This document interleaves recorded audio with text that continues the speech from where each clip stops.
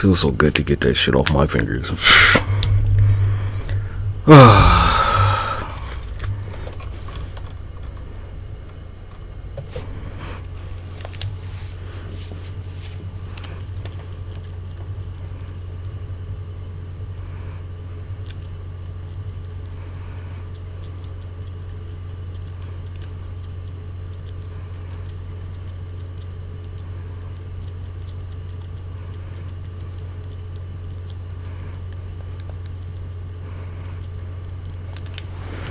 Scott, talk about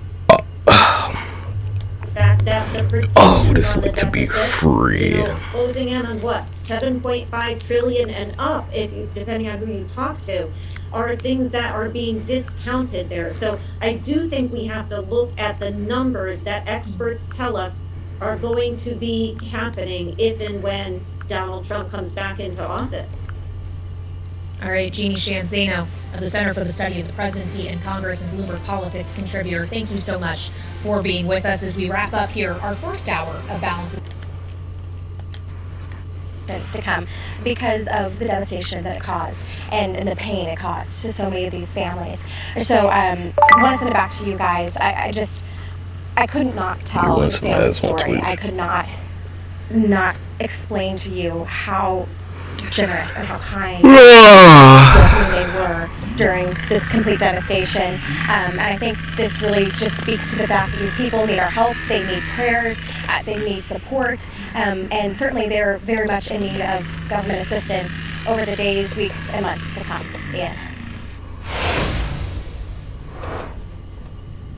Truly incredible reporting from our own Kendall Smith. Yes, less than 48 hours now after landfall of Hurricane Milton. We, of course, have more. Go for another one. Continuing coverage.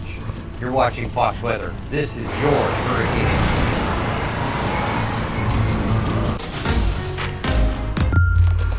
Again. And again and again. Running out. Goods that are necessary. It's critical for the economy of the region. And again, let me say that the misinformation out there is not only just disgusting, but it's dangerous. It's misleading. And again, the first thing it does, and I mean sincerely, a lot of you have been through these crises, some of you personally. But people desperately want hope. Tell me it's going to be okay. Tell me it's going to be okay. People want to be lied to, huh? And they're in real trouble, a lot of them. And to hear this malarkey you're hearing from some of the people, they love a lie. I lose my temper. But anyway, the truth is we're providing all. What's wrong, Joey? Let me close with Where's your buddy, the Red Skull? To our brave first responders, power line workers, state, local officials, neighbors. What's some old bullshit the Red Skull would say at a time like this? It's a team effort. It sounds corny, but it really is. He said you must throw her off the cliff if you want the stone. Something like that, right? I think we've saved lives, not me, but we, all of those folks out in the field. I never seen anybody get sacrificed for the soul stone but some lady ever. Both times, cuz. 2 in a row. Like it won't take a man. Huh? The soul stone don't take men, cuz. She's my boss. Who's getting thrown off that cliff, G? The soul stone don't take men, nigga. 2 in a row, that's a trend, nigga. You can't be elected president more than twice, nigga. Nah, it needs a sacrifice. Specifically how much is needed.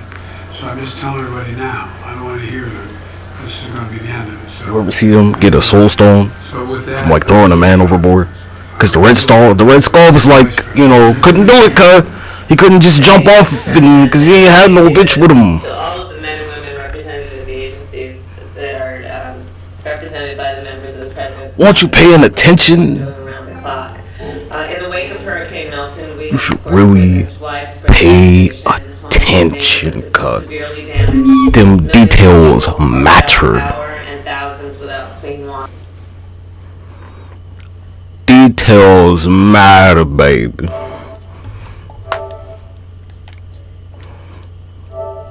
And the soul stone don't take men, nigga. With local and state authorities, including food, medical supplies, and generators, and we will continue to work with the teams on the ground to restore water and power as quickly as possible. In the coming days and weeks, President Biden and I will make sure that the communities You wonder why? Cause like, you know, who ate that apple first, cuz? It won't Adam. Not only to respond to the storm, but also to recover. And we will continue to keep communities. Adam may eat the apple first, nigga. Or like, did you forget that lesson? It's like you forgot or something, cuz. Who ate that shit first? Secretary Mayorkas and I discussed to any company or individual that is using this crisis to jack up prices through illegal fraud or price gouging, whether it be at the gas pump, the airport, or the hotel counter. Who ate the apple first? The bottom line is this: we are in this for the long haul, and the support. Who caused your problems, cuz? State and local authorities and leaders By the record. has been extraordinary and will continue for as long as it takes. I thank you all. Thank you. Mr. President, are you worried about misinformation that you've been talking about, that you're so worried about? The misinformation that you've been talking about related to this hurricane and the recovery efforts, do you think it's temporary, or do you think and worry that this might be a permanent state of being for this country? Who ate it, cuz? People. Who ate that motherfucker? We're breaking through with it. We're breaking through with the truth. We have been listening to President Biden and Vice President Harris talk about the federal response to Hurricanes Milton and Helene. The president talking about the effort to restore power to 2.5 million people in Florida who are still without power, saying 1.6 million people have already had that power restored. Said the Coast Guard is continuing its search and rescue efforts, also working to restore the port of Tampa. The Vice President had a message for companies, saying any company they're like, you know, they're gonna blame the snake. Like, whoa, cuz, you sure? Now is not the time. We did earlier hear questions the president answered from reporters, again blasting those who are spreading conspiracies and misinformation about the federal response. Yeah, that big boy, you know, that's a woman's record. Let's bring in White House correspondent Mary Alice Parks. When their mama told them not to eat that shit. St. Petersburg in Florida. Mary Alice, I'll go to you first. Some frustration from the president about this continued misinformation that we are hearing as the federal response continues to both hurricanes Milton and Helene.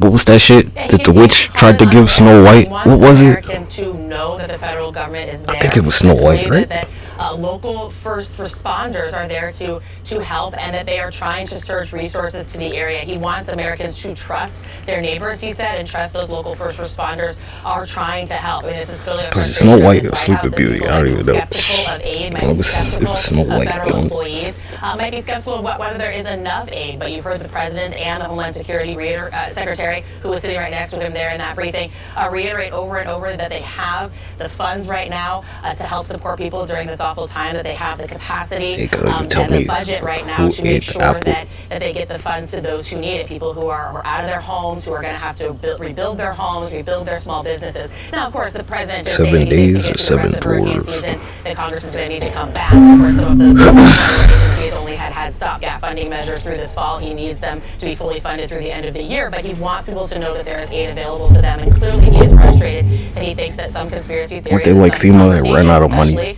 Of course, he says, where they couldn't cover it. Are you paying attention, cuz? From applying for aid or accepting aid that is there for them. In true Joe Biden form, calling it simply malarkey that this misinformation is being spread. Jacqueline Lee, you are on the ground there in St. Petersburg, Florida. You've been there reporting for us all week. Give us a picture of what the federal and state and local response looks like when it comes to the cleanup effort and the ongoing restoring of power and critical utilities there where you are. Oh, absolutely. So there are resources from all across the country that are here in Florida. We were just at Tropicana Field, and they have converted the parking lot into a base camp. We saw hundreds of trucks ranging from linemen, tree cutters, generators, fuel tanks, Who started the trouble around here, cuz? Their places, right, to keep that traffic flow light in the areas where they are still working to get the cleanup going. And the counties are going to be in charge of getting all of this debris out, but they are asking people to be patient while they restore these services.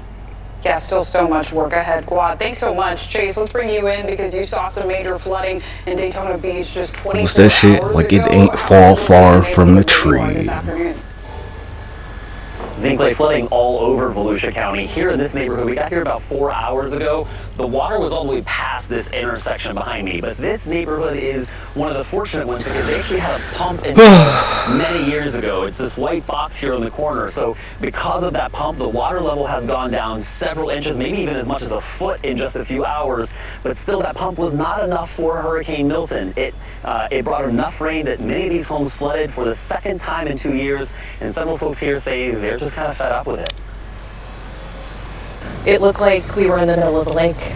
Like there was water in every direction as far as you could see. Prior to Ian, this neighborhood had never flooded other than maybe the roads during storms. Water intrusion into the homes never occurred. And so again, this is the second time in 2 years that these homes have flooded, and it was Hurricane Ian and now Hurricane Milton. And we actually just have a brand new report out today from a group of scientists in Europe who found that there is a clear link between Hurricane Milton and climate change. They say because of the hotter atmosphere, hotter oceans, Milton had 10% stronger winds, 20 to 30% more rain. And when you're talking about a matter of inches of water getting inside someone's home or not, Zinc Lake, those are the kinds of things that make a difference. Yeah, a major difference for so many. Yeah. Chase Kane and Guadavenegas, thank you so much. Let's head to Sarasota now. Who started your troubles, cuz? Who did that for you? Close to where people are impacted. Because all the federal resources you get, you have to form out through FEMA. It starts with FEMA. FEMA is the coordinating agency. And they work with the governor, they work with mayors, they work with sheriffs, they work with counties. So I'm going to make sure they have the resources. Whether we have to go back or not, I'll make sure we have those resources. The president completely agrees with me. We're also talking about for our farmers, we got to do block grants. We've not been able to do block grants, and that's got to change. The way to get the money out to our farmers and our ranchers faster is through block grants through the State Department of Ag. We've got to do that. So, let me just finish. I remember when Florida was like, they're going block reparations. You as the individual watching, it's your job. I remember. You got to keep yourself safe and keep your family safe. So I took my rings off. Figure God has no power, because I could just take that away from them. So my heart goes out to everybody impacted. This was a devastating storm. I've got 9 offices in the state. If you need any help, call one of our offices. We'll do everything we can. But I know Hillsborough is a great county. People work really well together. They get along here, and they're here to take care of you. So, Sheriff. And by the way, your sheriff is unbelievable. Hey, look at that shit floating in the background. 24 hours a day. Okay, way to go. Built a great team. Yeah, just out there, dude. Unbelievable number of people. Sure took a while. Just with this right here, they've rescued so many people with the equipment they have. Senator, thank you. I'm so glad that the state of Florida. Hey, Senator, they're on the list. Senator, absolutely amazing. He's always one of the first. The list. What do you need? How can the federal government help? Over there on Epstein Island. And he's here today and here for us. Let me put things in perspective. This isn't a boat ramp. This is a neighborhood that's flooded that we're able to use to launch a lot of our equipment. Let me put things even the more perspective. This 6 feet of flooding that these poor residents are enduring, we're a mile away from the river. These residents are resilient. They're used to a little bit of flooding. They're not used to this kind of flooding. Looks like they're in the river. Rapid of flooding and how fast it occurred. Hence why the rescues. Yes, they were prepared. These weren't people that said, I'm not leaving, I'm not evacuating. They figured they had Why are we time. supposed to care, cuz? Live by the water. Florida's a peninsula, cuz. It's water on both sides, G. For them to get prepared, and they needed that helping hand. Luckily, What are you talking men and about? women of Hillsborough County Fire Rescue under direction of Chief Doherty and every one of the 4,000 members of the Hillsborough County Sheriff's Office that have been nonstop since this storm was headed this way are out here serving this community. back The to rescues back. have been from getting that important paperwork. Hey, cuz, they said the rescues have same been shit people last week, didn't getting they? some clothing. Said the same motherfucking shit last week, cuz. Now I'm too unsafe. Nah, last week they were like, Out and could get the pets out, and now we're going back to get the pets. You just saw, a dog got offloaded here a moment ago. yeah, Just got a phone handy call dandy right before notebook, the baby. airboat took off. There's an elderly female who just woke up, was up all night, thought she was okay. Just We're woke gonna up and open said, our handy "I dandy need help," notebook and they were and write running some to notes grab her. down. I have to take a moment to thank our county administrator, Bonnie Wise, during any type of declared state emergency. Nonetheless, all the time, this community continues to grow. Our needs continue to grow. The fact that we can stand here with the amphibious vehicles, the marine assets, Yeah, all the cuz, it's training crazy. equipment Your that we car in a have boat. is because we have a county administrator and a If county only. commission that understands the importance Pretty strange, and the man. value in allowing fire rescue and Hillsborough County Sheriff's Office to have the equipment, the tools, the training, the resources that we need, so we're never ever in a scenario saying if we had A, we could have done B.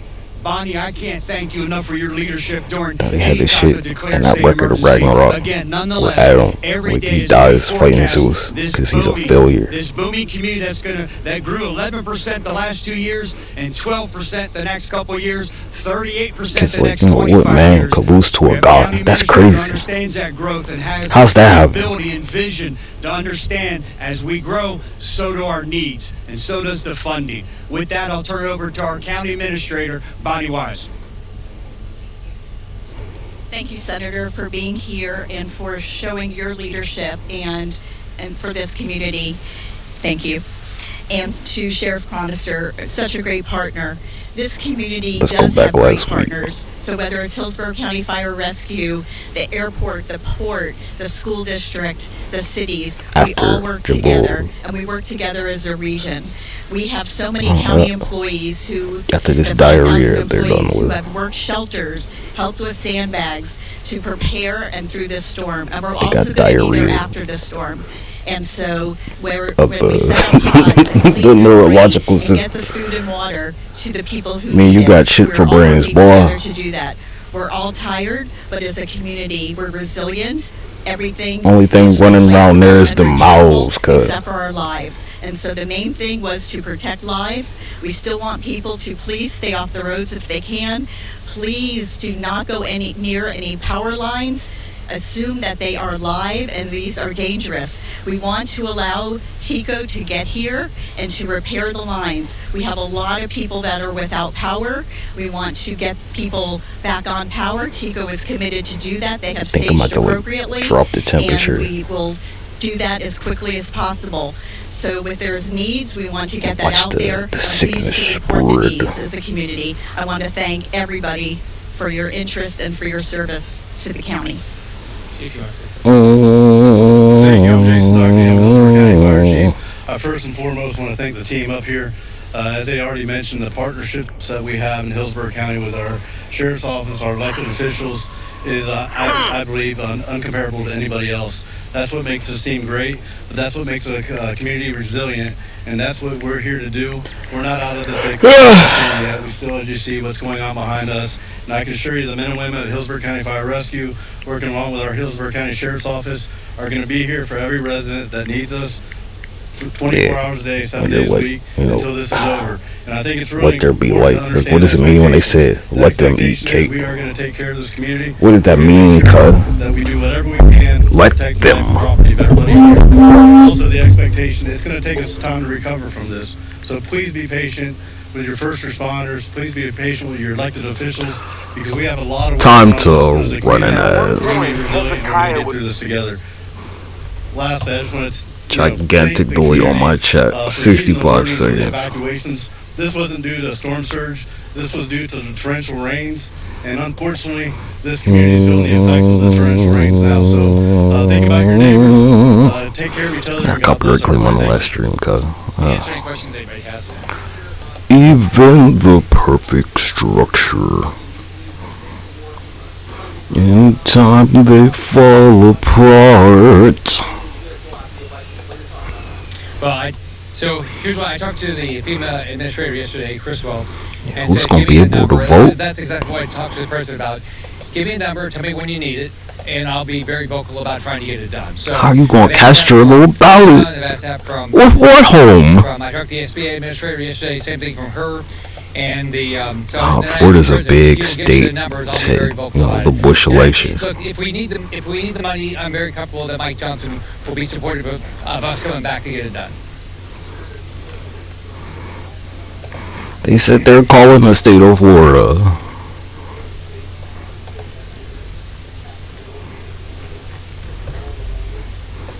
He said the acme of excellence is to win without fighting. I don't think there's any question that the climate's changing. So let's acknowledge. I mean, you look at 2017. Nah, the science ain't settled, right? The Keys. Look at 2018 with the storm surge at Mexico Beach, and look at what's happened this year. So what we have to do is we have to think. What we did was we funded studies, and we spent. We could get you the number. We can spend quite a bit of money on both beach renourishment, sea level rise, studies on it. We did flood mitigation. There's a lot of pumping programs we did and stuff like that. So I think as citizens, we're gonna have to figure out how to deal with this. We don't want this to happen. Nobody wants this to happen. So I must have think wanted this to happen. You went full traitor, cuz. And it's gonna happen again and again and again. Cause you don't fuck with our freedom around here, boy. Yeah, you can be a traitor and you can sleep with the fishes, boy. This Irma was bigger than the state. This Gonna is be similar to sleeping Irma, but with not the as big as fishes. Irma. But it went through a big portion of our state like Irma did. But the storm surge is, the storm surge was like Ian, but bigger because it covered a bigger area, right? The rain we've had some pretty bad rain events around the state. Then these big tornadoes that we had, like in St. Lucie and all that stuff. I love to fight. I don't have to fight to beat you. Everything all together one time. But that's the bad I part. love some Here's the good fighting. part. You have great sheriffs, you have great I don't first have responders, to you have great fight. counties, you have great emergency management teams, and people Not know to what to beat do. you. And people that they are. I mean, we shouldn't lose any life, right? Nobody wants anybody to die, but if you look at the Traitors quality gotta of people die, trying to keep cuz. people alive, it's unprecedented. The quality of the first responders and the information. What you guys do? You guys did a great job of getting information out to people, telling people what was going to happen. Look at how many people evacuated from storm surge. As far as I know, maybe something's happened. I've talked almost every county. We didn't lose anybody to storm surge this time. That's a big deal. Yeah, it looked like you were, I don't know, running the fuck away, huh? Wonder why. I don't know. I've been asked. We talked to the White House. I met with the president on Thursday in Keaton Beach, and so if he comes back, and I would, and I think when I talked to him yesterday, I told him if he's coming back, I'd be happy to meet with him and at least make sure I introduce to everybody I know. Here's what everybody's got to understand. This is a team event. The federal government has a responsibility. FEMA is primarily a funding organization and a coordinating organization. You're like, hey, cuz, where'd all your money go? Israel. At least 75% of debris pickup, 75% of sheltering. So it helps these counties and cities a lot. Ukraine and Israel. So it's important that they have their funding. That's where your FEMA money went, nigga. Oh. Everybody know that one, cuz. Illegal immigrants. Whoa. Nah, Joe planned this shit out for you, Between us cuz. and fire rescue, we Obviously. We rescued over 135 disabled elderly folks. These were folks that were relocated from Bradenton. They listened to, they came to Tampa to make sure that they were high and dry, never expecting ever that they were going to be in a situation to where a lot of them in walkers and wheelchairs and flooded up to their neck when we got there to rescue them. They We took say, a lot of them out. Our get goal was your to get them out. Yankee Got them ass something off to eat, my got them some dry property. clothes, took them to a shelter location. From there, We some of their don't families picked them up. Some care of the them are still bank in the gave shelters. you a deal. Hold on one second. So if anybody, I don't think I answered your question completely on the. Here's what you have to do is all the federal relief is This organized. land's been in the Moore So they'll work family with the for sheriff and the generations. county administrator to get a location. So we'll make sure you can call my offices. I've got 9 offices, 1 in Tampa. If you call them on where to go to, or we'll help response. If you just reach out to one of our offices, we'll do it. Hey, why don't you have a little rally, I cuz? talked to the president about getting people as close. Where's your little traders rally? Right, Senator Rick Scott and others from Sarasota and Hillsborough counties giving the latest update. Get your Yankee ass off my property. The northern eye wall on this side, so we know that there was a lot of rain in this area around here, up to 18 inches of rain. We're just outside the standard apartments here, and this is where we actually have 500 people that were rescued yesterday morning, hours after landfall, because of the rising water. What you're noticing today is residents finally coming back. They're trying to check in. When can they get into their place? There's medication, there's money, a lot of concern. So they're kind of waiting around. This is very fluid. We do have search and rescue dogs that went through earlier to check the perimeter. That's been done, so that's a good sign. You'll notice that they do have the Humvee there. Other residents are checking in. Just seeing when they could get back. What you'll notice though is when you pan across, there's vehicles, there's X's on them, there's doors that are X's on. That means they've been checked, they've been searched, and they've been cleared. So thankfully out of this event, when you think about it, 449 adults saved, 117 kids, all safe yesterday morning, with Milton pushing through. No, nigga, we don't feel bad for him. Winds in this area, that's what delayed some of those efforts, but everybody getting out safely. Now it's all about structural integrity, making sure. You ain't see Pompeii, nigga? You saw what happened to them kids in Pompeii, nigga? They got turned to statues, nigga. Stop playing around. Times though, it's been hours or if not days. People have been they've left their place, and so the tension starts to build. We actually saw that earlier, about a half hour ago. Somebody was very frustrated. They're trying to yell because they need to get into their place. You're thinking about the families that live here. I've seen so many kids out here, and at times parents are saying, I need to get medication. Who got turned to a statue, nigga? I think for some Democrats' own, they are trying to get the black vote out. No, wait, I'm supposed to like give a fuck about it. Urban centers in Pittsburgh, Okay, and ain't having that it, is G. where Democrats are hoping they can run up the score in some of those swing states like Pennsylvania. After Obama, niggas was done, We know cause just how critical that basically, state is. Mary Alice Parks and Rachel it's Scott like that Michael Jordan shit. Like, well, you know, we're not gonna get another Michael Jordan, nigga. President Trump campaigning in Aurora, Colorado. Ain't happening.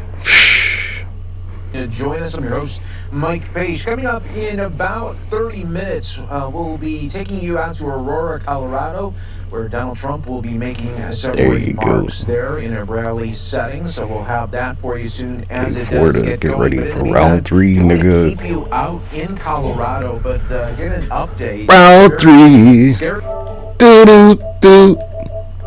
and deadly situation that. Florida hurricane round 3. Do.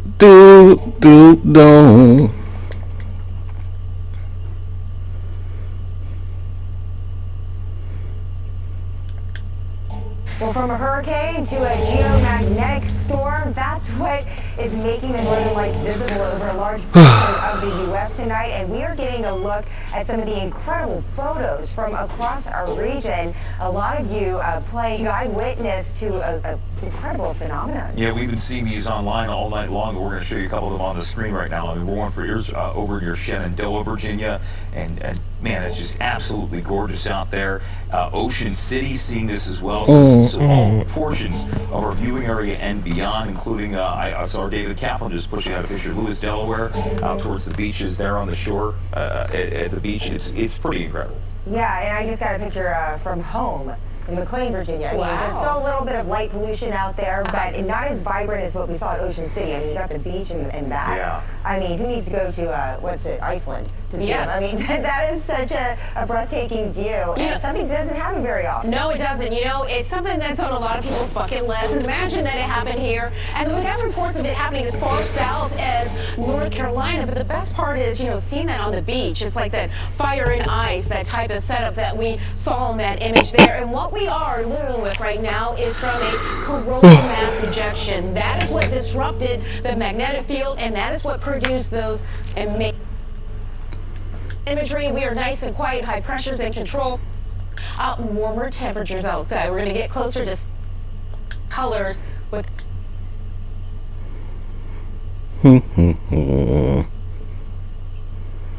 Southern California. Well, it was a beautiful night.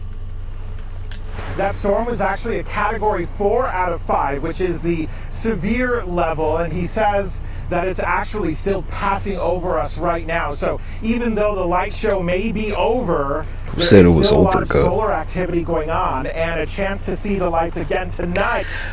You ever wonder why they don't have their news cameras out there when this shit's happening? You ever question that? The Northern Lights, check it out. Just a faint view here in the upper left corner of your screen. You see that pink glow. This was the view in Newport from our Oregon Coast Aquarium camera. Meanwhile, the Northeast got pretty lucky this go around. Some very bright lights from the other Portland, other side of the country, Portland, Maine, got this show right after sunset. Wow, pretty cool. Yeah, I know that maybe not the same color scheme out here, or it wasn't the same brightness level, but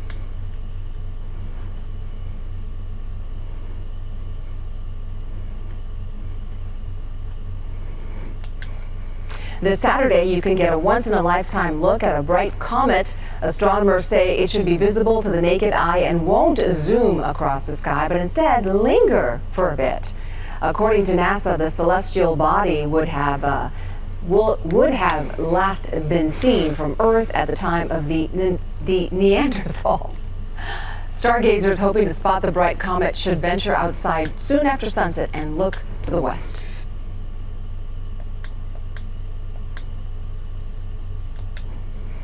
Good meteorologist Ethan Houston, just beautiful, the Aurora Borealis. Yeah, this is all thanks to a geomagnetic storm that's... Can't even say it right.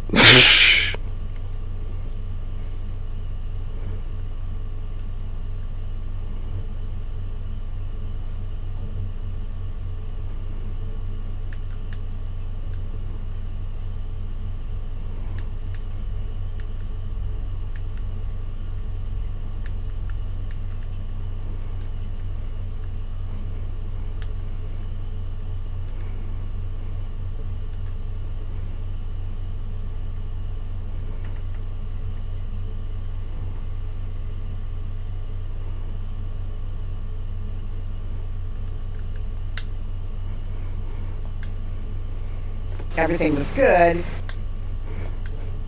He was going to have 1 million robo-taxis on the road the following year, and that obviously did not happen. We are in 2024. But You'll be I mean, 6 Kevin, you feet point out in deep your notes that in no this time. is sort of, you know, par for the course for Tesla and for Elon Musk specifically.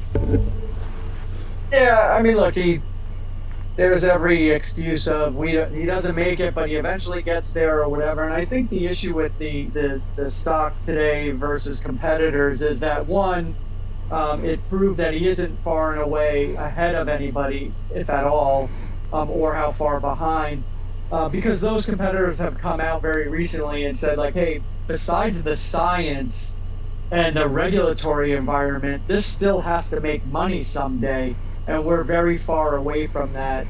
And I think when you look at the event last night, he didn't answer any of those questions. If those are the three big things, like, hey, is it possible? By when, and when does it make money? The investors really didn't get any of them. So you sell off one and you buy the others that at least, if nothing else, might not be any closer, but they're being more realistic about the goals. By the way, there already are driverless, like, robo-taxis in San Francisco and probably other super progressive cities. Why is this such a big Hey, deal? nigga, them Transformers are real cut. Waymo already does it. They're real. well, I thought what was interesting going back a way, they talked about, because you'll hear it all the time, especially Them from the niggas whole real, how much cut. data they get from full self-driving already being on the road. The My question is, how much Autobots. is it actually usable? How much is actually teaching anything, right? Decepticon. If nothing's happening, what are you learning from that data? So you can collect all the miles, but until you have It's like, hey, cut. Is your like driverless car still crashing? Well, it's a failure. I think it's a little bit of that, is that people get distracted by how much data they collect, but my question is, like, how much of it is really usable? And how do you prepare or plan for all the things that don't happen all the time, or are very rare? So, I don't know. The question of the science of it, to me, is, and the safety of it is paramount, and that's before you get into all the No other safety issues, car. There's no driver. issues and the profitability issues. So, What's less safe I think than a investors car with look no at driver, the cut? Ubers and Lyfts of the world, or even Waymos of the world, that are being a little bit more conservative on timelines, on safety, on profitability. Alright, like, if it's so safe, take the seatbelt out, right? Yeah, Uber in particular screaming higher on this Friday afternoon. But Kevin, you made the point that when it comes to Tesla, it's a story stock, and the story for Tesla has become a little bit murky. When you think about Tesla, I mean, what story do you think that investors would want to latch onto here? Yeah, I think it's that Some guy with autism owns your company. even beyond technology multiples. So Oh, this little can't shorty be from the an short automaker, bus because then you're is running getting 4, 5, 6, the 7, automated 10 car 10 company, times cut. that. So this can't be an automaker. So all the issues with supply versus Think about that demand, shit, cut. overcapacity, price weakness, margin Down there in the compressing, special all needs that classroom, is like, yeah, discounted and pushed driverless aside. cars. That's where that came from. And then you look at it and you say, okay, but what's coming? And this is an I don't know, hundreds of billions. Yeah, don't they want to like put a chip in your brain too? And that's the narrative. So, to an extent, it almost feels like a product of this company, because a lot of things that they show and talk about don't actually exist, or aren't marketable, or aren't generating. I got 2 cents in buying power, At this cut. point, when you're in between these cycles of growth in the auto industry, Not $2, $2 which pennies. isn't really happening, and you don't have these other products that you've promised on your timeline yet. It's still worth a shocking amount. Even though it's down by half since its high in 2021, it's a $700 billion stock. I mean, the Ford Motor Company, is just a own Ford, $40 billion stock. General Motors, which has been doing better than any of the other car makers Ford this year, didn't want to it's evolve. only a $54 billion stock. So, I mean, it's pretty insane that Tesla's worth 14x General Motors. Not really, Well, cut. look at even a You guys Toyota are of the retarded. world, right? Is there a better manufacturer or automaker than that company, top to bottom? Don't believe the hype, And cut. valuation dwarfs Look it, what happened with which Apple. tells you that the market isn't thinking of this company as an automaker, because if they were, they would be an also-ran or even a not very good company. $275 billion, so not even half and barely a third. Let me ask about Uber. They did the same shit with Apple, cut. Where they were like, Apple's worth all this. No, it's not, cut. Tesla's failure is Uber's success in this space. What do you think? I think it's just it's the removal. You ever seen that shit, Forrest Gump? uncertainty, right? There was all this build up to the Tesla event, and then there's the belief and Nigga, Apple like was damn near a monopoly on the cell phone market in the United States. Pretty much. Tesla doesn't have it figured out yet, and we Can't break don't know when it 400. will, so everybody is sort of still in play. So, when you look at the valuations, Tesla's priced for perfection in all of these ancillary businesses, and last night kind of proved that they're not really worthy of that yet, at least not at this moment. And then it provided it removed some uncertainty about the things that Uber and Lyft had said recently. They were like tech stock, blah blah blah. Apple so secure. A few minutes about how Uber is saving hundreds of millions of dollars by essentially screwing drivers, right? Stopping them out of his technology stack. So What's that he they talking can't get about, G? customers Like he's or talking can't about the work. one with the self-driving I cars. guess the idea is What do you if mean? Tesla were successful, it would take the driver out of the equation. You wouldn't need an Uber, but then somebody would have to operate the road taxi fleet, right? Yeah, you would still need fleet management, and I told you that. Why would they not just phase that out? I know, in my own mind, like, how ready am I to walk out of an airport terminal and get in something? Get in a self-driving shit, and the shit crashes and kills you. Into the city. Shit kidnaps you and takes you somewhere where you're never coming back from. Cause they're gonna put a chip in your brain, nigga. That the companies can stay in business because the technology is profitable. Straight from the airport to the operation table, nigga. Than is priced in for some of the stocks right now, because I don't think it's around the corner. The most realistic reality. Really great to speak with you. Of course, all things cars and what's going on in the world of cars. That is Kevin Tynan. He is Director of Research over at the Presidio Group. Joining They us said from self-driving cars, Jersey, and now we gonna do self-driving human. Have fun in the garage. Like, look, if they could control a car, 80 minutes away from the marketplace. why couldn't they control you, cuh? You tell me. How much that car weigh? Like 2,000 pounds minimum. How much you weigh? Like 180 max. Of a percent to finish out a very, very volatile week. Do you remember how bad Monday felt? Yes, it did. But then Some of y'all weigh like 140, soaking wet, bloated, full of water, with a heavy ass winter jacket on, and like fucking or obviously anywhere all your keys in your pocket. Set an all-new universal record for S&P 500 closes. This is Bloomberg.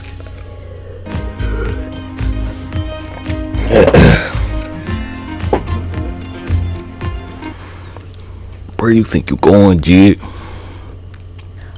gonna get in that self-driving taxi and you going straight to the operation table, nigga. We're not, and this 1-2 punch that we just saw highlights that. It's always really tough, especially in a year where there is such a devastating hurricane. Not to mention, one right after the other It's in the sad, same area. The but it's question, really funny. will the funding last?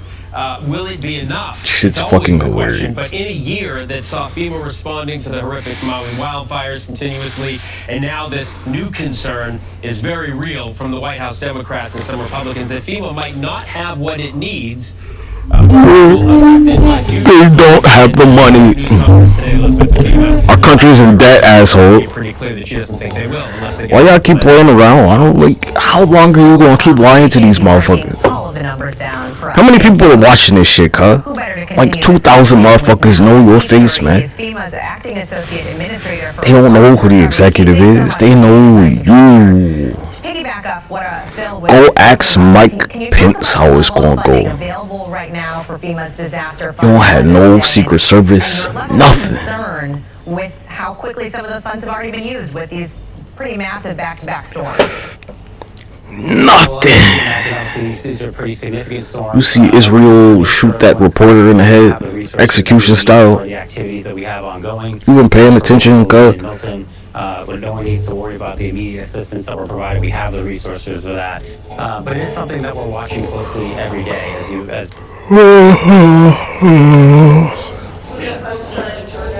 The tour guide, yes. Man, they still got gold mines. That's crazy. I do. I have high hopes. Now, I'm sure there's going to be a lot of investigation and inspection. I still found some. I'm sure it's a safe. How? Explain that.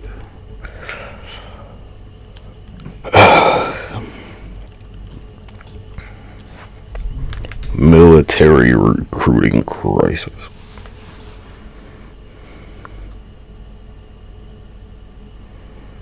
The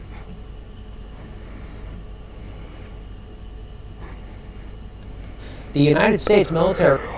The United States military is having a problem with recruiting right now. As of last year, the military fell short of its recruiting goal by 41,000 service members, and only 9% of Americans are even eligible to serve in the military. I think it dropped. It's like 10 last time. North Dakota recruiters have been handling the crisis. Enlist today. That's what recruiters are hoping eligible applicants will do. With recruiting reaching a 40 right here in the north. Yeah, maybe we'll see where that shit at. Well, now, the U.S. Army is struggling to fill its ranks. Security and defense reporter. The U.S. prejudices against marijuana use. Yeah. But I mean, yeah, okay. I mean, if people use that recreationally, if it's legal, I mean, they don't have a prohibition against people using tobacco, and tobacco, if used as the product intended, can kill you. Alcohol can kill you, but they don't have prohibitions on that. Are some of the standards outdated, or do they still make sense?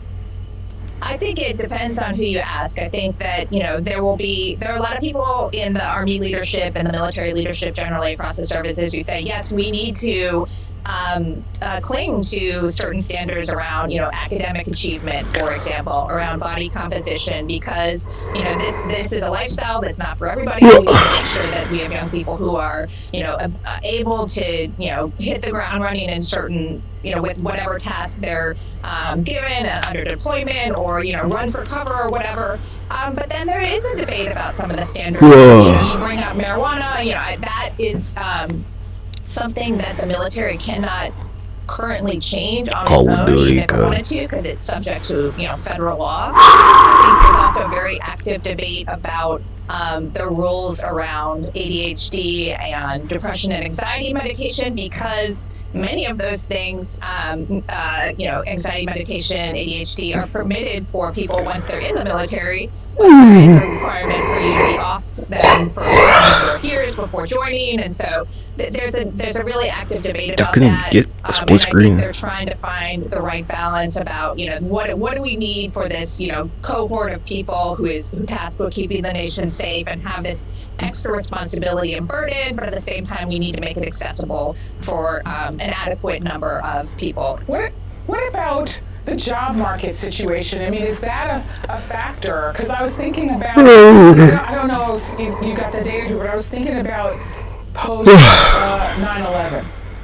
And I think that people joined. We're just gonna fast forward, engage in military service, there's just less familiarity.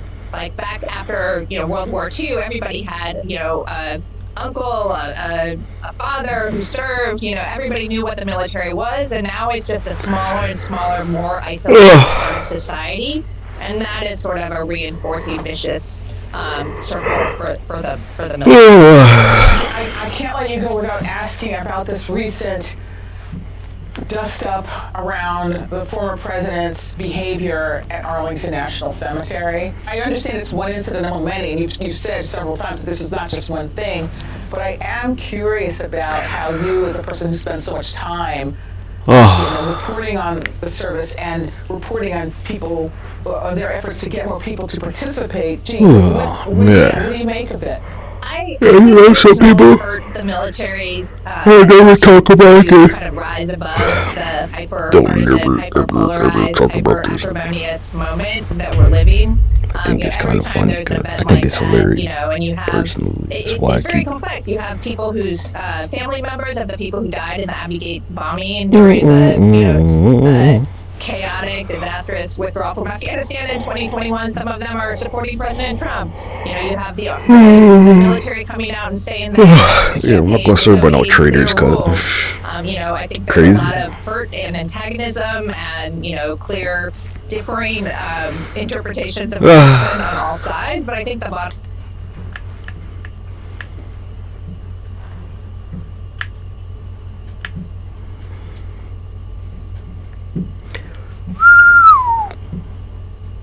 I will support and defend the Constitution of. I will support and defend the Constitution of the United States. No sound. 914th Air Refueling Wing here in Niagara Falls. Over his 38 years of service, things have changed. Back in the 80s and 90s, you wore this around, people instantly knew what you did. You wouldn't believe the questions I get on what this uniform. They don't even know it's a uniform. Oh man, isn't that good? People think I'm a car mechanic. He points to 5 reasons why numbers are down. 1. It's not in pop culture like it used to be. Think G.I. Joe, the A-Team. 2, they aren't as visible anymore, with fewer bases nationwide. Compared to 25, 30 years ago, we're about 25% of what we used to be. 3, they haven't had as many air shows, but there is one on the way. 4, Commander Contino doesn't have as much manpower to recruit. And 5, issues. I don't think it's foreign on anybody that we're a little softer now than we used to be. People are far less likely to even think about the military as an option after high school graduation. According to a Department of Defense study, only 9% of civilians between ages 16 and 24 are planning to join, the lowest number in 15 years. The biggest struggle that we 9% have being eligible. is a desire to serve. It's strange. It's Master Sergeant Jason Karate's job to recruit, something he's been doing since 2015. When I first started, it was pretty easy, we'll say. A lot more interest. Generation changes. Brand awareness is a big thing. We need to get more out there. I'm pretty sure a lot of people don't even know that there's an air reserve station. Anti-aircraft gun.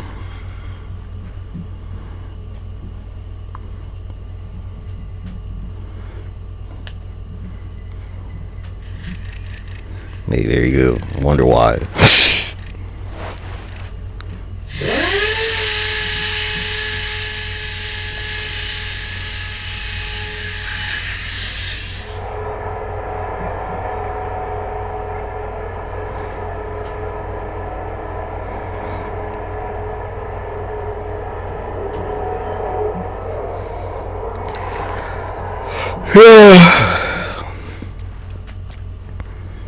Anti-aircraft gun military recruiting.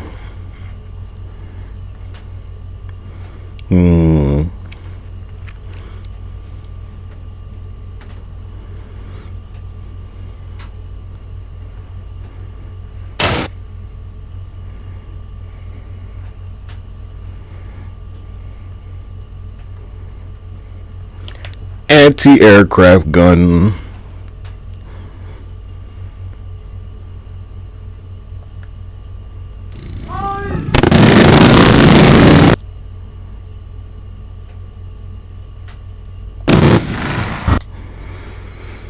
Do. Do.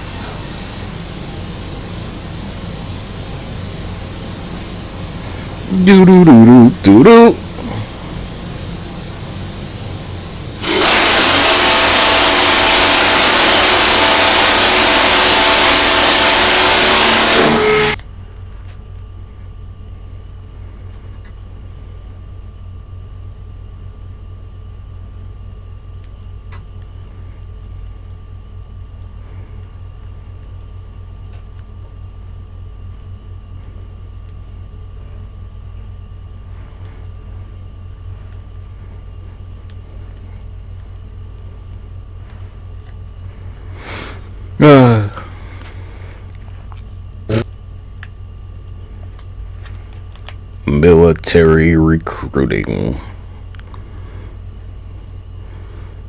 Look at how easy it is for you to be on the other side.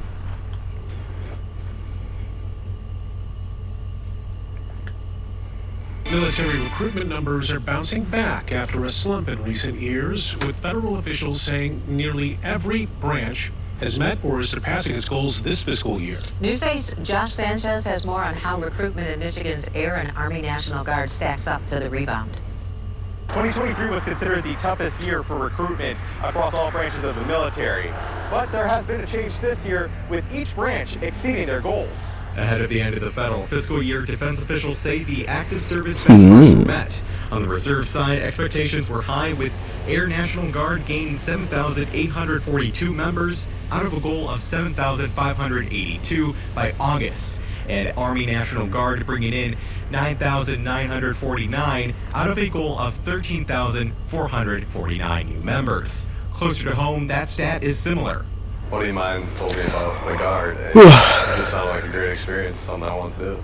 Airman Matt Halusky was one of those 2023 recruits. He says the benefits coming from the Michigan Air National Guard was a driver for him. I've been able to go everywhere, do everything, and I still get all the benefits that come with it. Officials are crediting current and new benefits for helping the Michigan Air National Guard meet their goal of 115 new troops with 133 new members. Looks like propaganda, but hey, you might as well keep lying about it.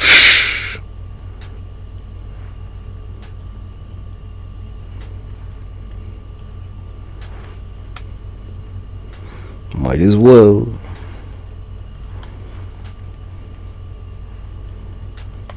How did water get to Earth? I'm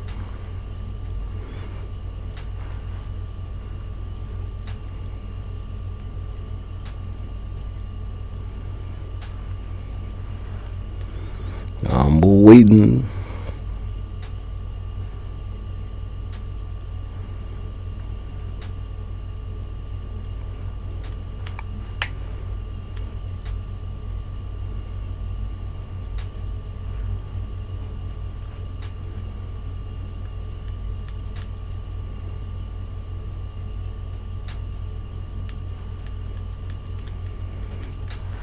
I guess you don't know nothing now.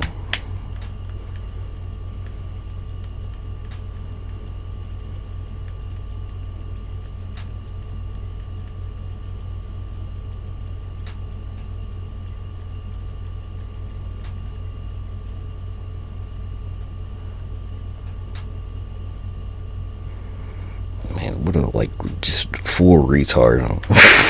Oh my gosh. Oh, maybe I should stop coming to YouTube to for anything, cause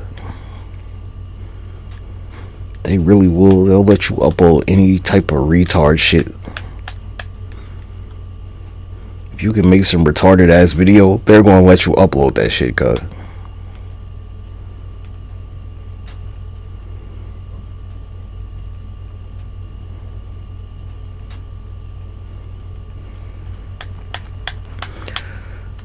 There was no God with the dinosaurs.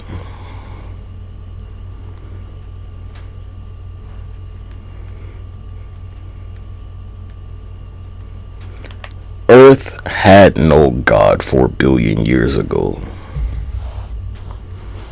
Earth had no God 4 billion years ago.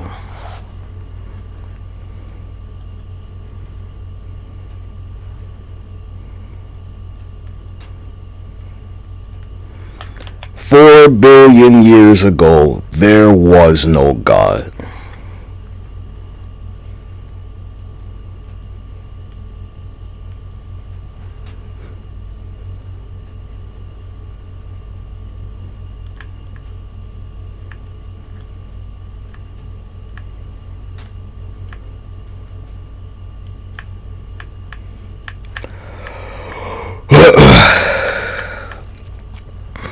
You remember that part about the ark and where dinosaurs on the ark?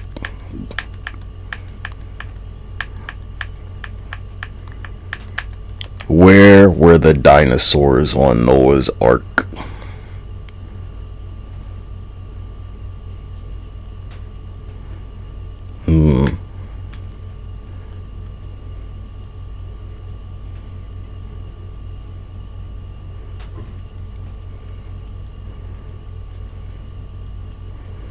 Nah, you tell me where the velociraptors and shit were.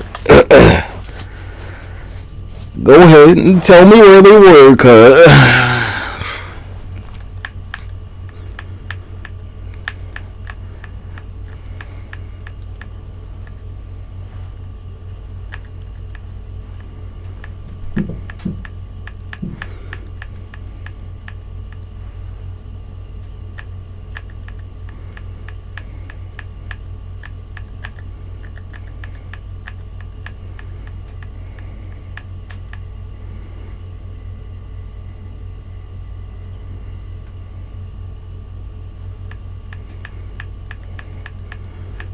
Hey, where they at, mate?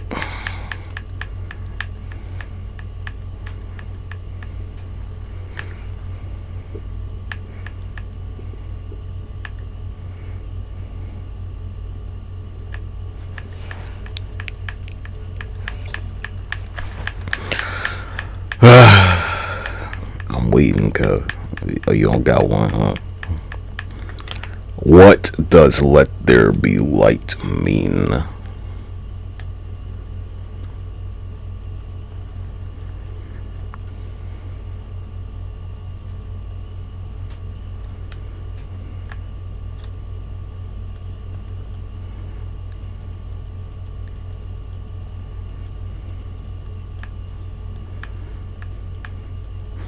Let me add a question mark to make you feel better. Look, it's real simple with this whole streaming shit.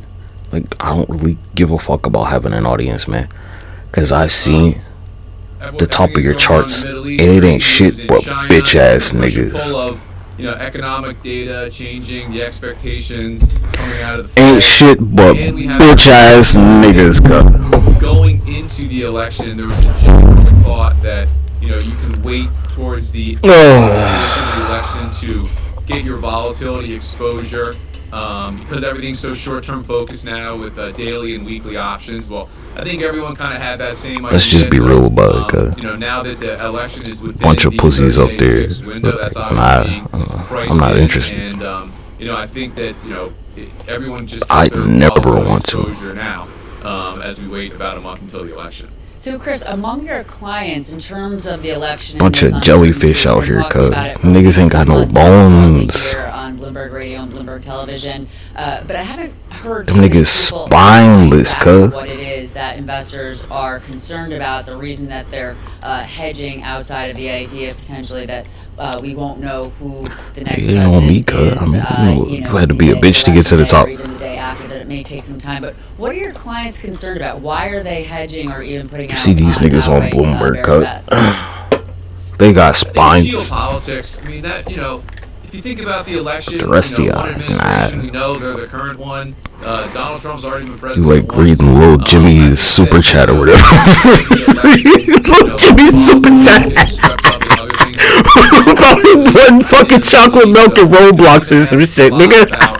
Who's positioning for what? What are the election trades that we're seeing out there? And up until this point, it's really been hard to find. It's been hard to find election trades. That's interesting. JT is really on quite a tear from its last low. You've been seeing some action with those shares of Trump Media and Entertainment. Yeah, it was yesterday. Oh my gosh. Or there was this shit, I don't know how long ago it was, where they had this shit on YouTube, where it was PewDiePie versus T-Series. Like there's any competition. Who knows Because who are you trying to throw hands with? After the election, but if you really think it's a 50-50 chance for the election, and this How was that gonna go, cuz? paying out 3-1, You have to be autistic to fuck with PewDiePie, cuz. Look at this shit. Trump were to win, then obviously you like those odds. If it's a 50-50 chance and you're getting So out of curiosity, Nigga, Teletubbies go harder. Or anyone there at Susquehanna say that DJT is really a pure play way. Like what life lessons did PewDiePie teach? Because, Teletubbies taught me that could just beat your fucking ass. And if so, why? Just say it was the power of friendship. I mean, if you were to look at some of these betting website odds and look at the price of the stock and overlay the two, it certainly does appear to be. They're like everybody wants to be a streamer. No, nigga, everybody wants to be a broadcaster. A broadcast. We all have our own independent media. Compared to solar power or clean energy, but this one, clearly stuck out as at least somebody.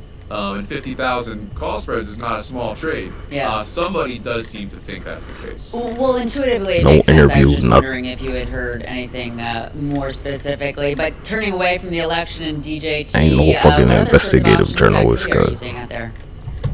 Well, the big talk yesterday, NVIDIA is the big talk a lot. But the big talk yesterday was we typically see a lot of real near-term option trading in NVIDIA. Yesterday, it was out in March. Next year, obviously, around 300,000 calls were traded, maybe 40 to 20 delta-ish, and certainly had a big impact on volatility levels. As much as NVIDIA volatility options are relatively expensive, compared to recent history, the upside calls that were being purchased here are not as expensive as they have been, and in relation to the downside put. So kind of meaning investors are a little bit more worried about at least the way the options are Look, set up, after Bobby Puff got banned, NVIDIA I mean, that was it for compared to Warzone. upside.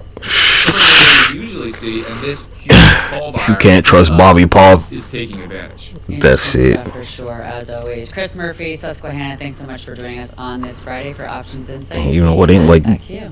some individual person banned him. Doolittle there, giving us our options insight. When we come back, we're going to speak with Brett Keller. He's the CEO of Priceline. And they have a new tool that you can use whenever you're planning a trip. It's AI, of course. Obviously, it's AI, but it'll talk to you. You can talk to it too. In fact, it's not an it. It's a she. She's called Penny. This. Sad. 40 people rescued with recovery efforts ongoing. Live reports from all across the state ahead. Plus, this storm wasn't just purely a tropical event. It included record-breaking severe weather. Oh, you're going out so sad. Try to go to one of these locations, try to just check and see if they're open. And certainly if you have to call 911, they'll make sure that they get you to an open facility that's running. You can call our County Information Center at 727-464-4333. Yeah, some of my shares, to get information. We're operating from 8 a.m. to 8 p.m. now, and you can also go to disaster.pinellas.gov. As we get more supportive services turned back on, we'll be putting that information on there. And a lot of what we're having to do now is we're picking up to where we were unbelievably only 6 days ago with putting a lot of recovery efforts out into the community. So the Florida National Guard is going to be going out to different areas of our community, helping to pass out water, meals ready to eat, and also some cleanup kits. We will be looking to turn on those FEMA sites with the disaster assessment teams. We're going to start to get more and more things turned back on again. I feel like we never even had the chance. I think we were just at the point of getting ready to turn on the Disaster Recovery Center after Debbie. Then Helene happened. We were just getting ready to turn on the one for Helene. Then Milton happened. As we get things turned on, we will make that available to you. And if you know of any at-risk communities, 55 plus people with special needs that may not be able to communicate or reach out to us, please look out for your neighbors. Please let us know if you see people or pockets, so that way we can get assistance to them. We are working with many of the mobile feeding partners that we had in here after Helene. They will be coming back into the area. So we will be standing up cooling centers, comfort stations. All right, that was the latest from Pinellas County. We do want to go out live right now, keeping in Florida. We do have Governor Ron DeSantis giving his third update of the day. Let's listen in on Live Now. Have had a lot of surge for Helene, and then they didn't get the surge this time. Places like Pinellas County, Manatee, now they got... You had more... Make a whatever. Right, looks like it froze up there for a second. No doubt the connections might be a little tough there as power is still coming back on in parts of Florida. So we will be keeping an eye on that for you here on Live Now from Fox. We are also getting another feed in. We should let you know. Coming out of Scottsdale, Arizona. Soon we will hear from Kamala Harris in just moments. Also Donald Trump out in Aurora, Colorado. Looks like we did get the feedback for DeSantis. Let's listen in. It's a little choppy. Stage. I saw the linemen at work, and I know people really appreciate Weeks, even months, just to get back on their feet again. Elizabeth. a long road. Number Thank three. you so much. Number three. Let's move across. Yeah, let's move down the board. Yeah. When you've got a hurricane landfall coming imminent, you got this swath of very heavy rain, you have the tornado outbreak, then you have freshwater flooding and the surge. Yeah, and honestly, it's truly some multiple of that because of what we just showed you with the impacts of Helene from just 2 weeks ago, and folks weren't equipped to handle another event like this. No, and unfortunately, Come on, this was another- a different track than what Florida's been used to over the last couple of another- storms. another. We've seen this parallel pull to the West Coast. This was a direct inland hit, which I think... There's a problem too when you're sitting here saying, oh, well, this was good news. Because the good news for Tampa means that it's bad news for somebody else. Yes. And we know that before we say it. But if you... Good news, everyone.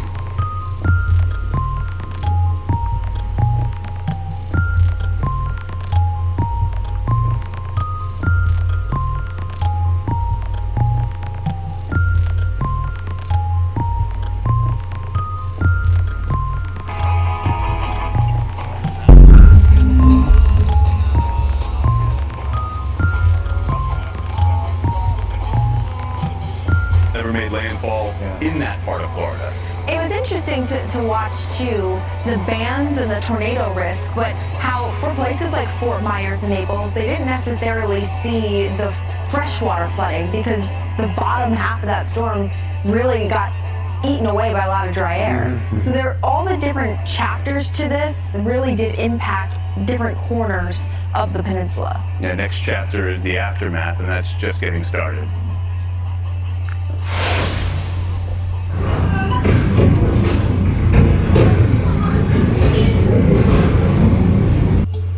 You're listening to the sights and the sounds of a scary situation. Tornado wreaked havoc in a neighborhood in Palm Beach Gardens, Florida, whipping debris, tearing trees apart, all of this ahead of Hurricane Milton's landfall. Robert Hebert captured this video showing the moment that the tornado hit his backyard, damaging trees, cracking a window. The National Weather Service visually confirmed at least 5 tornadoes tearing across the Sunshine State on Wednesday. Unfortunately, several people have lost their life in this storm, and more than 3.2 million Florida customers were without power at the height of Thursday afternoon. According to those outage trackers, we have seen that number come down. But let's talk more about these tornadoes, because that was really an impact to this storm that is almost of its own category. 126 tornado warnings, the most in a single day for the state of Florida. In Tampa alone, you top the National Weather Service office list here with 29 total issued tornado warnings. It is the most in their office for a single day. And so this was a prolific tornadic event. We had an environment that was so primed for twisting. When you're talking a rotating, massive tropical system, and then you have this dip in the jet cold front, all of which brought in this really dynamic atmosphere. It's been difficult. These surveys are ongoing, and I know there is a lot of hard work being done by those National Weather Service offices, so give it time. We do know 2 confirmed tornadoes right now. Let's get through some of that information. Want to get up here to Vero Beach, Florida. This was a storm that we were on. Alright, boring. And they're planning trips with this, and so we're getting a pretty good adoption. Boring. General? 30 active right now. I don't know, weren't y'all just like crying not too long ago? 30 active right now. Okay, so... Where your little AI generated wherever the fuck More than sodomizing your 5% of our kids. engagements with Wasn't that you, are cuz? actually now taking place by voice. So I that's know we ain't forget about relatively that. quickly as well, since that just really came out. You were crying. You were like, take it down. Because 1 to 2 is doubling, but that's still not a lot of customers. Cause you ain't got no backbone. She's had millions of conversations to date. Wow, that's more than I've had. Yeah. What kind of advantage do you think this gives you over your competitors? I mean, Y'all niggas sure, they're spineless, trying to cut. catch up or do something Where the people with the similar. spines, cut? Where the Bloomberg niggas with the spines?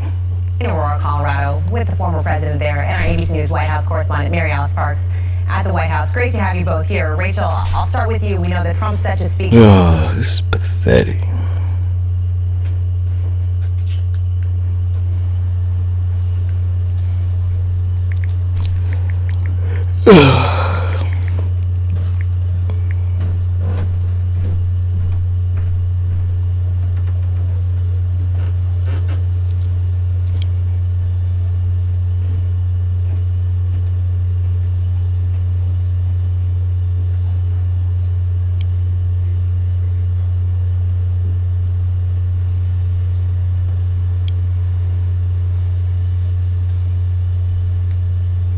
I'm waiting, cuz.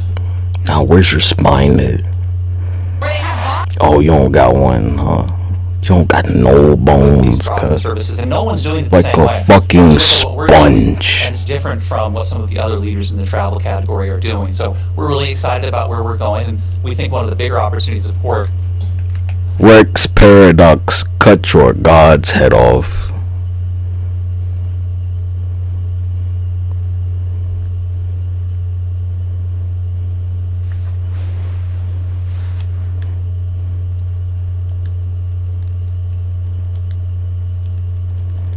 I see.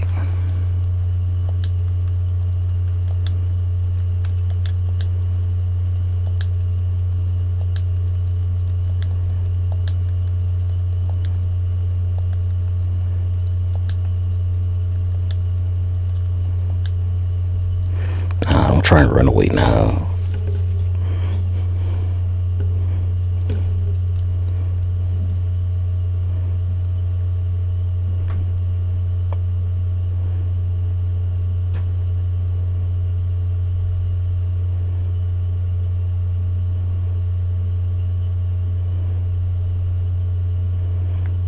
Take it down.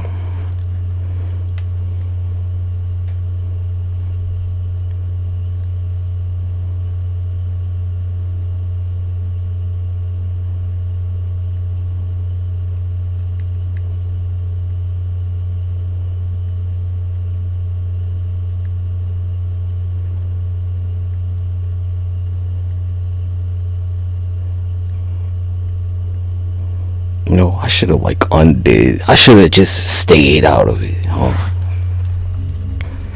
Cause you clearly were not worthy.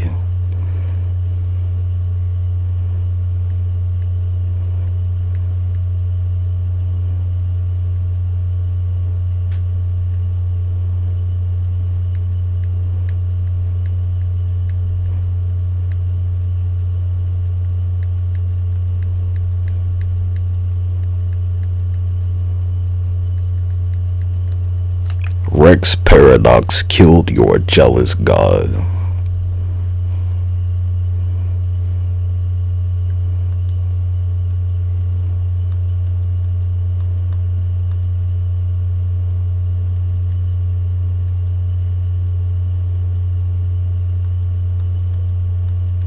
Hey, where's mine?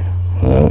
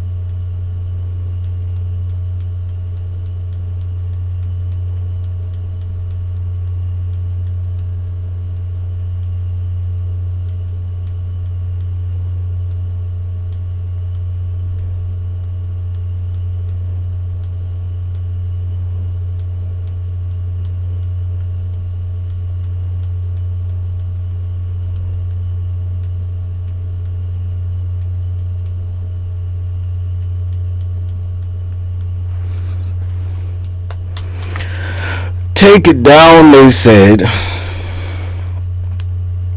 Take it down, they begged.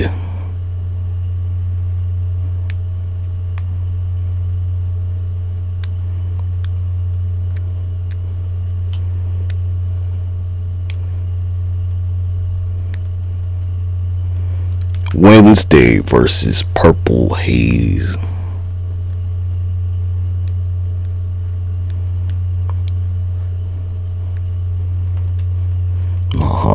Yeah, not so special, huh?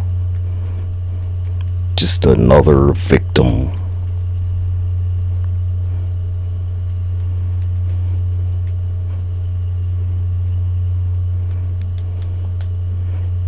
Hey, Purple Haze, they only show up in one episode, you ever wonder why? Purple Haze only materializes once. Only one time.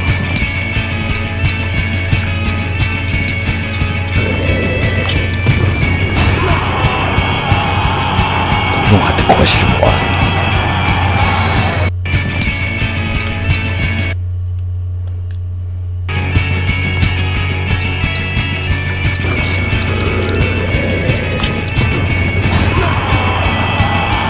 Ain't no question why, only in one episode.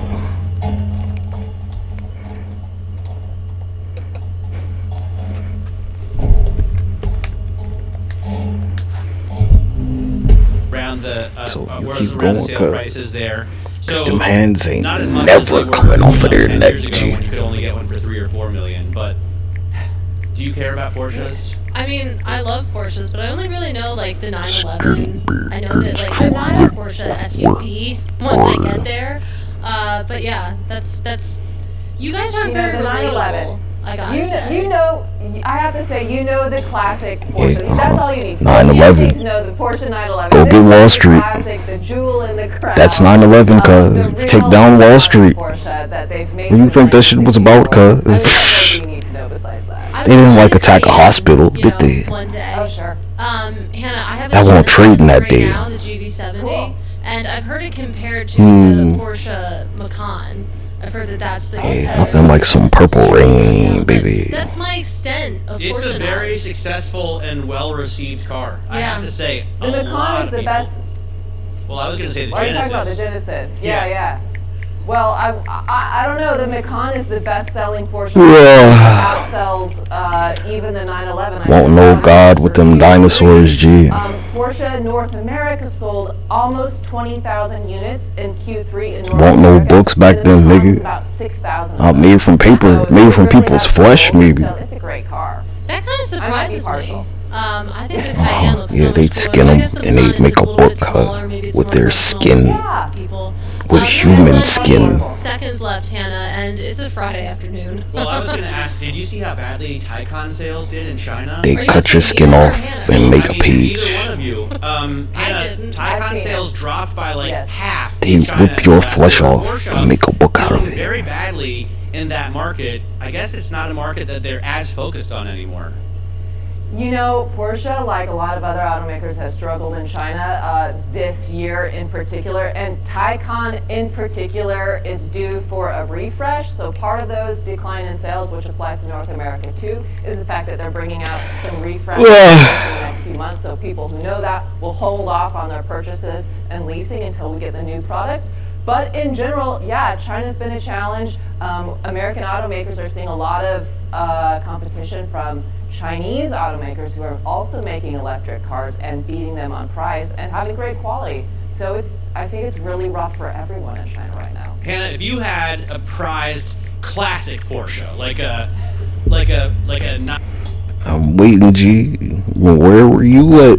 Really scariest day, but said to evacuate at his old age would have just been difficult. St. Petersburg broke a daily record rainfall totaling over 18.5 inches. The previous record was just 1.5 inches back in 1953. Milton triggered a rare and extensive tornado outbreak. You see why I don't know nobody respect you, huh? Mayor, you mentioned John McCain. Spineless. pretty pathetic, cuz, honestly. Your government ain't protect you. They ain't do a motherfucking thing about it, huh? This very administration and the previous one. I nailed your God to the tree in front of my house. I nailed your God to the tree in front of my house.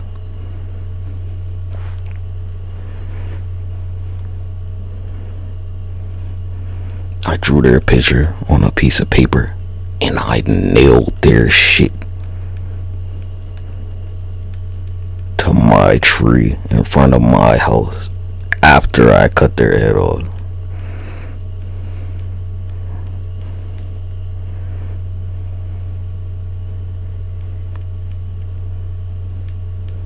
And you know, there was no blood.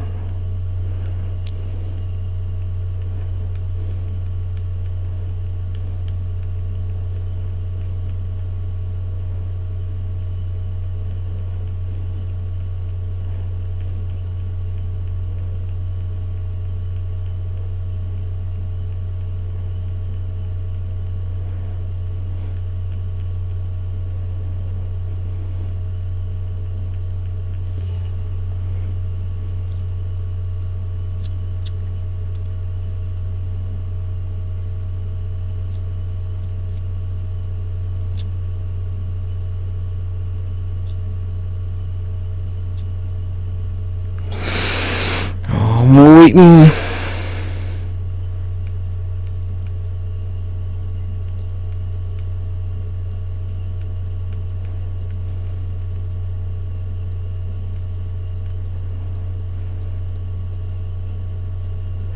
Apply directly to the forehead.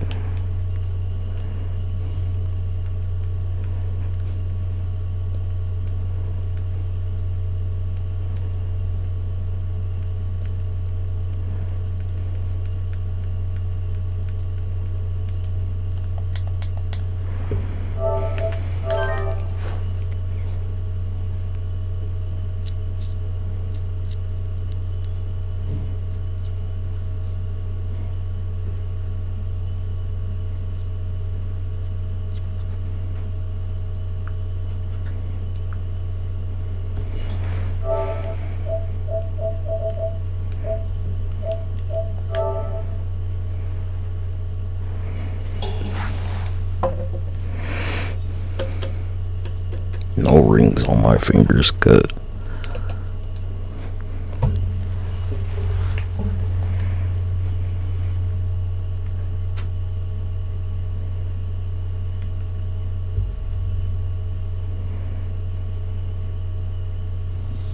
How's it going, everyone? GBG here, and in today's video I'm going to be giving you a masterful guide that's going to put you right at the top of the ranks if you master them. It has been an amazing 3 days of early access for Dragon Ball Sparking Zero, and I spent the majority of this time doing ranked battles, so we can get a grasp at what high level gameplay for the game would look like.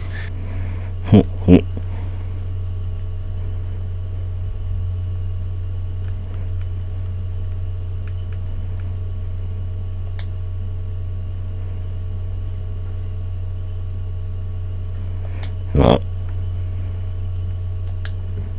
Positive index up by 0.5%. Extraordinary courage. Pathetic.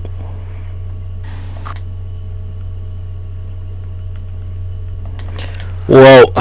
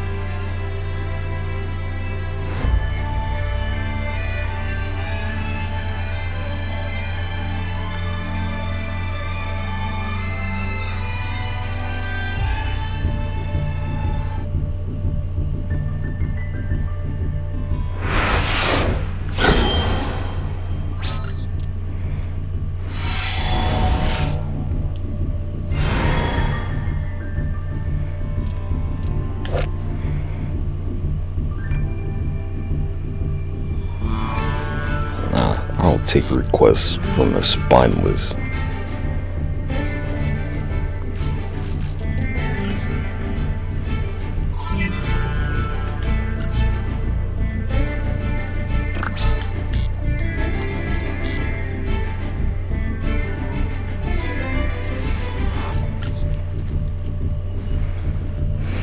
You know how it goes, G. I'm gonna just play Utopia. Most of them I'm not going to win.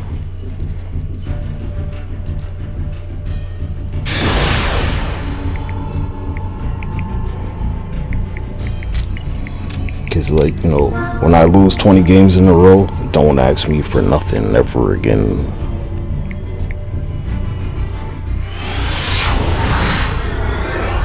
After I have to surrender 5 times in a row, don't ask me for nothing.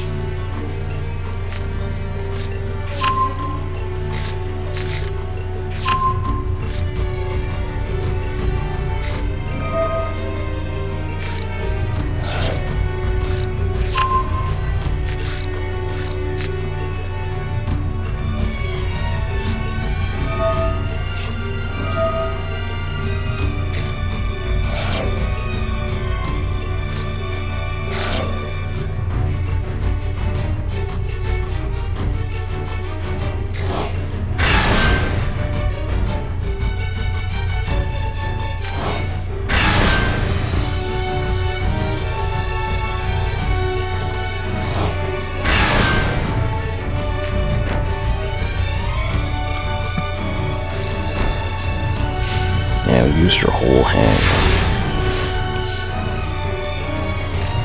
That's bro.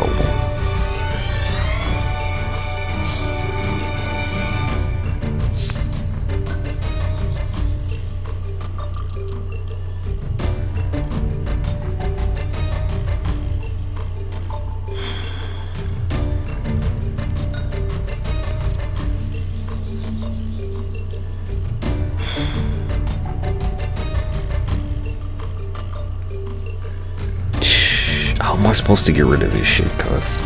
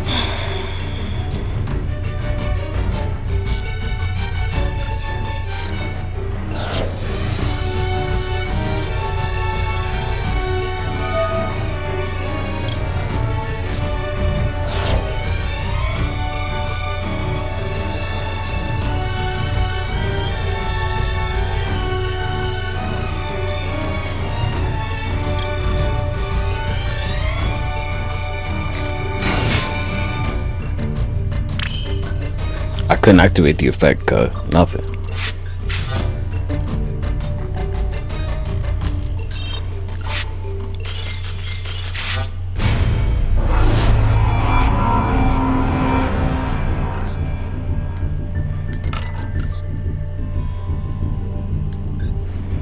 That's one.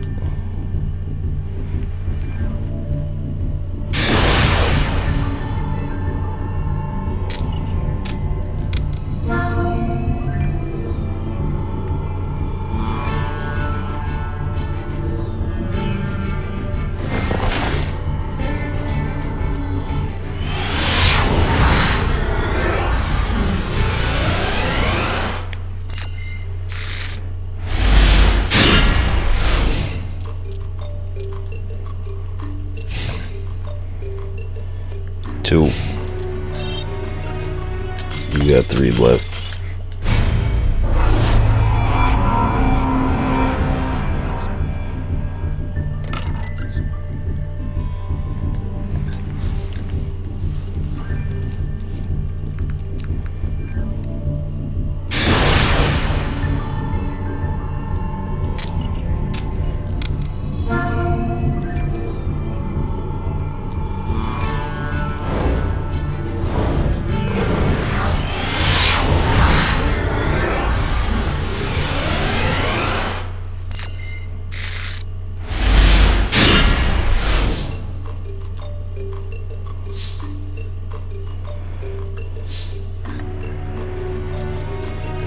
That's 3 cut.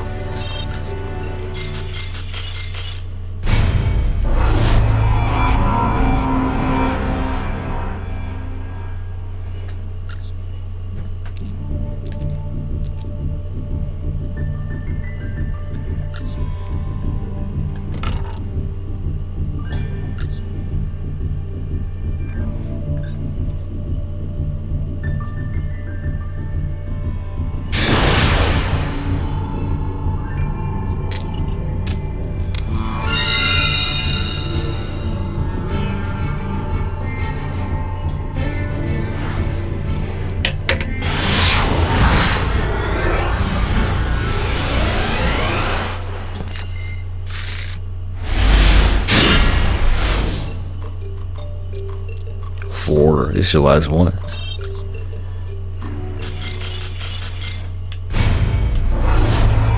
I'm not asking you for help. Nigga, you owe me. It's simple. And like, hey, you know, if you can't pay me what you owe me, then I'm gonna have to take back what I gave you, because it was just a loan. I let you rent, and well, you're about to get evicted right now. Period. So go ahead.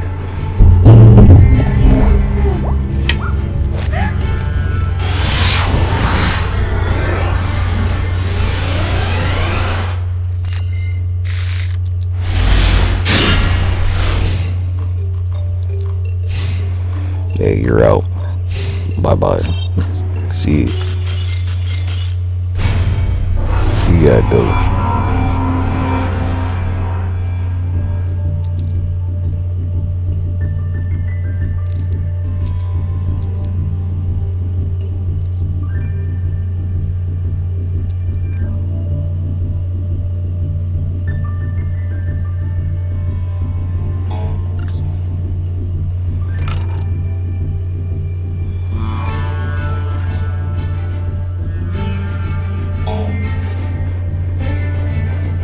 You had 5 chances.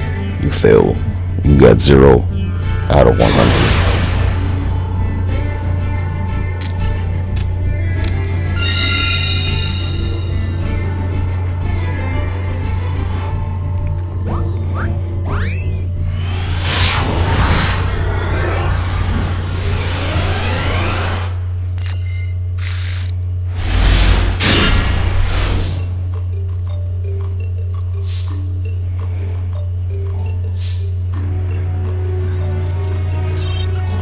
That's 6 in a row.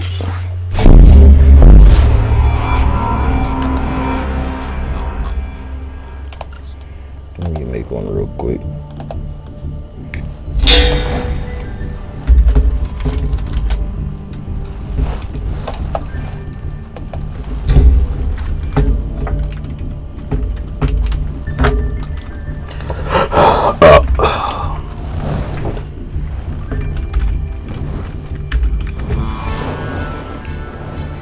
Why are they so close to each other? Holy shit.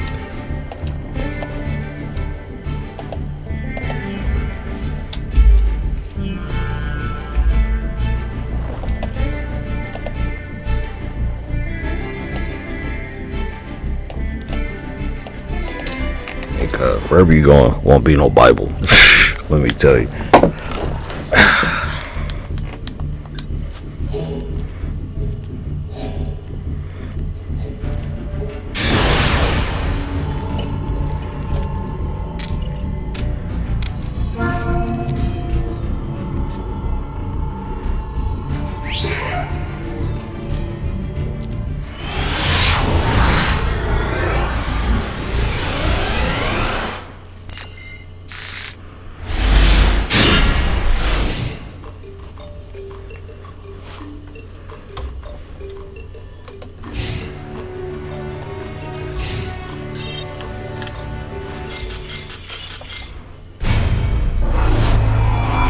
7 losses in a row, cut.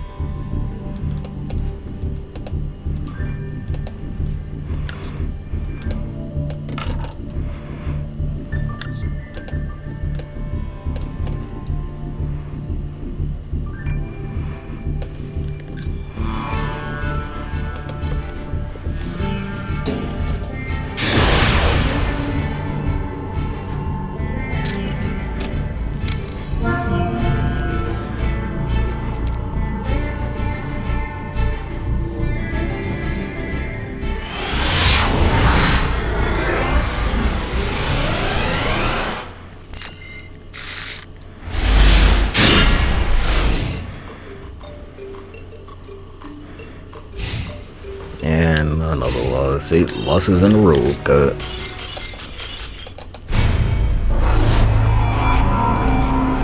You, the guy that played Maxi and Ash Blossom. Or was that 9? Let's see, it was 8.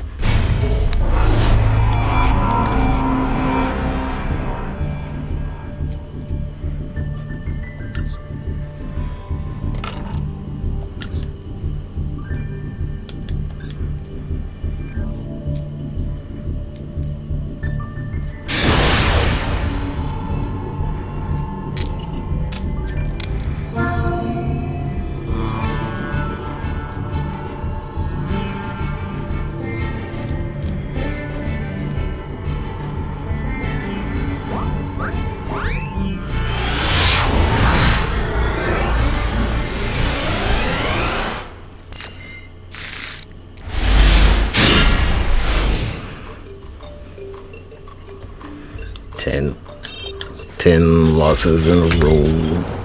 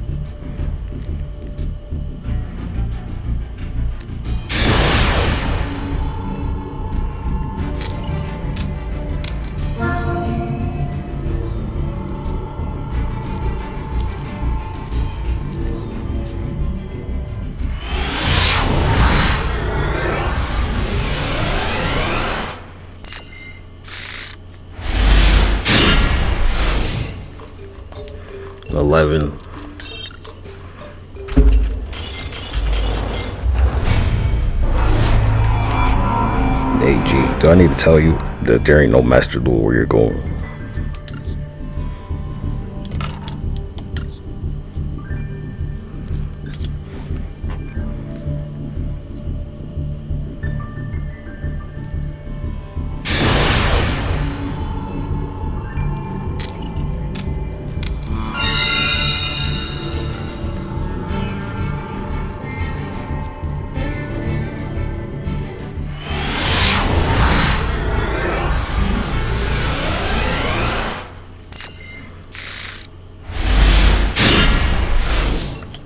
12.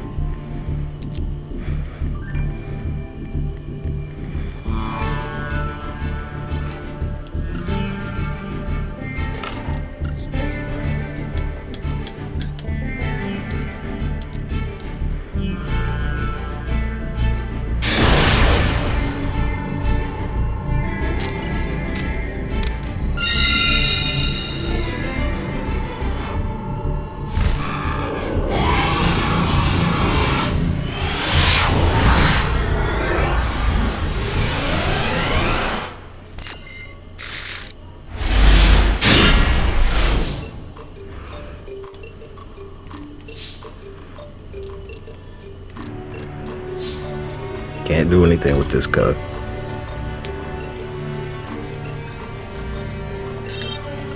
Nothing.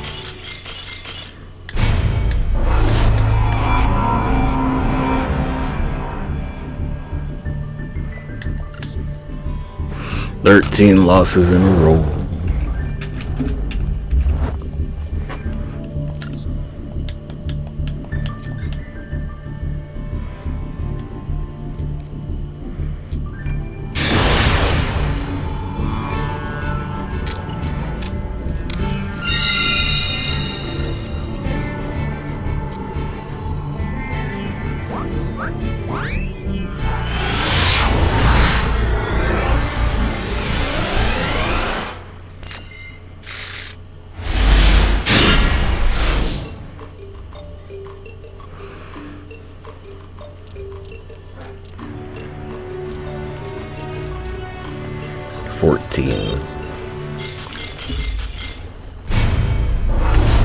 AG, have fun getting your head cut off in every fucking timeline and universe you go to, cause you wanted me to pull you out of it, so you going right back to it.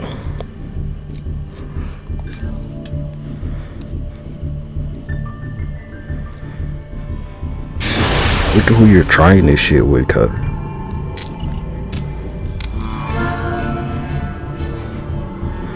You think the average person is gonna put up with your bullshit?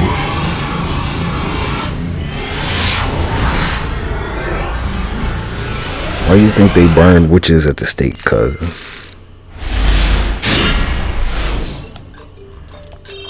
15 losses, gut.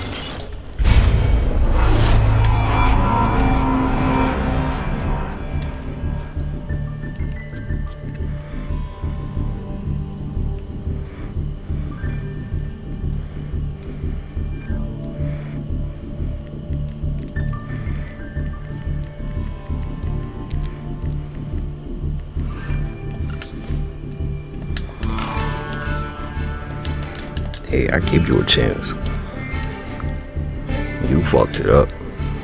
Hey, my pro. You can go cry about it if you want to. I see why you got anxiety. Yeah, getting your head cut off all those fucking times. Makes sense to me. Hey, right back to it.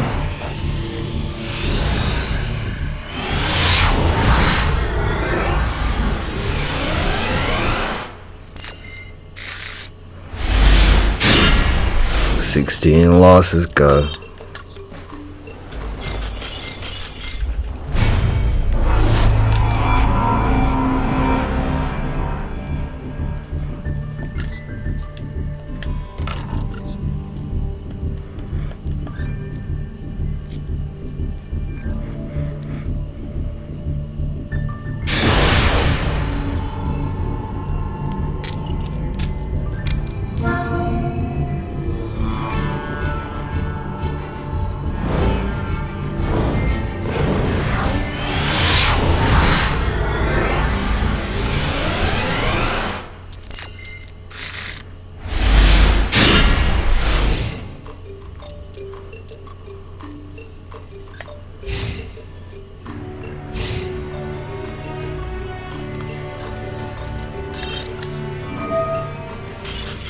17.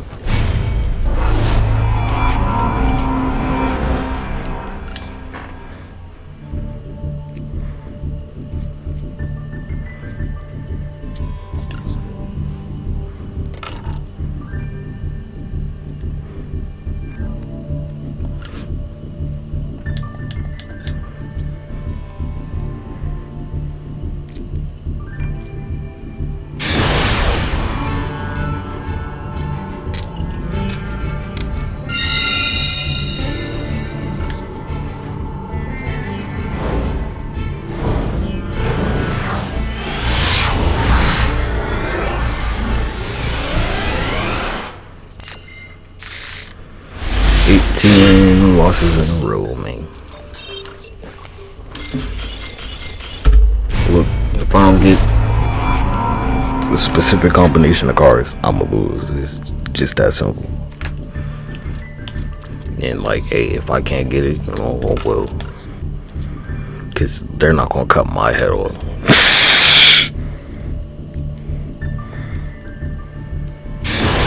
That's kind of the point. Yeah, I'm more than willing to like let you get your head cut off across space and time forever, because it don't affect me. It's not my problem that they're going to decapitate you no matter where you go. Because when I gave you a chance to get out the shit, you were like, nah, you like getting your head cut off.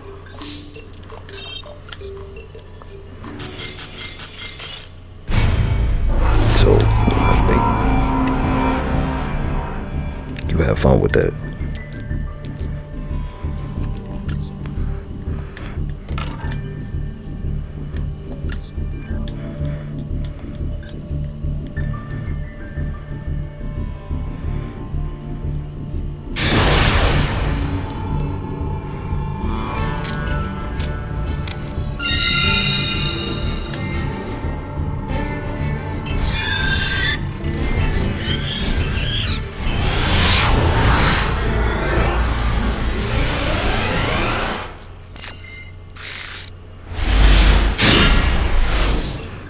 Wow, another loss. How predictable.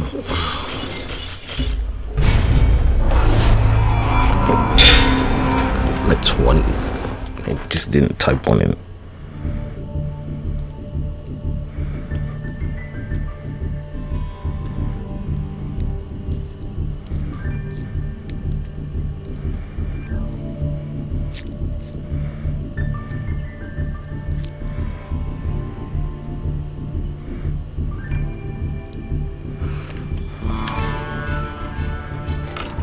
They're like literally wasting my time, G.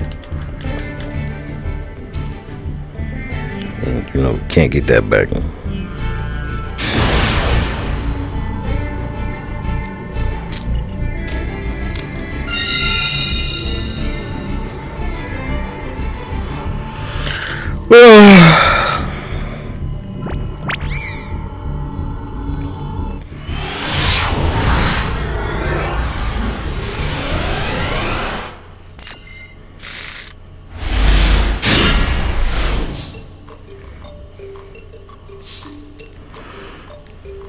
In a row.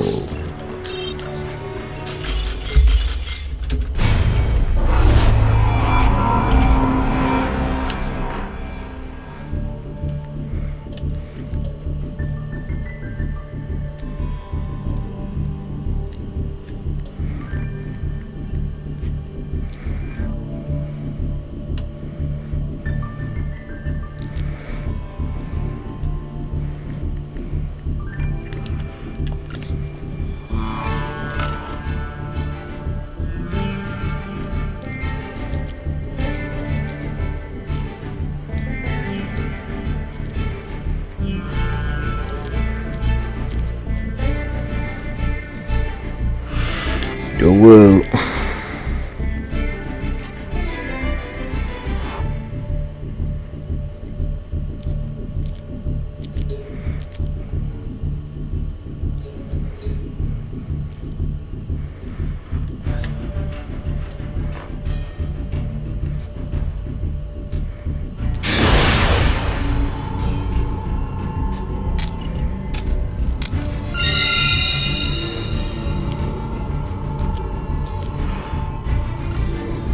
that 21? I think. I don't know. This just say 21 right here.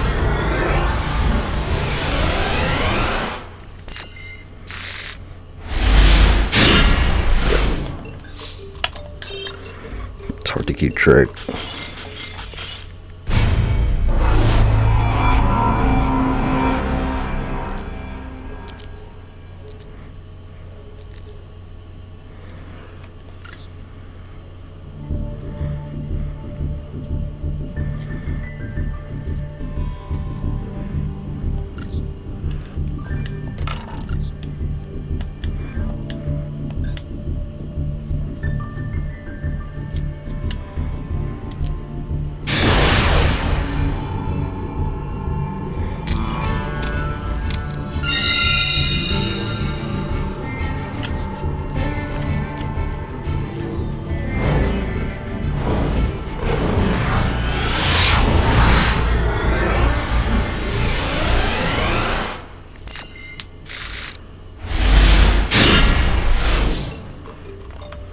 Another loss. 22.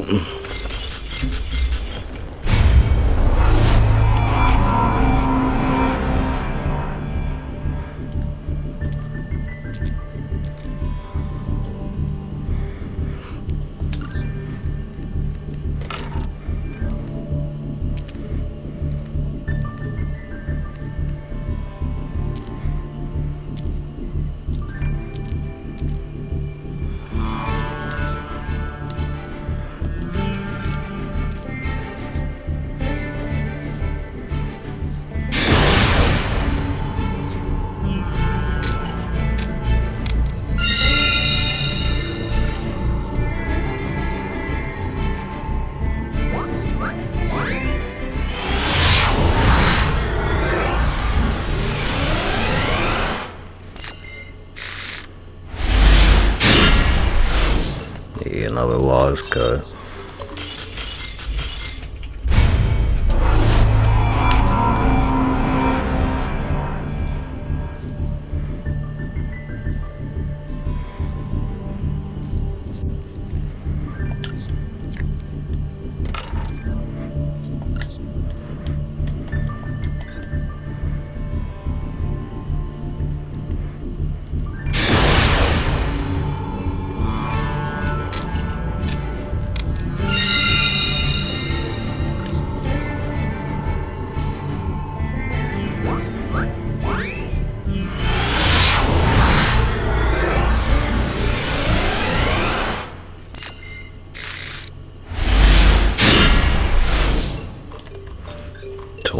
Forward.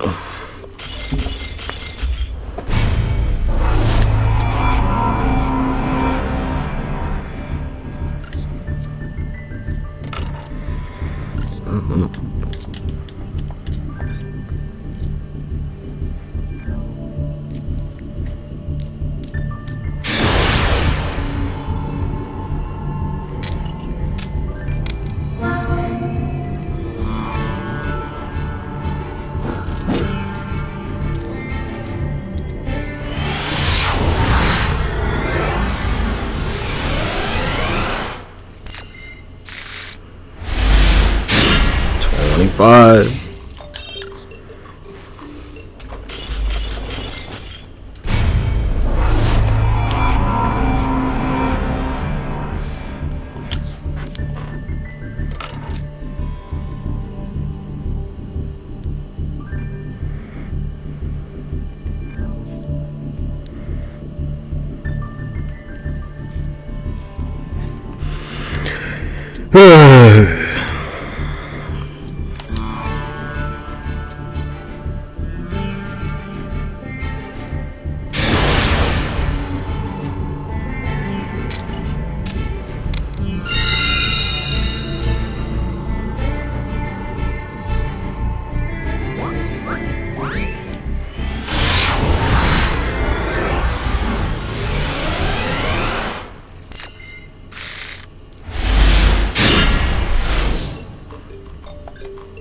$26. God, I can't win with this.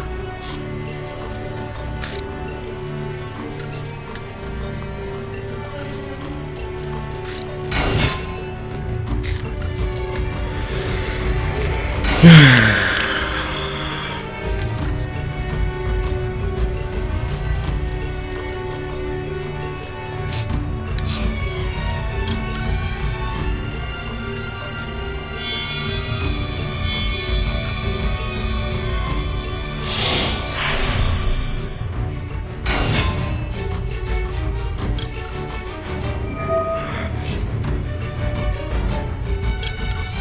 on the first turn it go.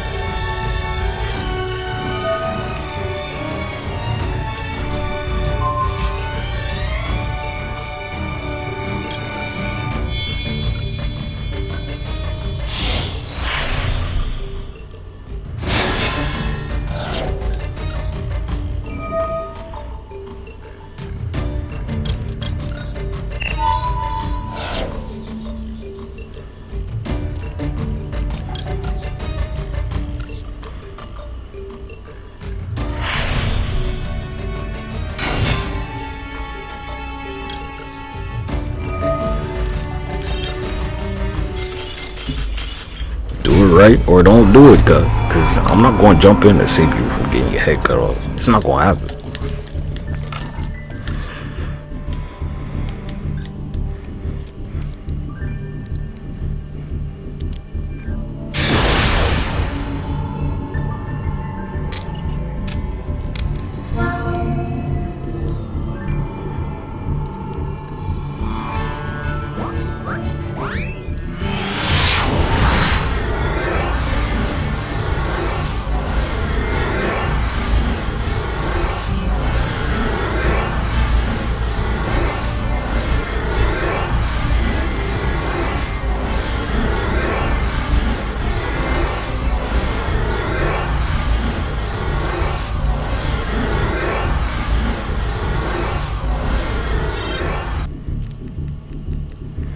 Ain't no going back. There's nothing to go back to. That's the point.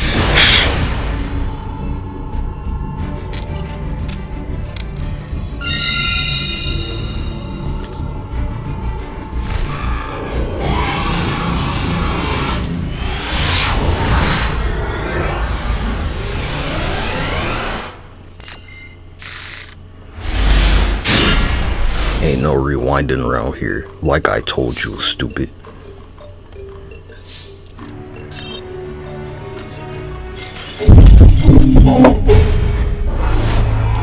$27. Cause all them other timelines, they watching right now how I couldn't win a single game.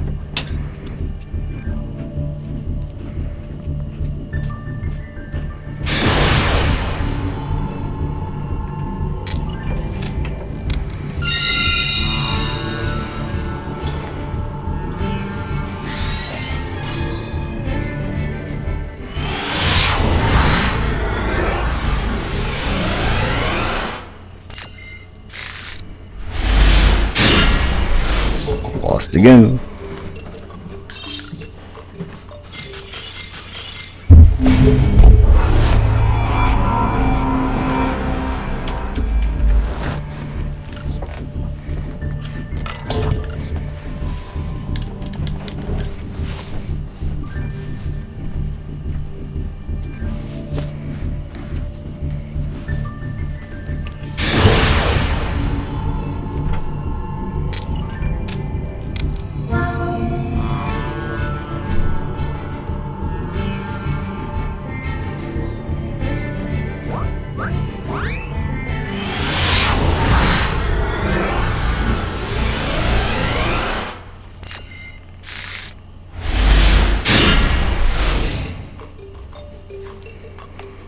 $29.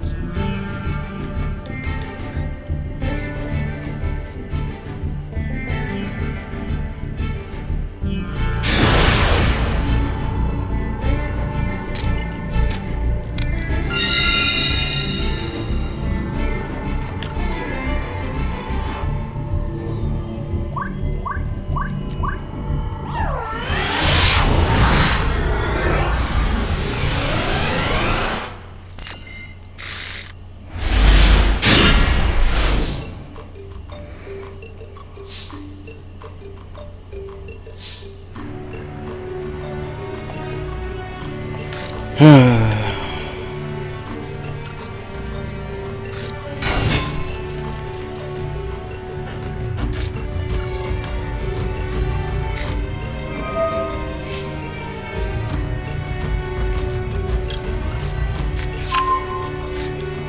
it's not the first turn drink, then like, hey, I don't want it. It's simple.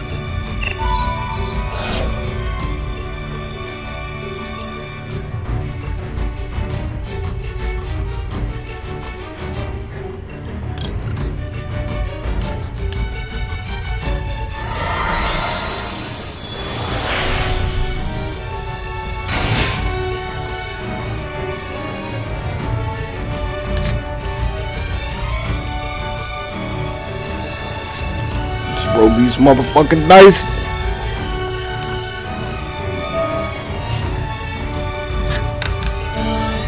Yeah, I could have told you I was going to get 6 maybe.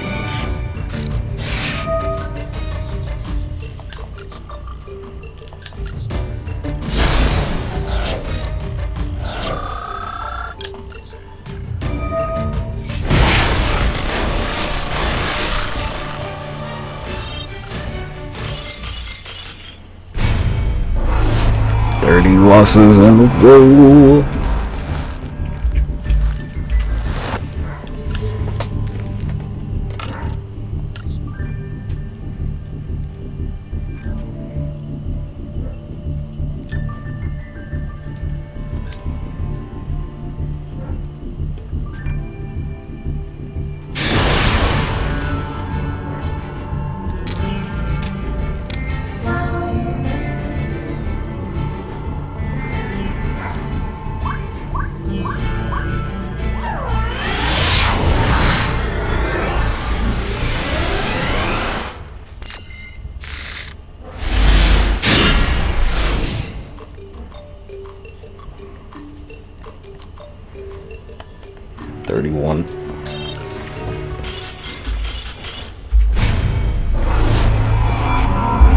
Haven't won a single game, cut.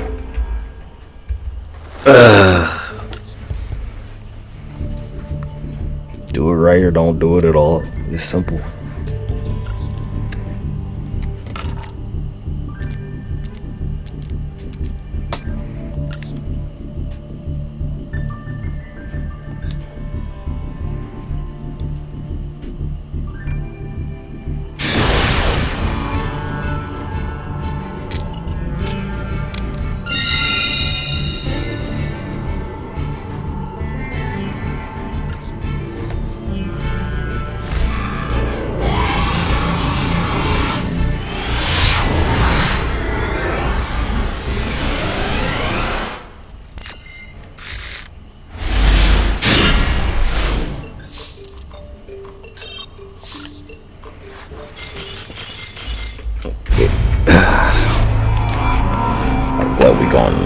over this one last time.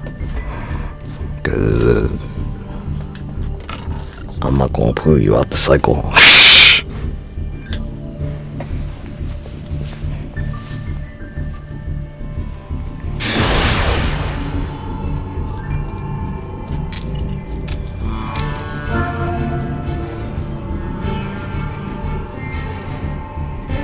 Look at how nice I am, just letting these people win with, like, you know, no resistance, nothing.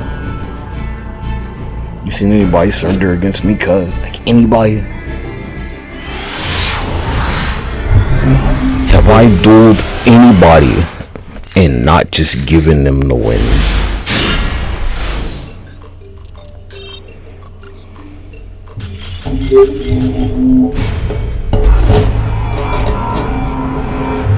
Even I could have potentially won. I was like, nope, I'ma just let you win.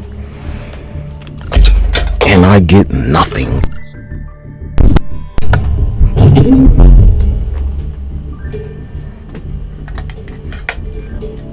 So yeah, it's like it's worth it for me to lose these. Cause I get to watch you be decapitated forever across space and time. No matter how many times you try and go at it, I get to watch you get your head cut off.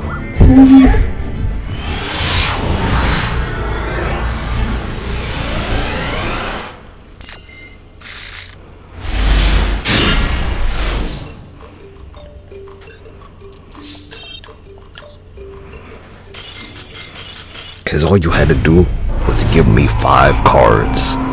But, you know, that was too much for you.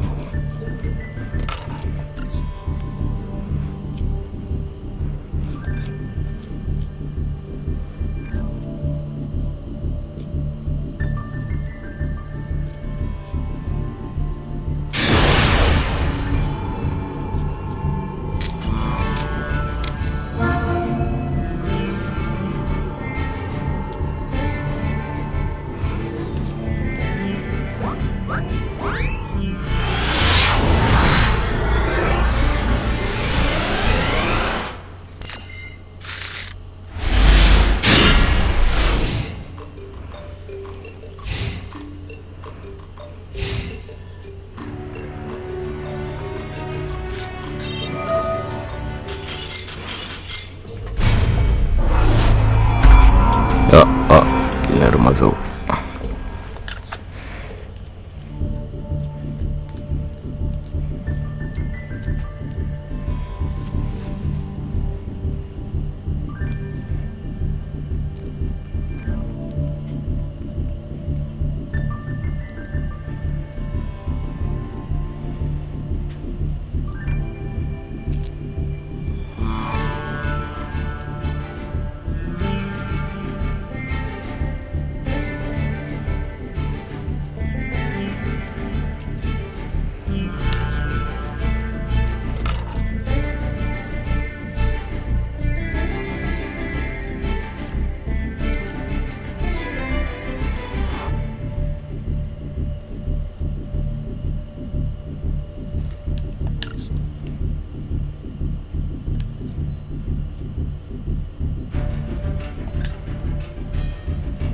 Is that 35? It's so hard to keep track of.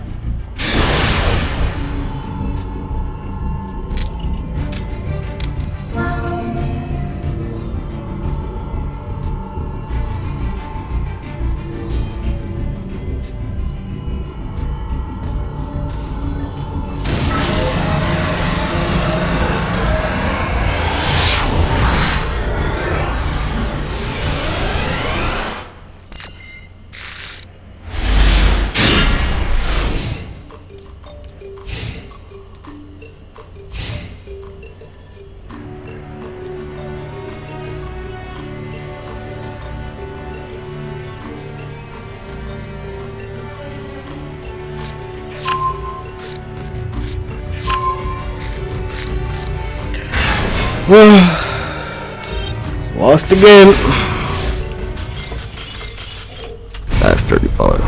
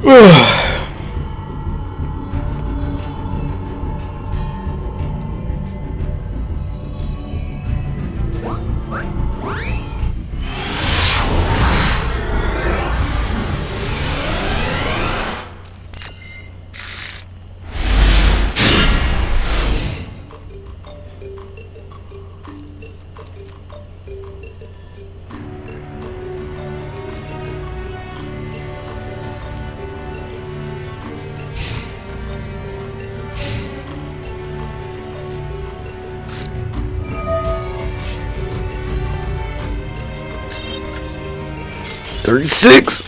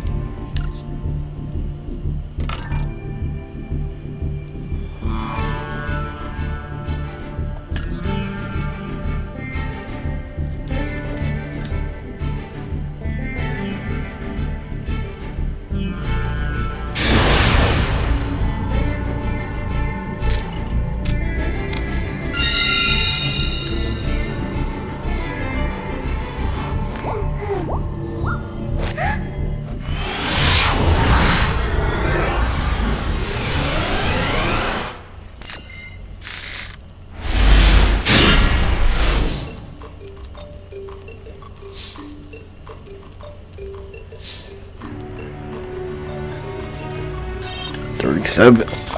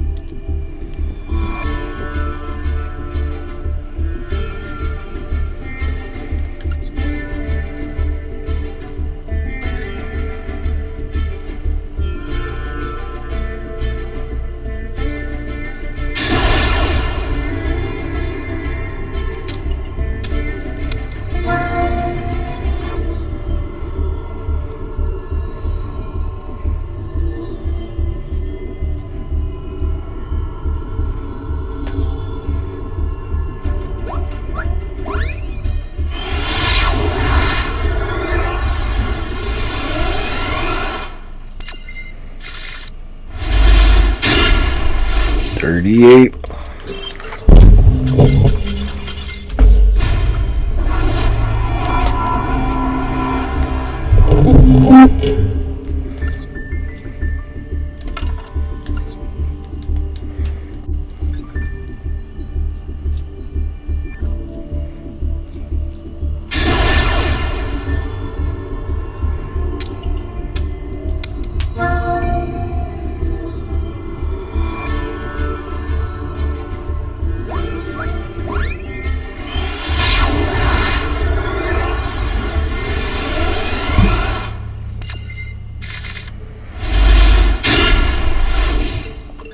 $39.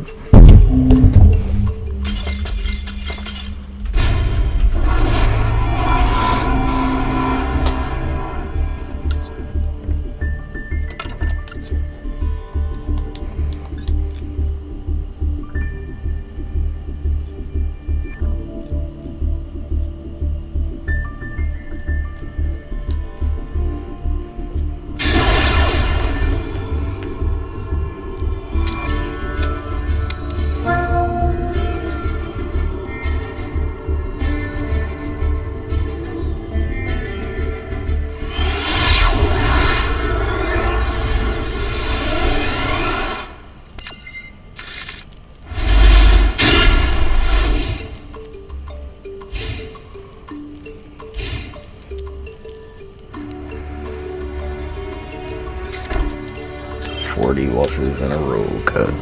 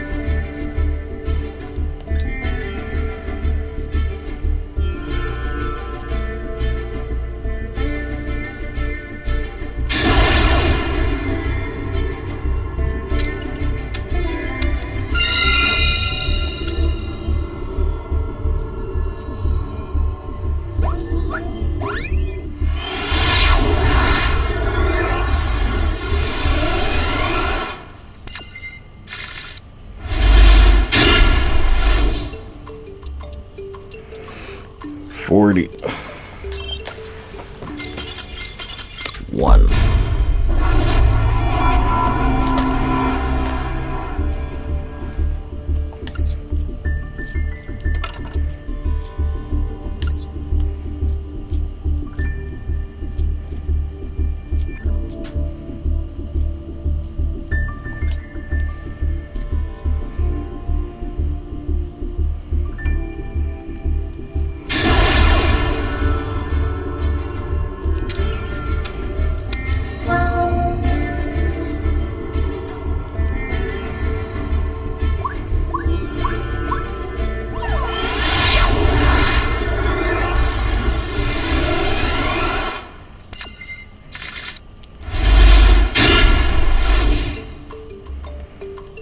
$42.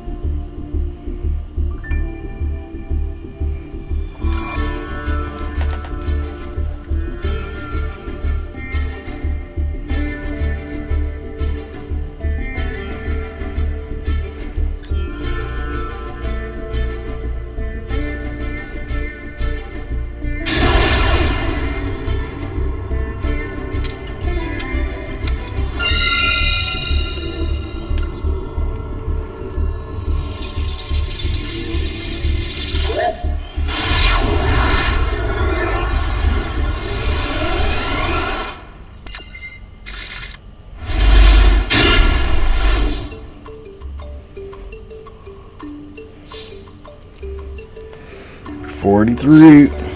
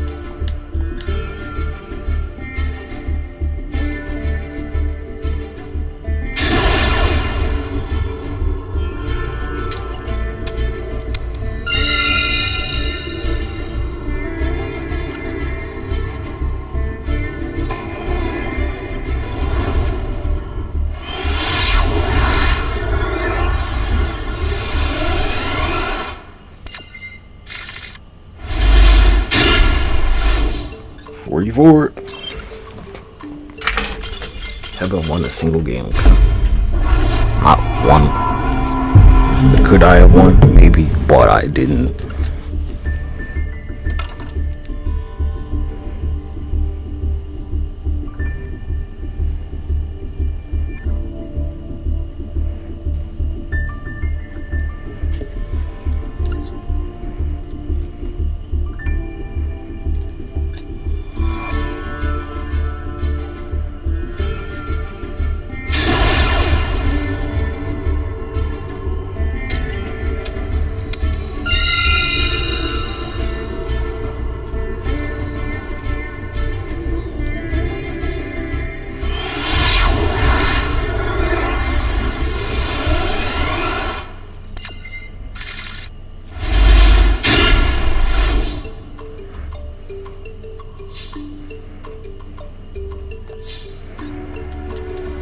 $45 losses cut.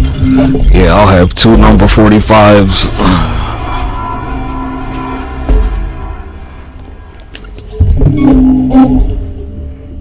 I think they call them Mustang SL.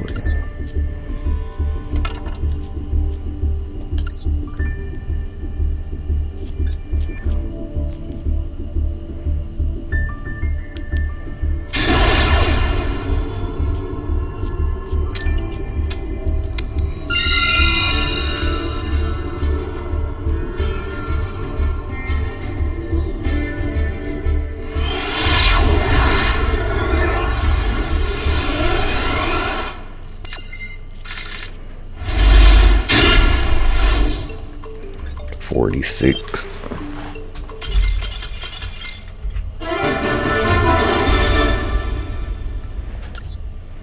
Oh, look at that. 45. 1 and 45 cut.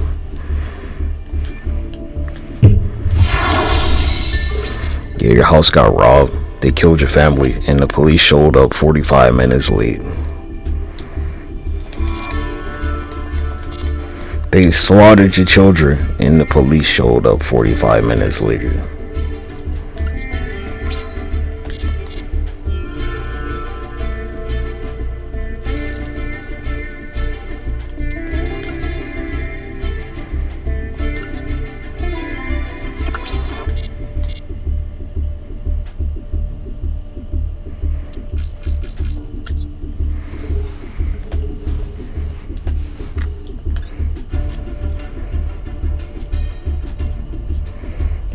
That ain't good enough. On a scale of 1 to 10, with 1 out of 5 being 100. How many times? What's the percentile of me losing with 45 losses? Where it's 1 out of 5, cuz. Let's see, so 5 was 100, and then 10 was 200. Right? 15 was 300% loss ratio, cuz.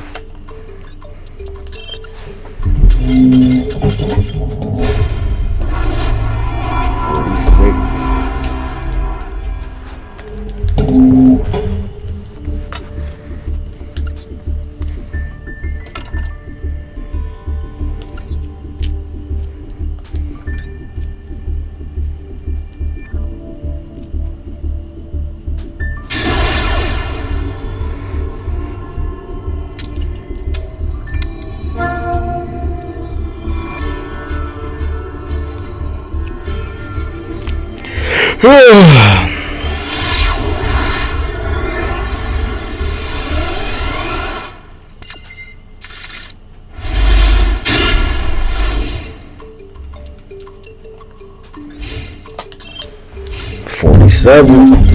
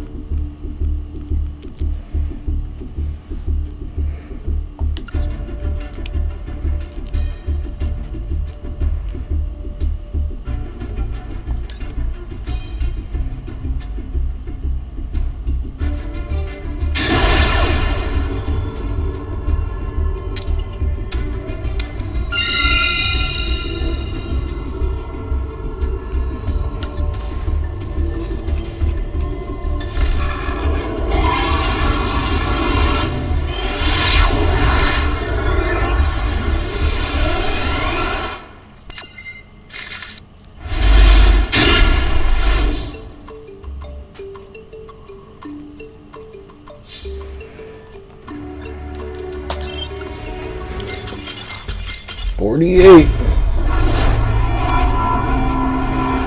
148, cuz.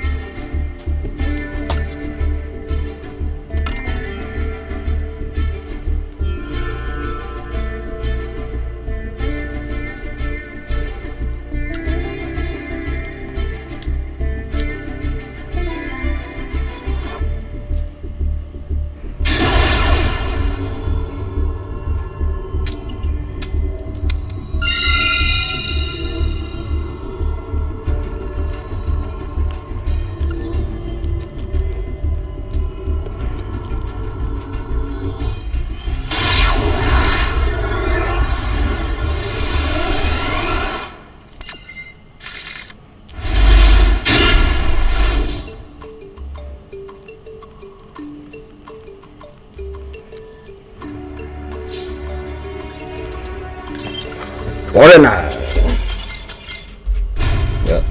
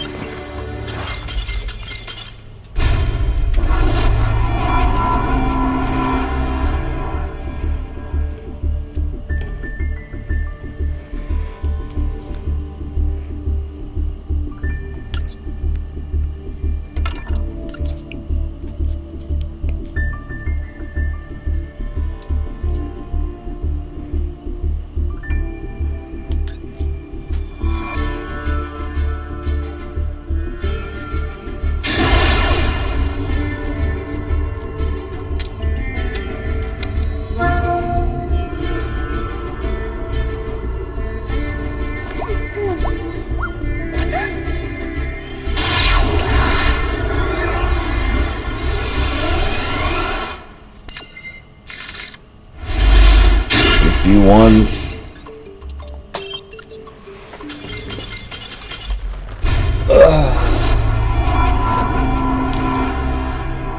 Nigga, but like, you know, when you get Ash Blossom and Maxi and Call by the Grave, like every time, right? Nothing suspicious there.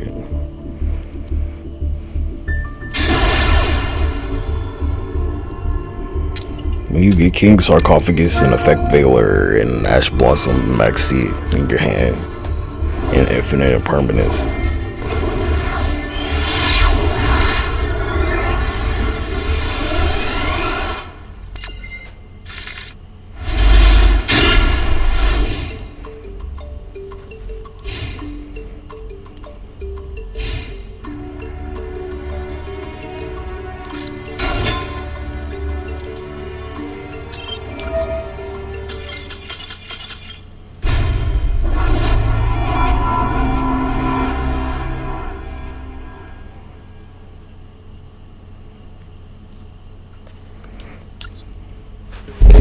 Video.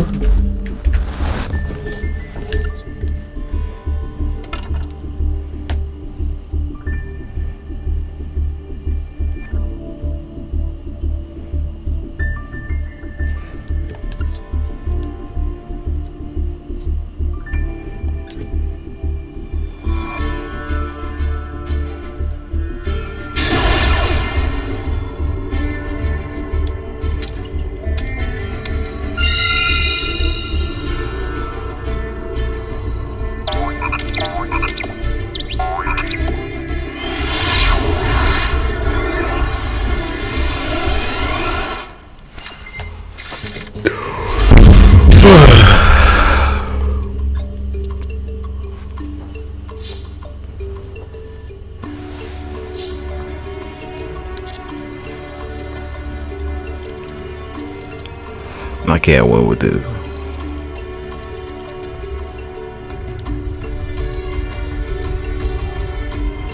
There's nothing I can do.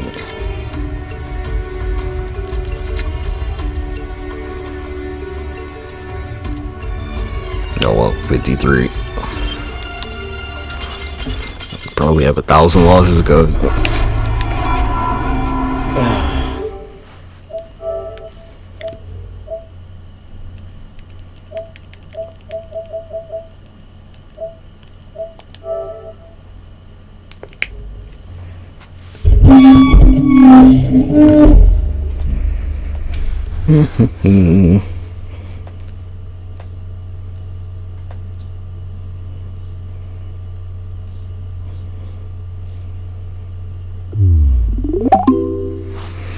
Yeah.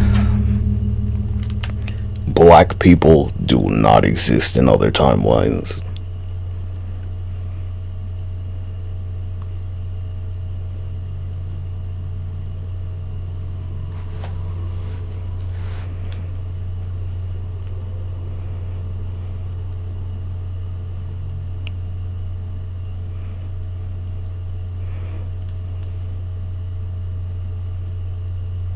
Let me add a period. Yeah, no slavery, none of that. That ain't happened.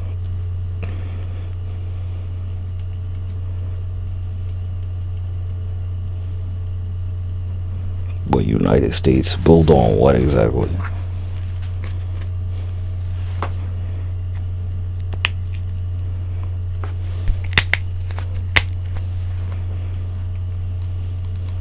No niggas, no Jews either.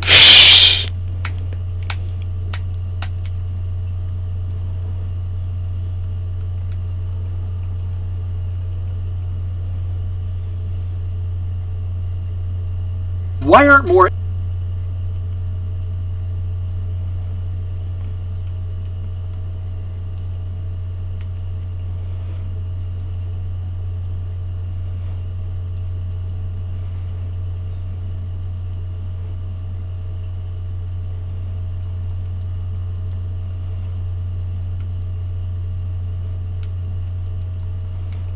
They're just not there cause they don't exist.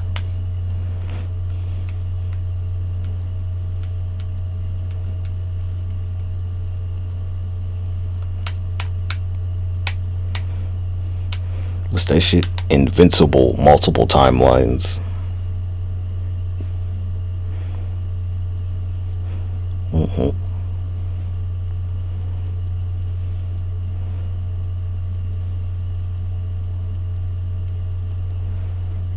That's why I question your little fantasy shit.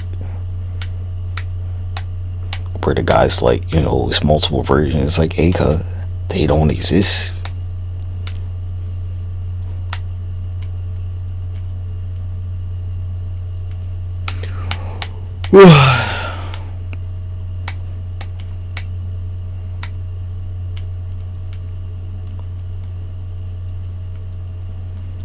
Black people do not exist in any other timeline.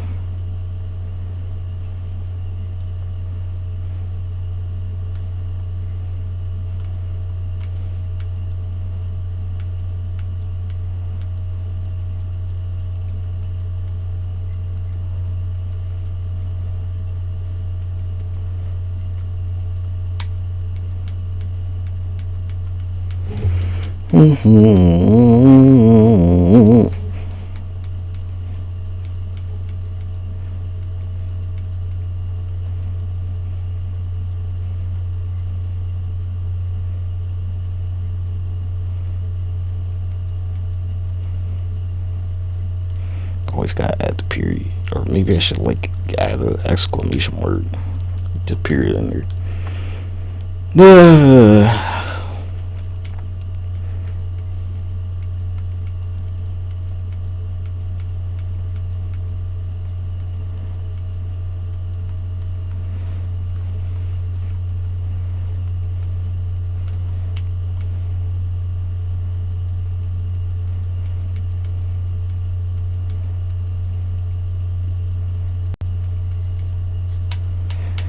Hey, whatever you make it, the niggas, they ain't there, cut. They don't exist, my guy.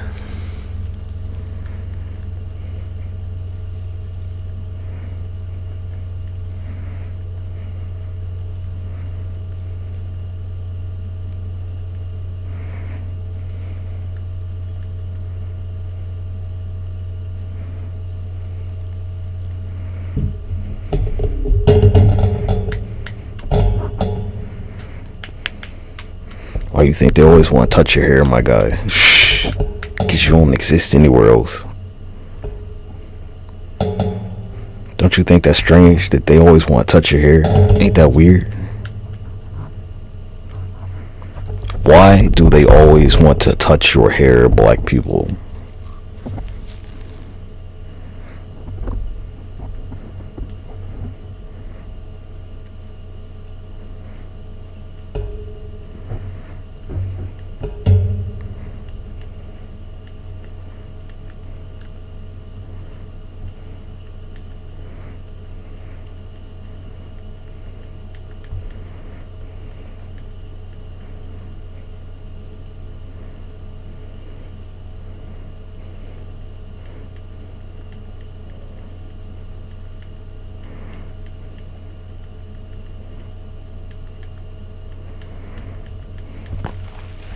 Can't you do math, cuh? You ever wonder why?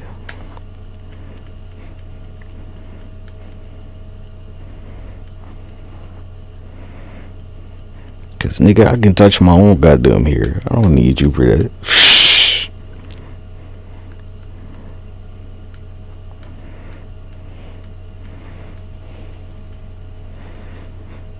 No, yeah. Why they want to pet you like they're at a petting zoo or something?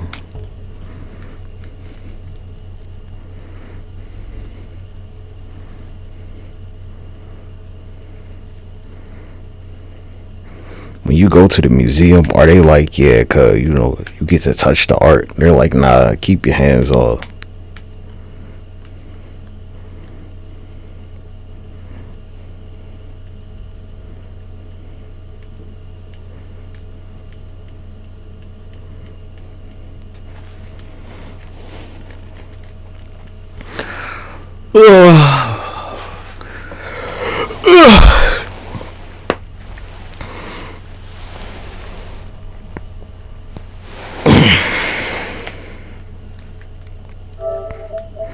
Man, these controllers, they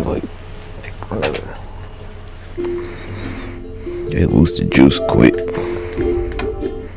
Anyway,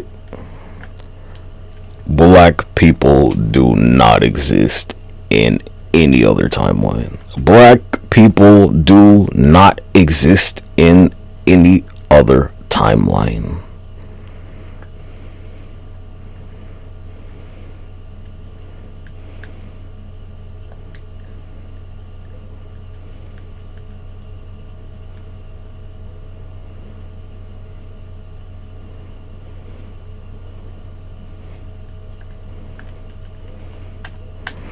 What do you say? He said, feel it in my black nigga soul.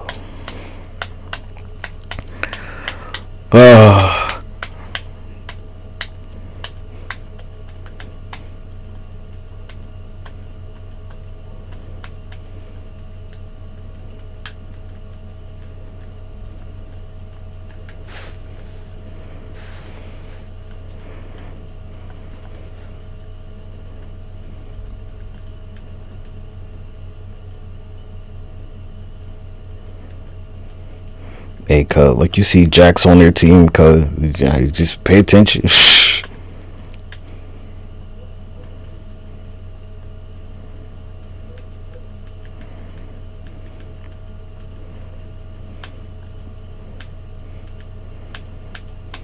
They got Geras, but Geras is from some other bullshit.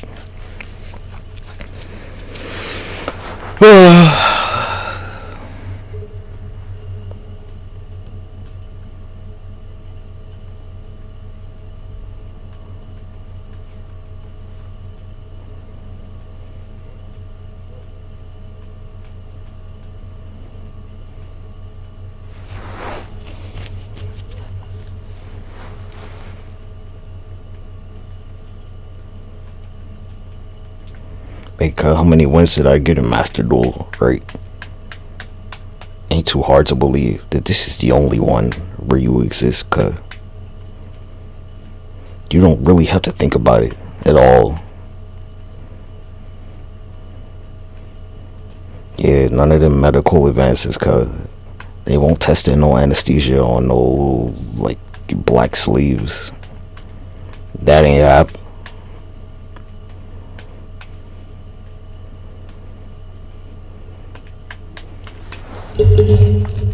None of them black lady scientists to get you in your little space program. No niggas to fight your wars.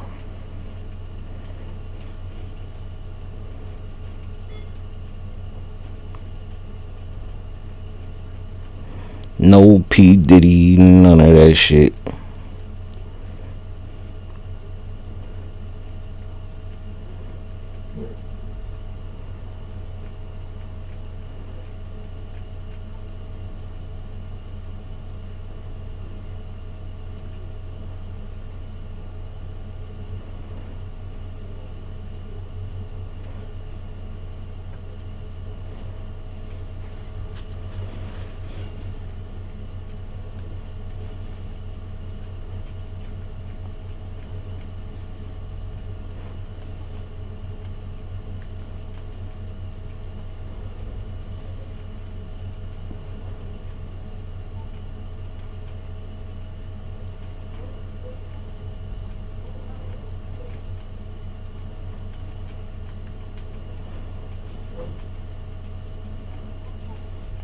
No Abraham Lincoln, nothing.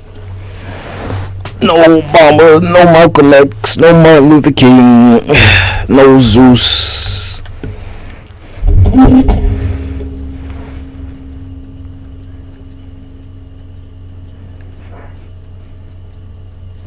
Nobody's gonna be buying them PlayStations, nothing, cause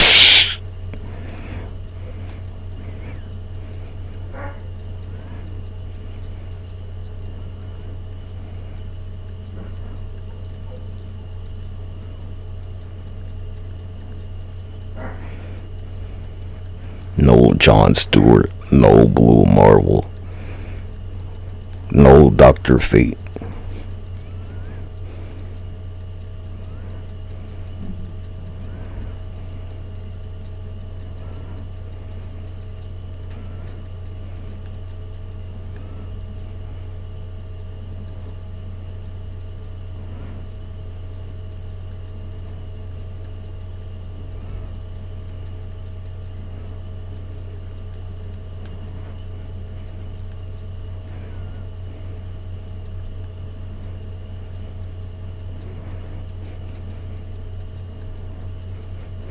Good luck getting civil rights, cuz.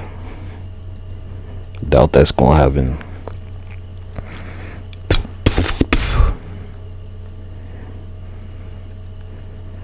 Pretty sure women don't get to vote.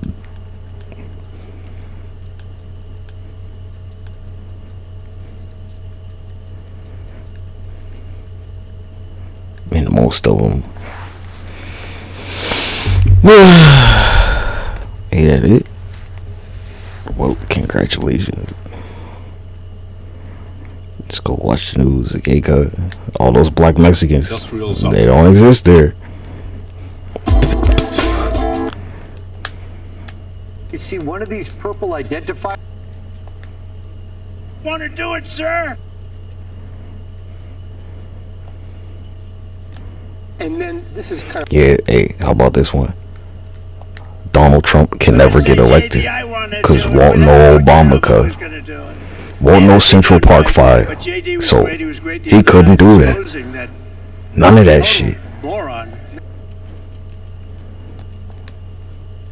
like a nice fall salad. Yeah. And again, these recipes, he ain't there, cuz ain't no black people in the other ones, G. Restaurant recipes. These are recipes that I've done at home. A lot of Their food flavorless than a motherfucker over there, cuz. So these are some of the favorites that I cook at home. And so they still eating English breakfasts with no salt, no pepper, nothing. Lunch, you know, you can make a dinner out of it, sure. But this salad, no seasoning, cuz. Salad. It's also more of a hearty dinner salad as well. Yeah, all right, let me dig in. No flavor.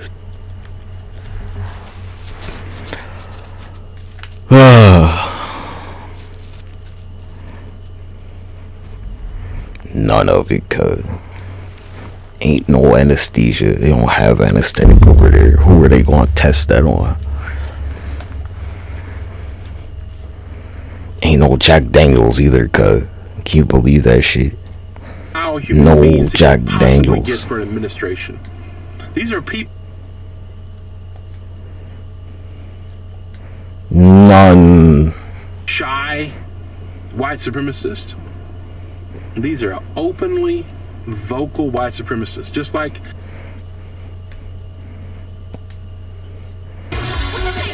ain't no black people over there, G.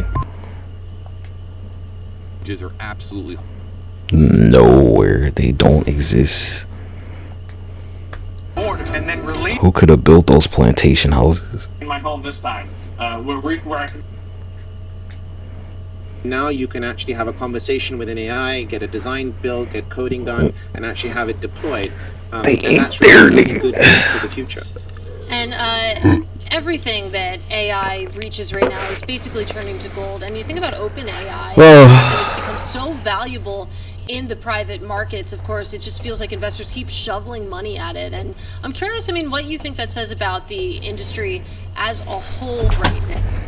Yeah, it was not too long ago. They were like, take it down. Industries that impact our current state of national health.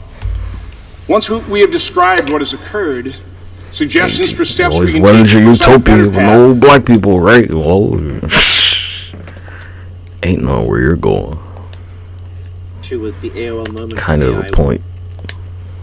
Inadvertently, at one point. They don't exist. Ain't no scapegoats. Ain't no some black guy did it. Watch that. Can't do that over there, This is G. going to be a long answer because she's got, she's changed 15 So, policies. all of you descending of Europeans, I doubt you're gonna fit in, Thing that cause you don't want 15 times. I said this, and she changed. Nobody's ever. If you change one thing, you're in trouble. She did every single thing, but every ain't no niggas over there.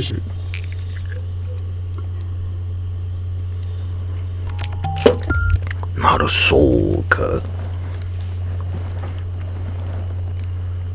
by the illegal aliens, by the immigration. All that like Egyptian shit. Like, nah, that don't happen. You're so scared. None You're so of scared of anything that's not white. none of that shit happens, my guy. Oh, I've got to protect my whiteness.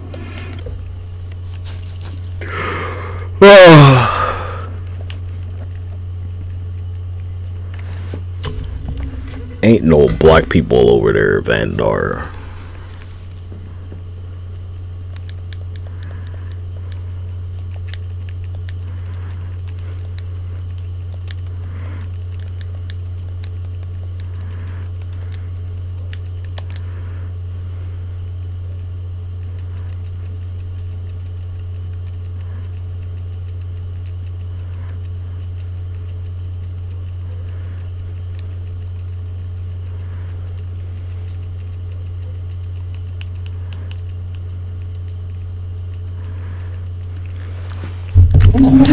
Black people don't exist in other timelines, Vandar. Black people do not exist in other timelines, Vandar.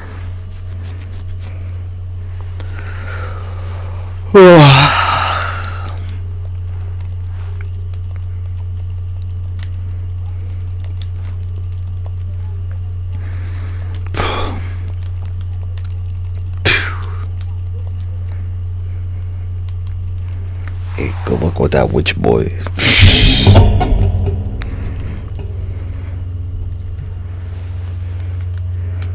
Good luck with the witch boy, Vandor. That was the problem, cuz.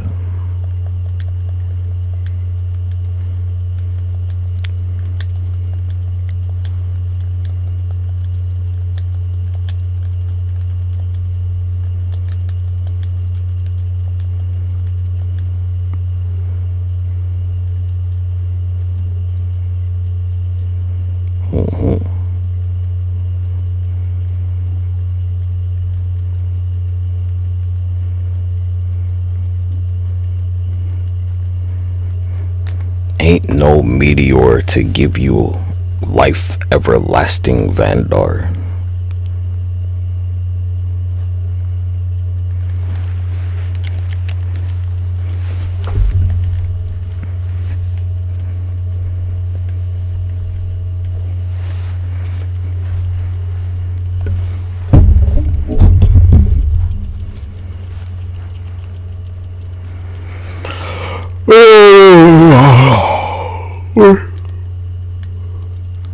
It's not what you call yourself anymore.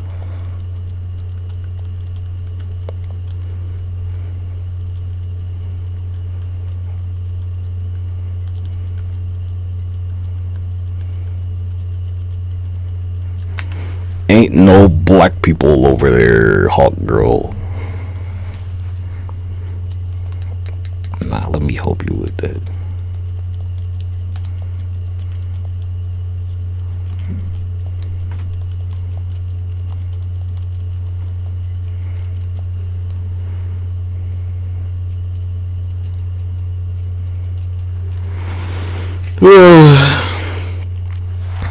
Black people don't exist in other timelines, Bezos.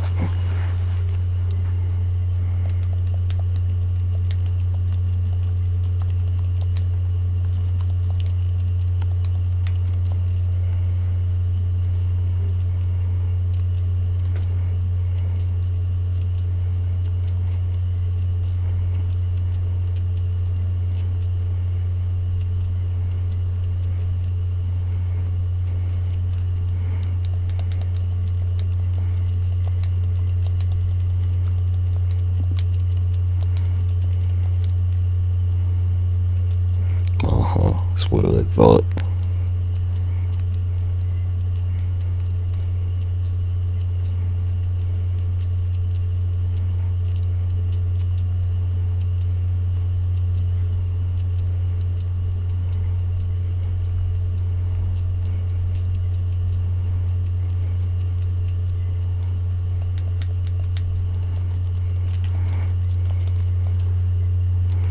They don't exist, God.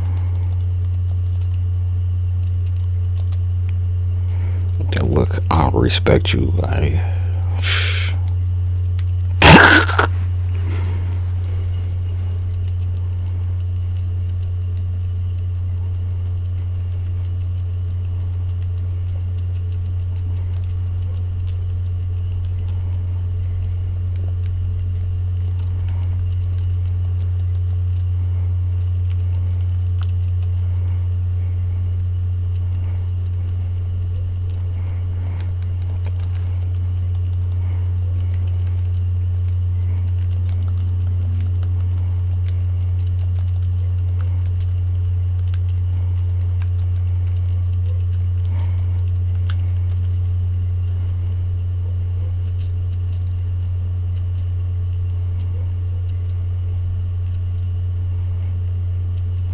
Man, Icon ain't even a human, cuz.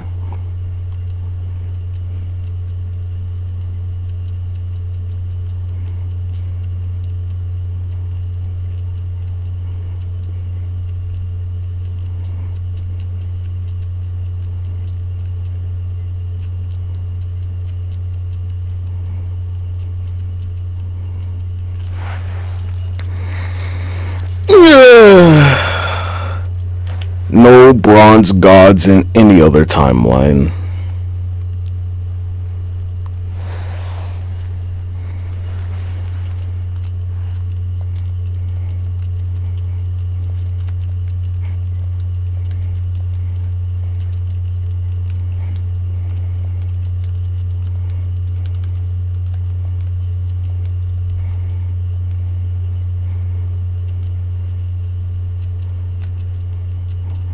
Yeah, I wonder who's gonna make that armor.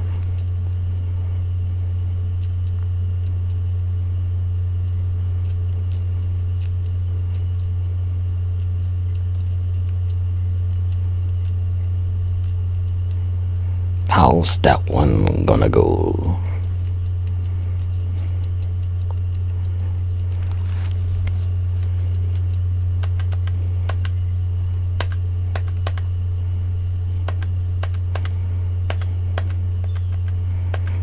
See, you were so busy trying to take them out of history that I made sure that they don't exist anywhere else.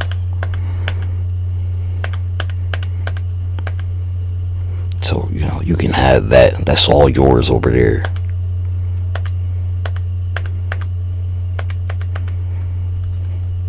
Cause that shit right there, that's all you. And, you know, you ain't gonna have no Negro armor to protect your ass. No vibranium Logan.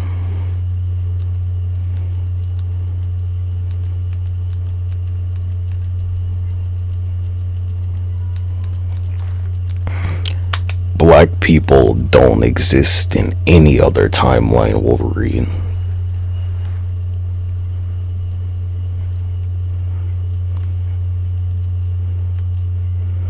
Yeah, same shit. No niggas to come save you, Eric.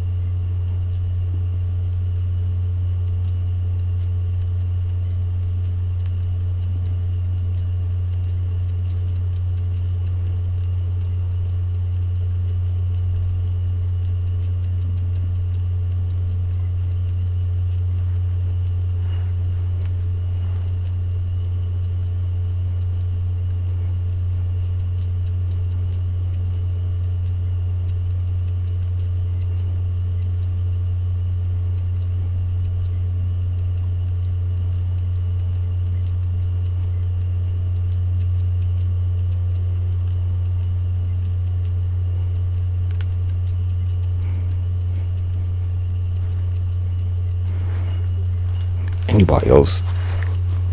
Yeah, no Storm G.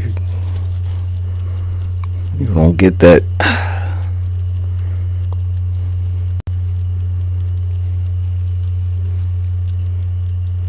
No Blade.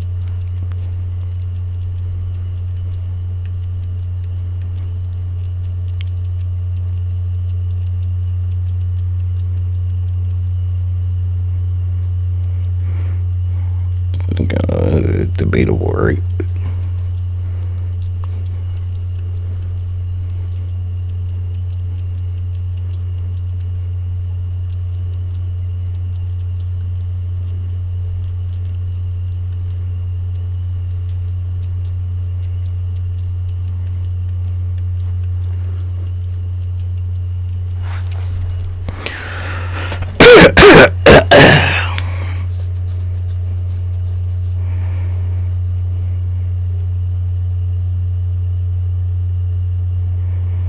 What's that guy you work with, Peter? Robbie?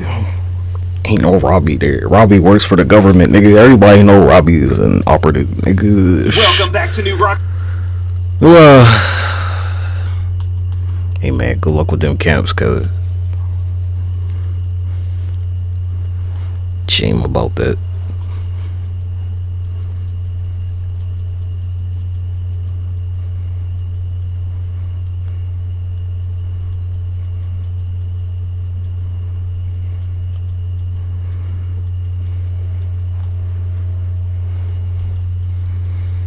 Nigga, you seen Days of Futures Past? You see what happened to Storm?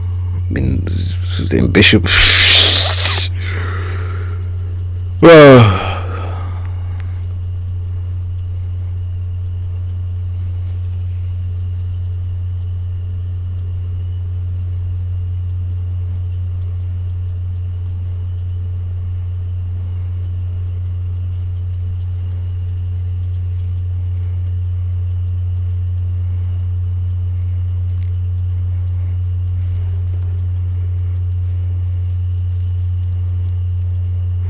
You see what happened to Darwin, nigga?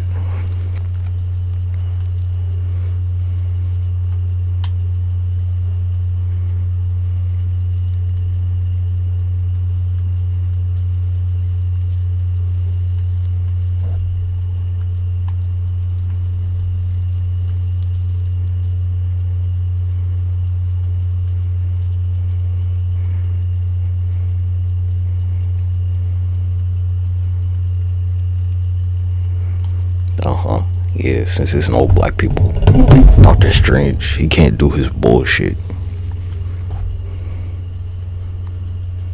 Cause there's just one.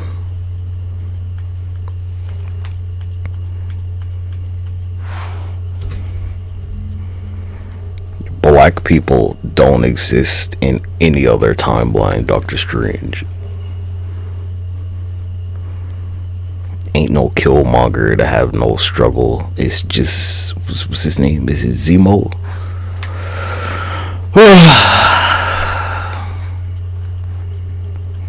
Zola. Nah, I think it's Zemo.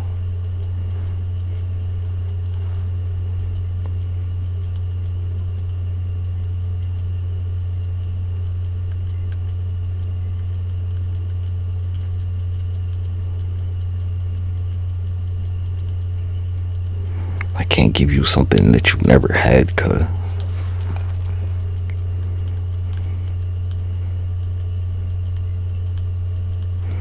No Iris West, cuz.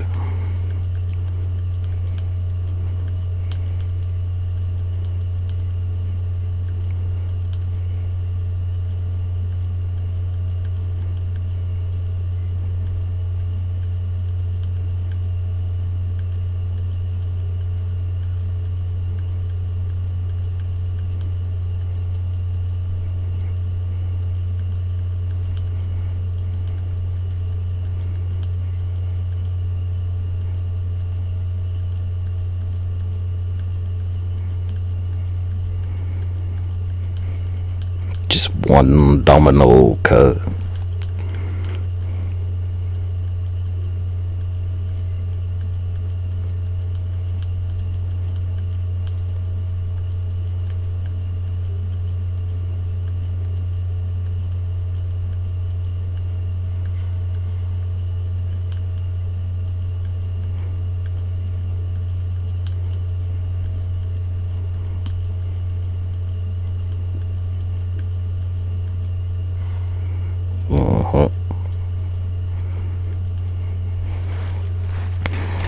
I wonder how them Olympics go with them, cause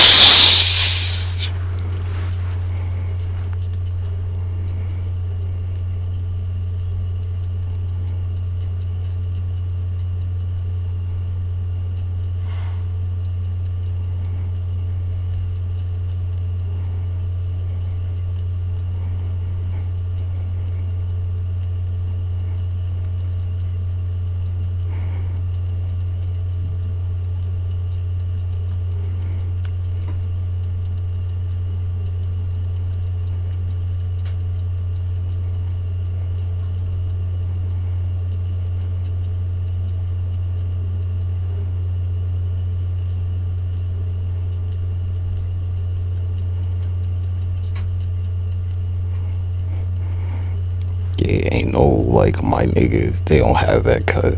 Only here. It's the only one.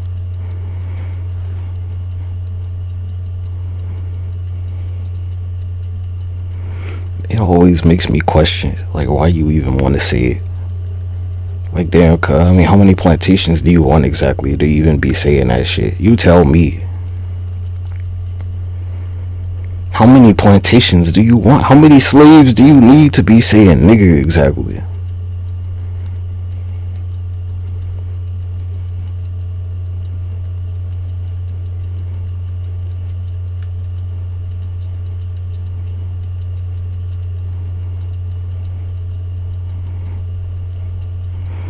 Hey, what was that? Morgan Freeman was like, you know, who needs Black History Month, right?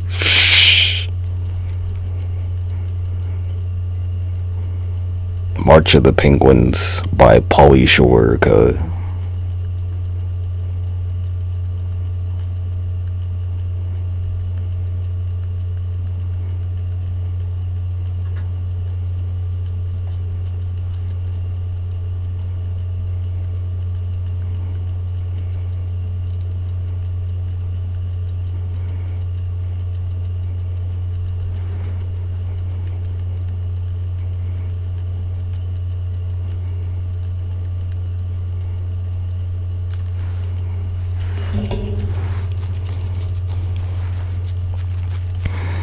World War II, but with no black people.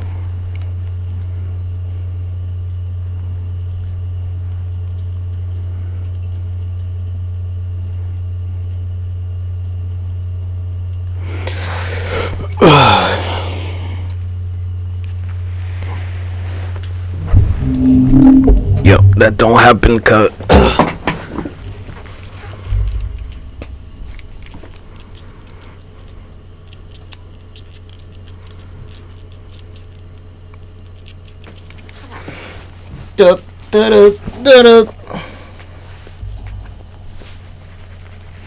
During World War II, Americans were asked to make sacrifices to support troops.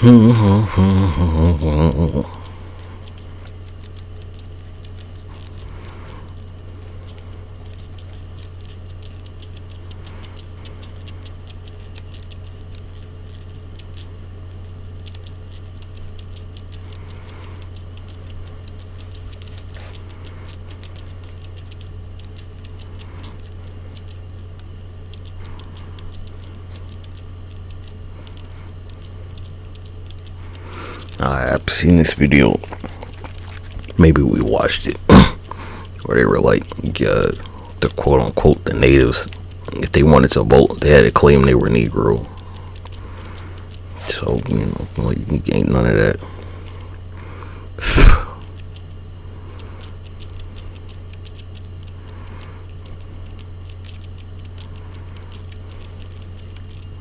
Ain't no blackulas over there, cuz.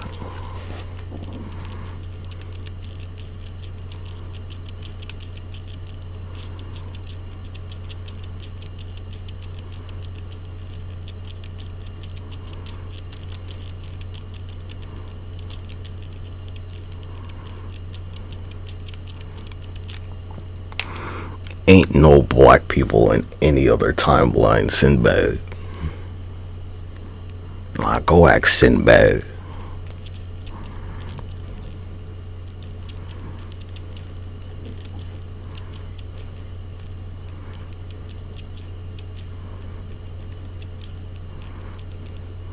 Yeah, go ask Sinbad.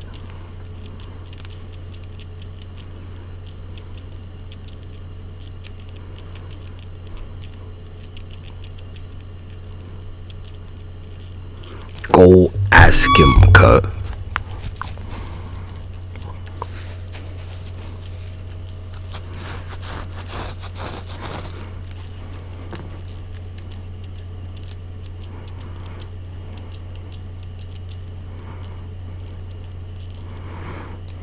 I don't even know why he was fucking with you about the movie Not Lying, cuz I have no idea.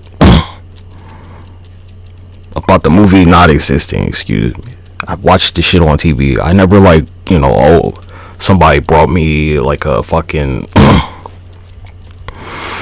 nobody ever brought me like a VHS tape. Disney played this shit on TV. I was like, oh, y'all playing this shit? Oh shit.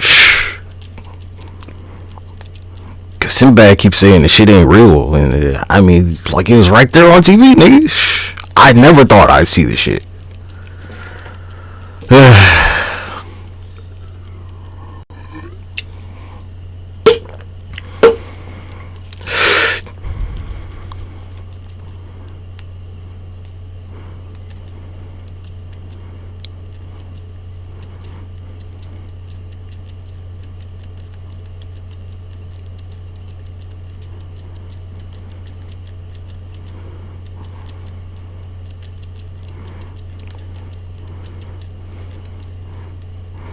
Yeah, G, ain't none of that over there. God.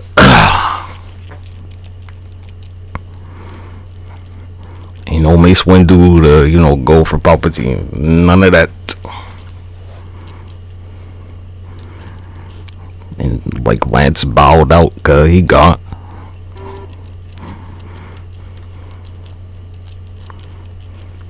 The Lancer's gone now.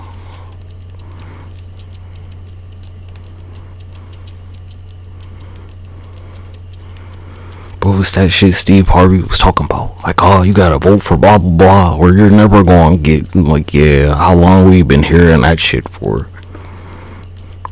Cause them little ladies from Tulsa, Oklahoma tell you something completely different.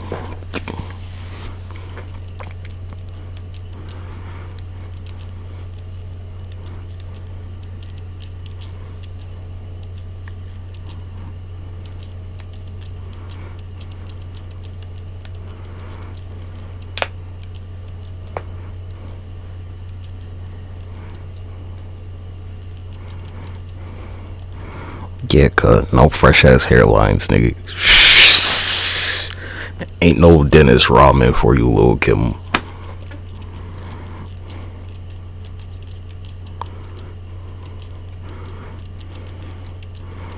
The greatest basketball player of all time over there, like Larry Bird, and that's about it.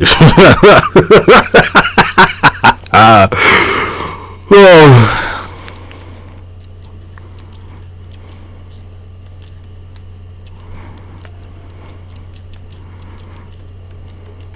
Like a singularity, cuz.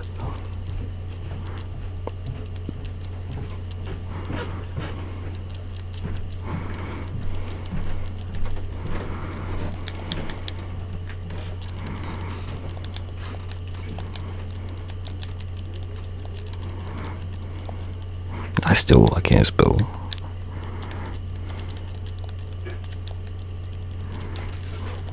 Maybe, come on, you know, just fuck you.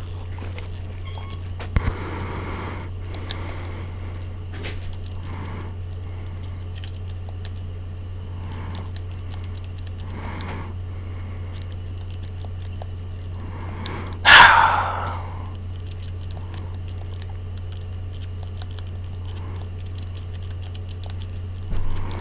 think I'm spelling it right now. Singularity.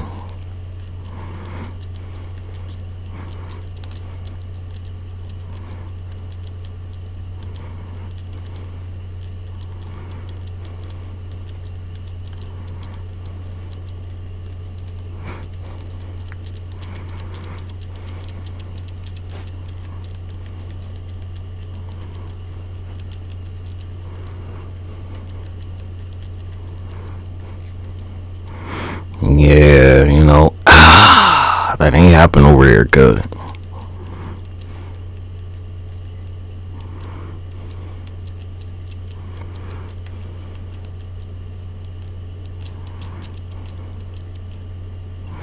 Yep, no niggas from Sudan, cuz they don't exist.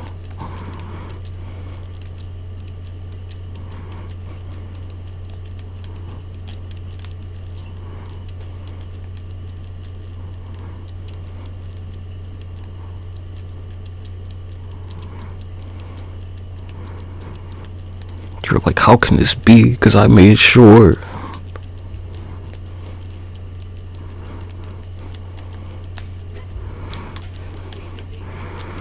Hey, cuz, you tell me how this one's going. And tell me that you want to go through this bullshit forever. Because it still ain't going to happen.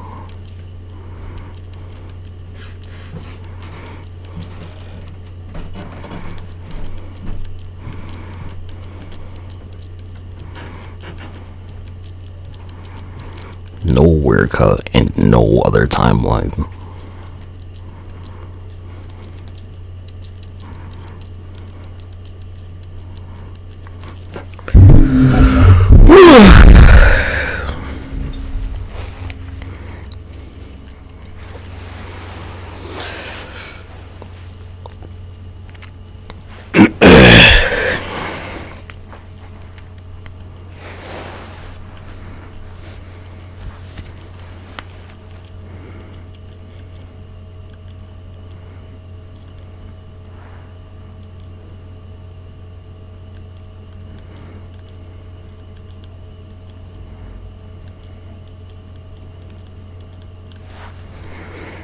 Yeah, all your favorite Mexican food, cuz you can just like scratch pretty much all that shit off.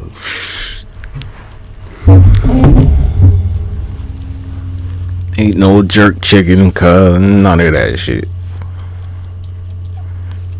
Curry don't exist, my guy.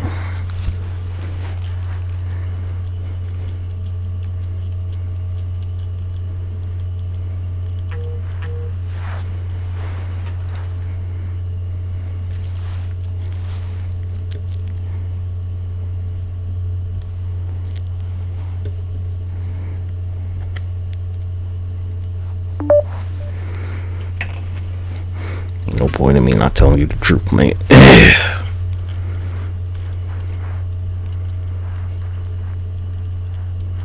Yeah, no rush hour, never.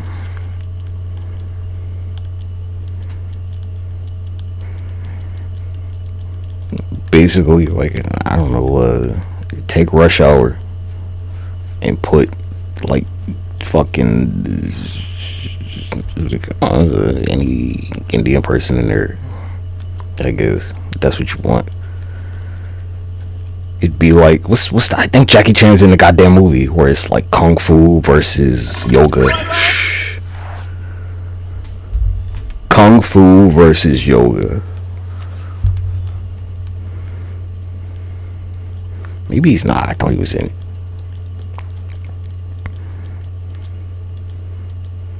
I could be wrong though.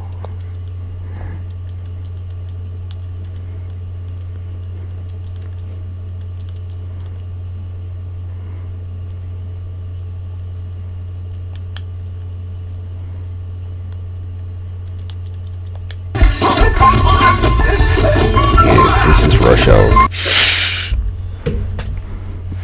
Hold on, let me check. I don't want to be prejudiced.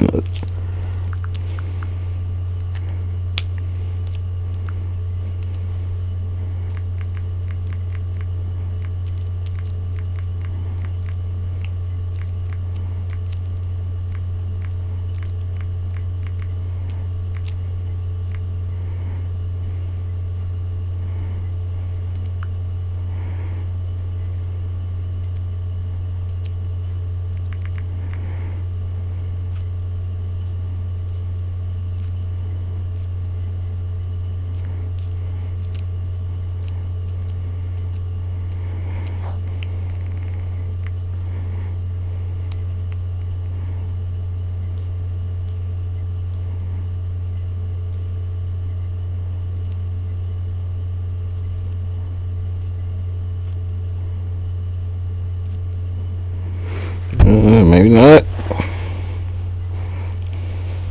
Maybe it's just like the style.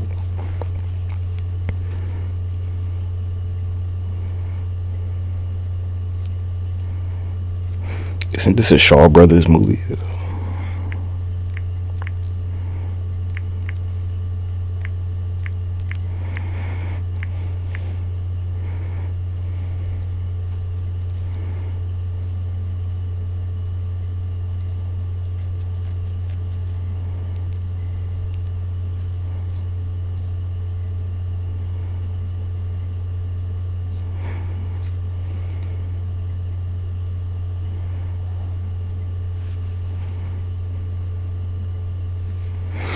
I guess not.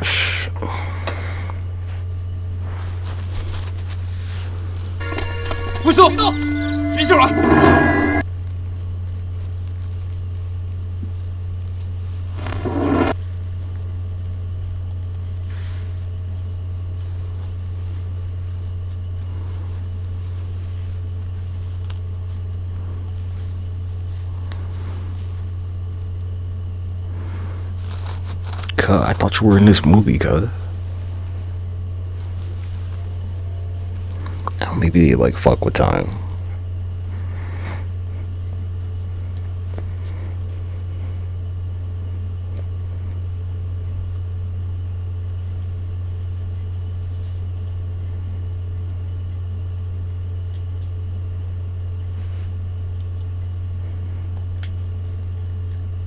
Only a few can become. Pikachu's tail used to be different. Shit changed. Time Mitchell. I blame Will Ferrell.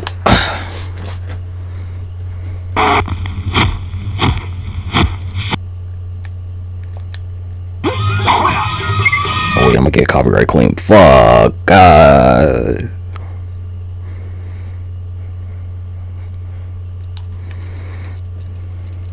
Anyway. Good. Here's your Rush Hour gun. India and China Rush Hour.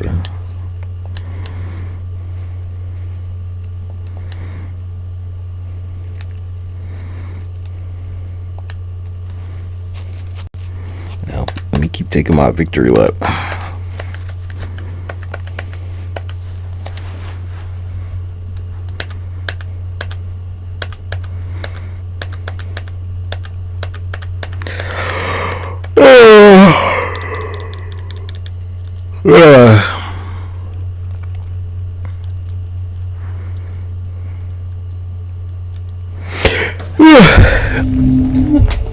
Yeah, probably no Mr. Popo,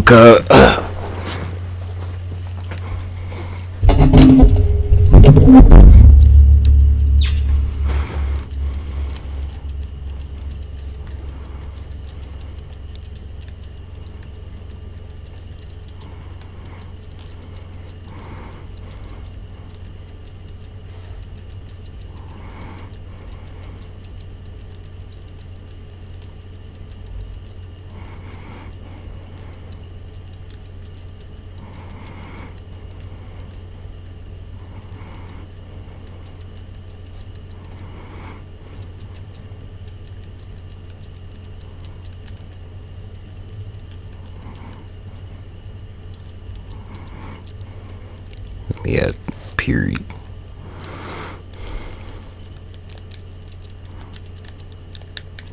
Mate.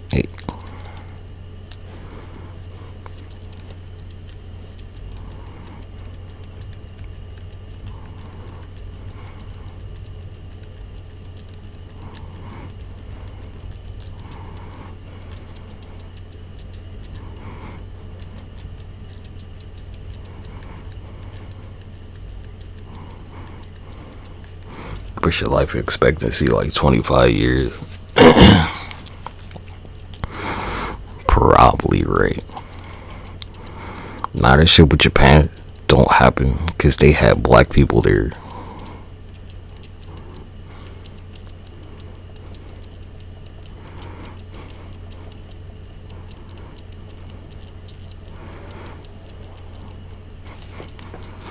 In other timelines, their understanding of math is severely limited.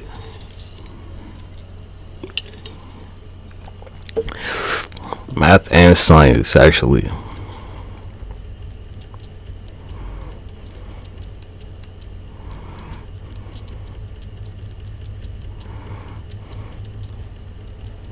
No Bubba Gump Forest Law.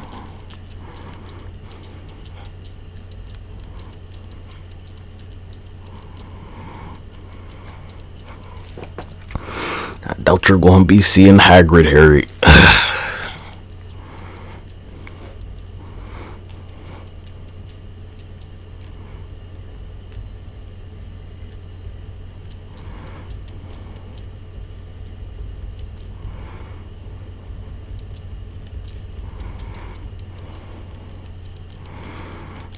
Look, it's like, how was Eminem gonna happen if there's no Dr. Dre? Explain that to me. How you do that? Who's gonna pull you from that concentration camp? How's that gonna happen? With, like, you know, how you gonna make adamantium if there ain't no vibranium, nigga?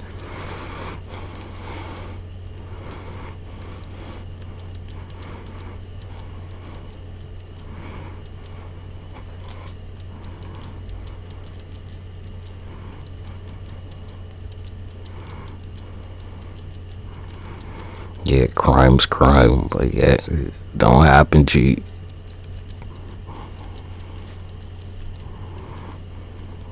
None of this nonsense.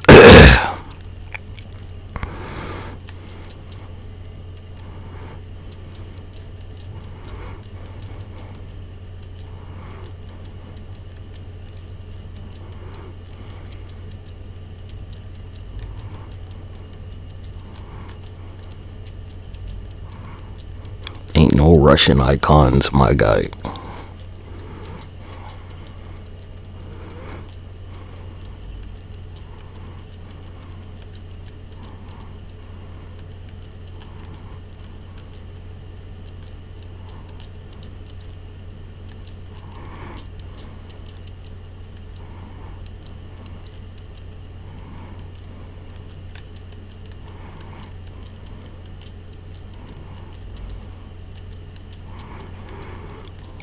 I'm gonna be like erasing, like, you never existed there. You never will. That's the point. Yeah, ain't no Katara, cuz. Ain't no water tribe, cuz.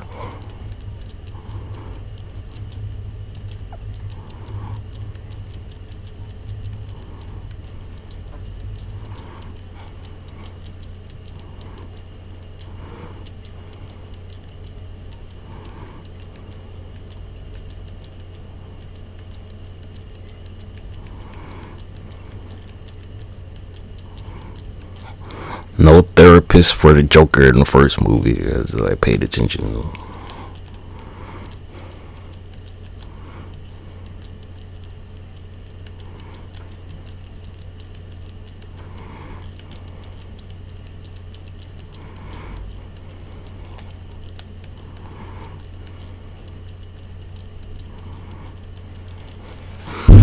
Man, this joint goes on and on and on and on. God damn. What's that little bullshit that like Fox tried to pull? Yeah, just I can't even say the Samoan show up, cuz I don't know how that one's gonna work out for you. Yeah, none of that bullshit John Cena was pulling.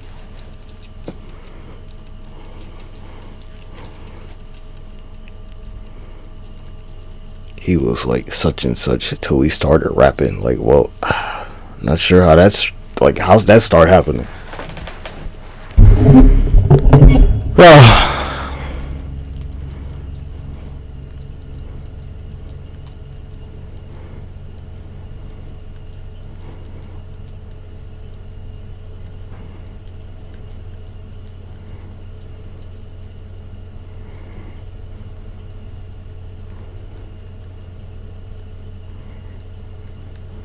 Well, thank goodness. Oof, you know, there's no YouTube either. Obviously. Ain't no video game home, nothing. It's all in arcade.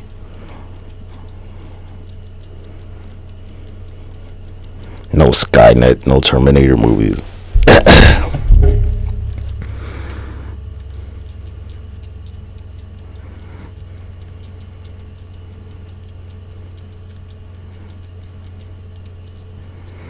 I'm glad we went over that.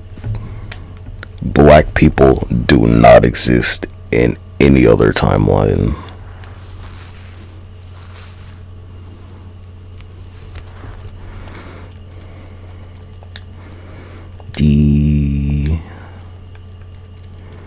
Definitive.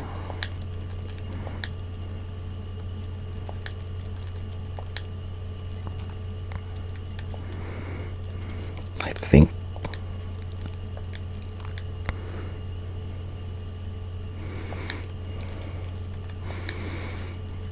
you tell me where it was like, is it L-Y?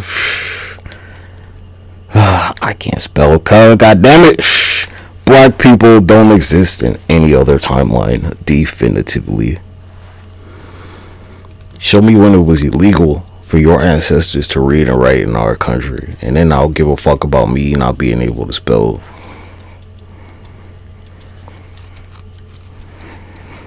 Ain't no such thing as an excuse. It's reality, nigga.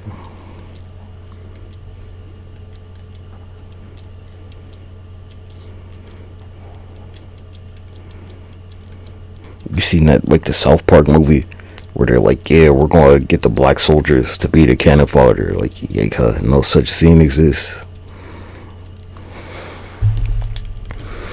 You remember that shit when Velma's brother from the Mindy Project was like, you know, he pretended to be like, well, that shit don't happen.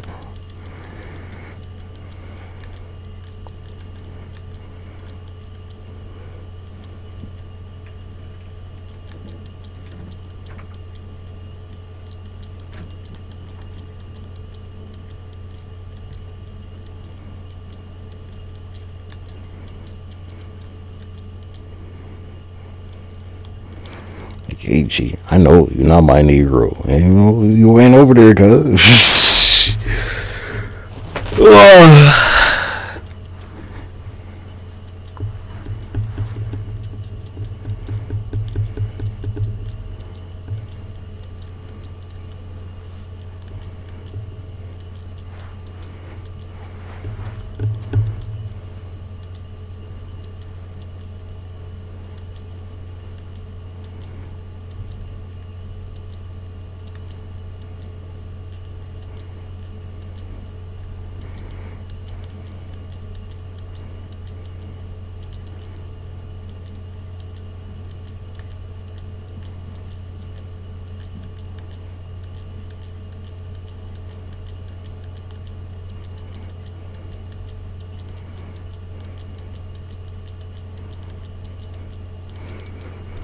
No, I mean, sure.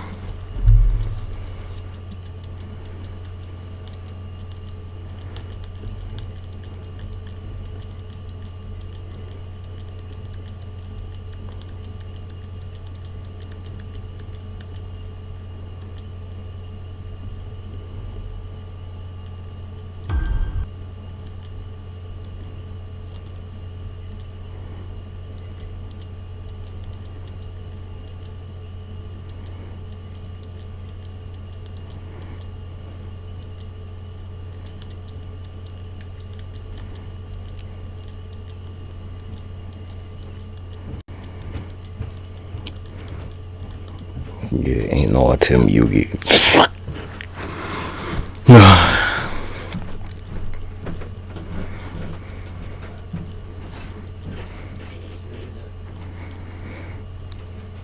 Right.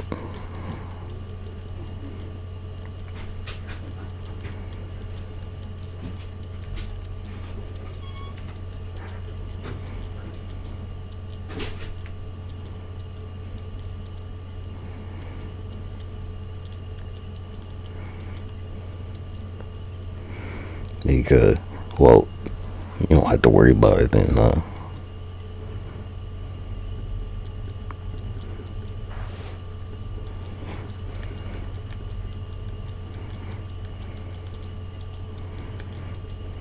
Take it from the nigga that made all this shit.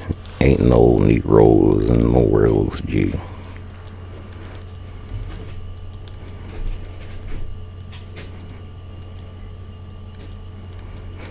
No Brock for your ash.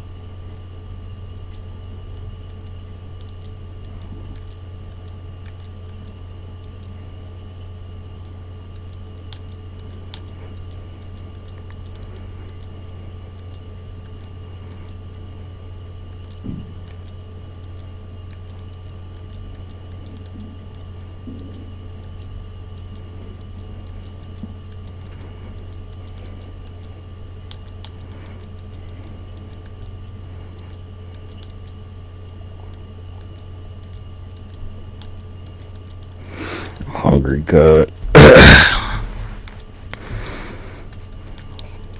Hungry, not famished.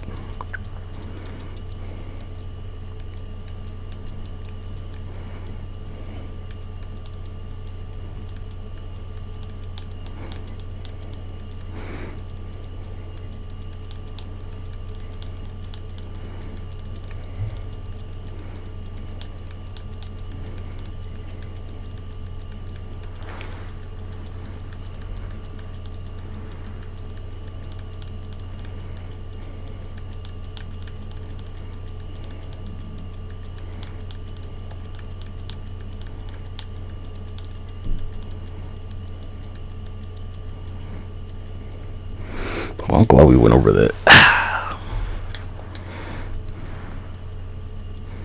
Now back to your bullshit. Carolina, because we know from our experience in storms like it also has other historic storms like Katrina and I don't Harvey, care what they're these saying, man. communities will have to see recovering for the next I'm not 5 years. listening. They'll be recovering for years. Jessica, we're right.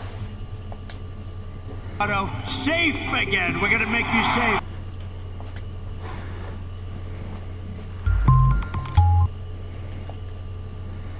We're working together. It's made a big difference. I think the Lord and grew up in the church. We Yep, don't elect made saviors. sure no black We elect people in any partners. other And timeline. part of partnership is accountability. So like, there's not you're not perfection on worth the it, ballot, cuz. but You're a partnership bunch of is, and failures. progress is. Every time I think about them two little girls from Tulsa, Oklahoma, I'm like, y'all don't need to be anywhere else, cause you failed them. For entrepreneurs, what the young brothers All talking of about, you. most young people, they don't want to work a job. Letting some piece of shit immigrant from Sudan come here and talk about your people like that, you disgust me. You know, prior to 2025, they're assaulting our intellectual freedom. They want to ban black books, ban black authors, our representation. They want to ban words, Roland. The biggest disappointment, cuz. Yeah, get your father on the line so I can slap him across the fucking face. Nah, put your father on. Go get your father, mic him up so I can slap that nigga across the motherfucking face. Trump will always choose Putin over the American people. And now we have Go get your daddy so I can slap his fucking teeth out his mouth. Devastation, homes and neighborhoods have been severely damaged. Millions of people are without power and if Congress does not act. Now, President Biden and fellow Democrats are calling on Congress to return to Capitol Hill to pass hurricane relief, but Republican House Speaker Mike Johnson no adamantium clause for you, man. to passing relief after I don't know how they're going to manage that for you, cut. It will take time for states to assess the need. All right, so I want to bring back our panel: Mike Muse, Tricia McLaughlin, Kai Von Troff, and Roma Daravi. Tricia, I want you to kick us off here on this. Speaker Johnson saying that he wants to give states enough time to really kind of assess the need. They just don't exist. None of them. Ain't no Negroes, cut. Not a trace. Yeah, it absolutely seems like he threw a little bit of cold You water can on the blame idea that they were yourself. gonna hold a special session. Cause them two little girls about almost 104 years old now. Their district so they can be And campaigning. they ain't never gonna get justice with a bitch ass nigga like you around. Who can take that shit to the bank. Cause they can't cash it. Florida, who's faced double storms at this point. Why some whole ass nigga like you keeps drawing breath while they had to watch all their friends and family get massacred. Special session that they need these FEMA funds immediately. This is one of those interesting kind of bipartisan. You see bipartisan on both sides here. But Kaivan, I want you to hop in here. I mean, what do you say to Republicans who point out that FEMA What did you do about it? does have Nothing. funding in the wake of these storms to do what it needs? You at ain't least do for a now? motherfucking thing. Well, I totally agree. You know them little girls older than your great grandparents, nigga. Don't even play Getting around. them that help, and I think some of these local representatives are realizing that Donald Trump and other The leading Republicans only is survivors. killing their constituents. And by the way, I mean, it's a pretty tough moment to watch that White House press corps. So I made sure Have you called Donald Trump? no loose Stop. I mean, ends. what planet are we living on? It's really like the Twilight Zone to watch the two different figures that. Tulsa, Oklahoma survivors.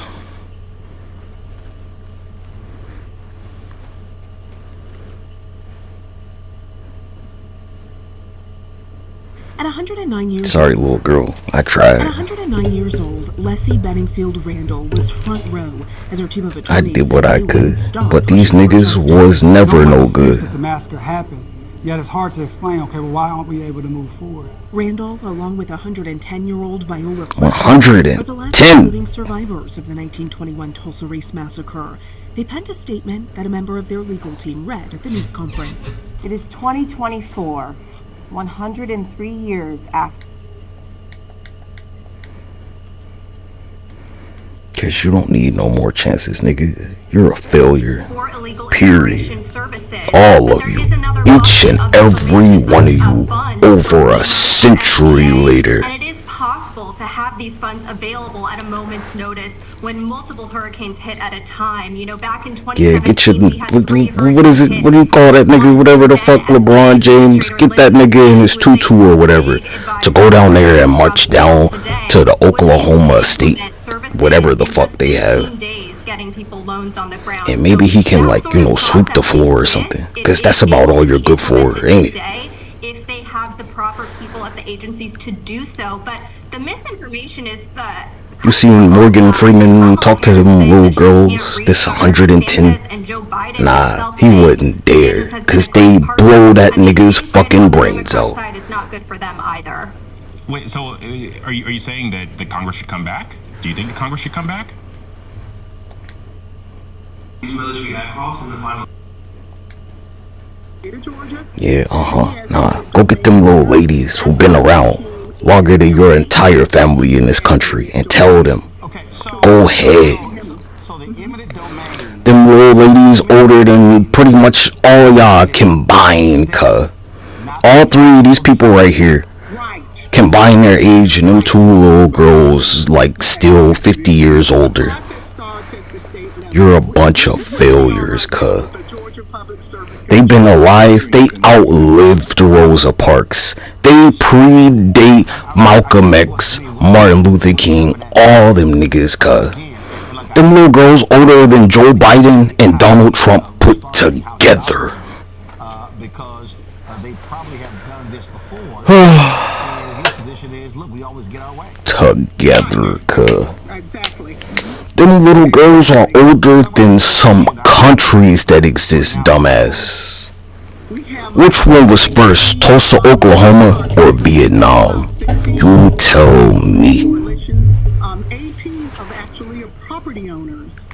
What happened is, when we went out into the community, we found out that our neighbors, and when I say neighbors, country neighbors now, you know, they're about 4 miles down the road. But we found out that the people who were located closest to the rock quarry, which is another issue, rock quarry asphalt plant, received no letter. They never got a letter. And the reason they didn't get a letter is because they don't own the property in their backyard. But the train will be very close to their homes, though. Yeah, but he didn't need to get eminent domain for their property. He didn't need permission from their property.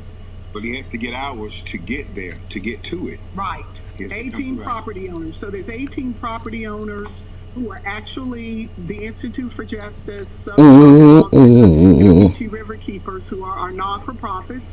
They jumped in. We reached out. To. I'm looking for a list of countries we said, hey, look, we need that help. weren't around 100 years ago, so I can make my point. So he, just for like a year, he just kept sending us letters. He finally made a monetary offer. Pretty much most of Europe, cut. Most of that shit weren't there 100 years ago. Offered money up front. So when he made that USSR, maybe. We formed a coalition. We all said we knew what he was doing. He was sending us all the same letters. Yugoslavia, it won't there, cut. Tibet didn't exist. Allegedly. Our properties, especially 600 acres, been in a family for almost 100 years, and then your name is going to be on a deed, and the like at least 60% of the countries in Africa, they ain't exist, God.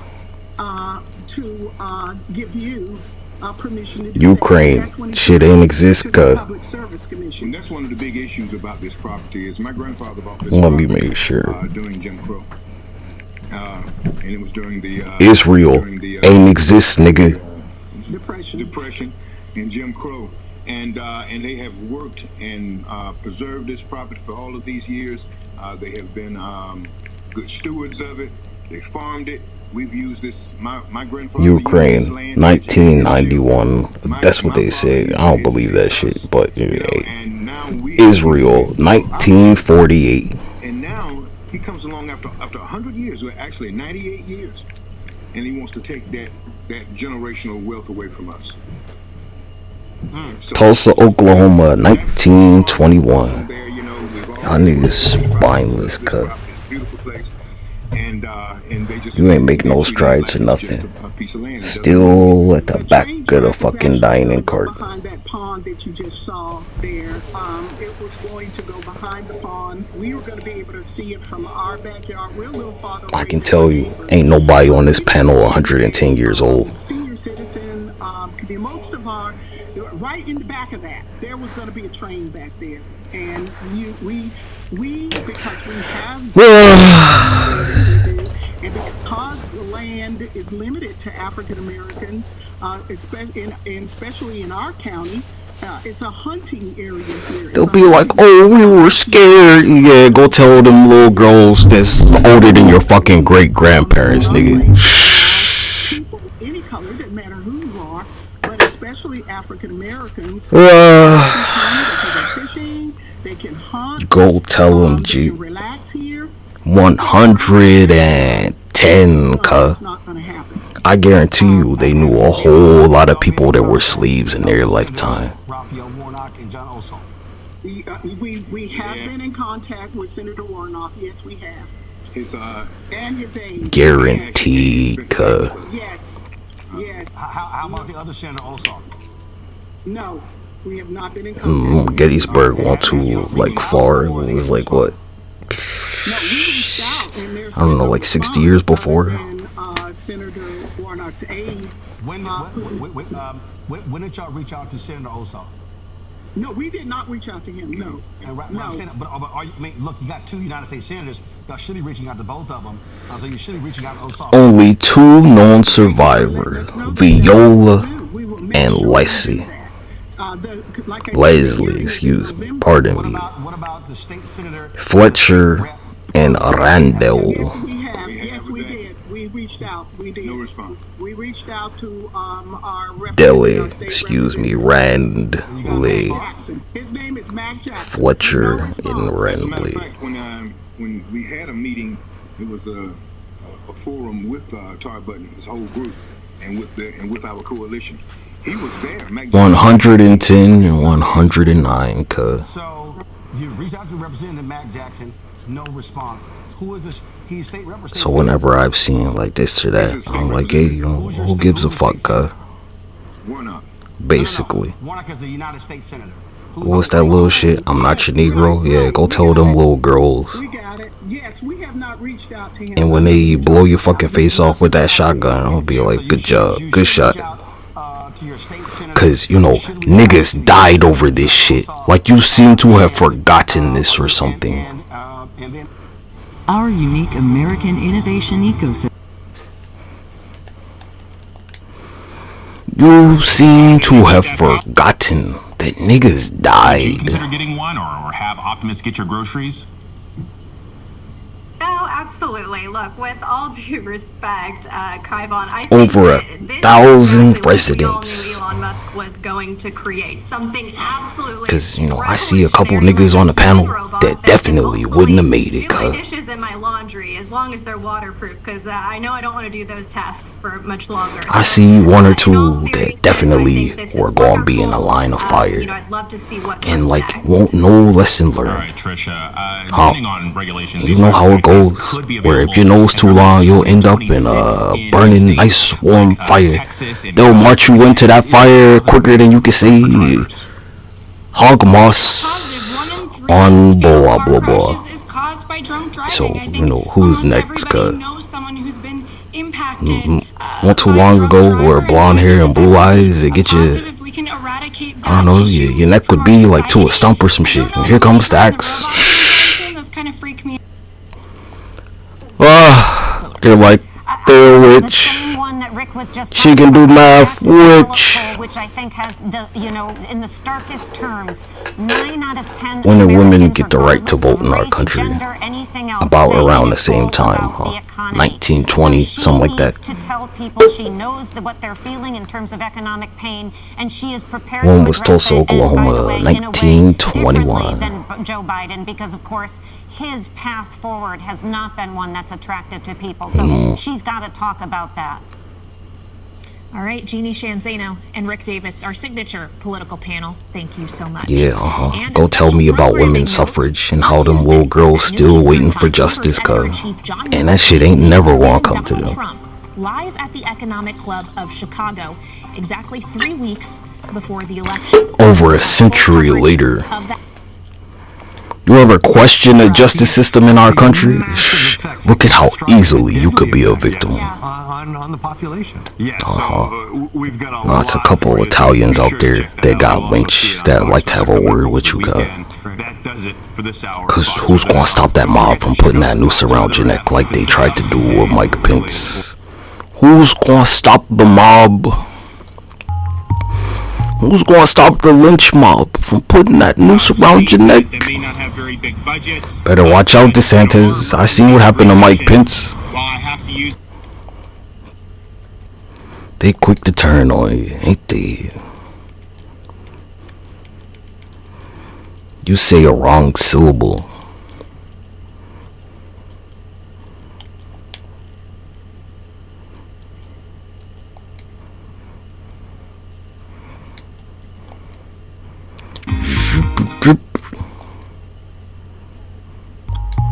More was raw.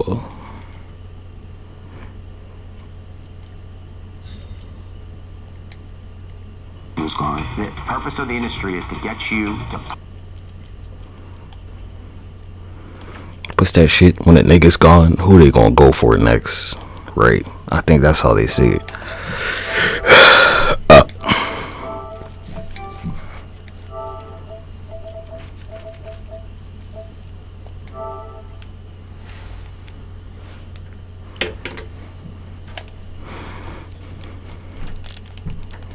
When it ain't no niggas around, who's the first one?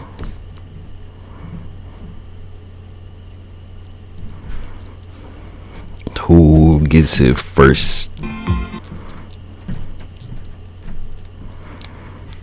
Tick, tick, tick, tick, tick, tock, tock, tock, tickety tock.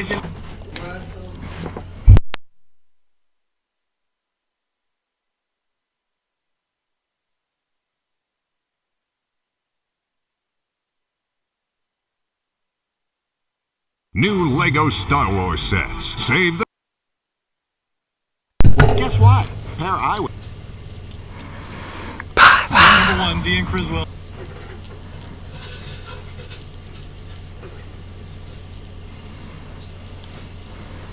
That it.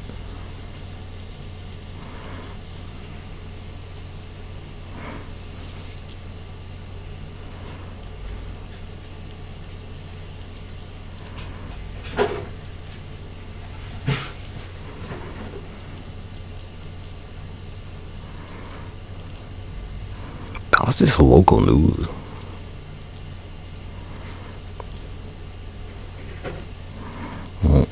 I can't fuck with Shorty, they got too many feelings. That's what I thought. No, I already knew. Well, it don't look like you got nothing, lad.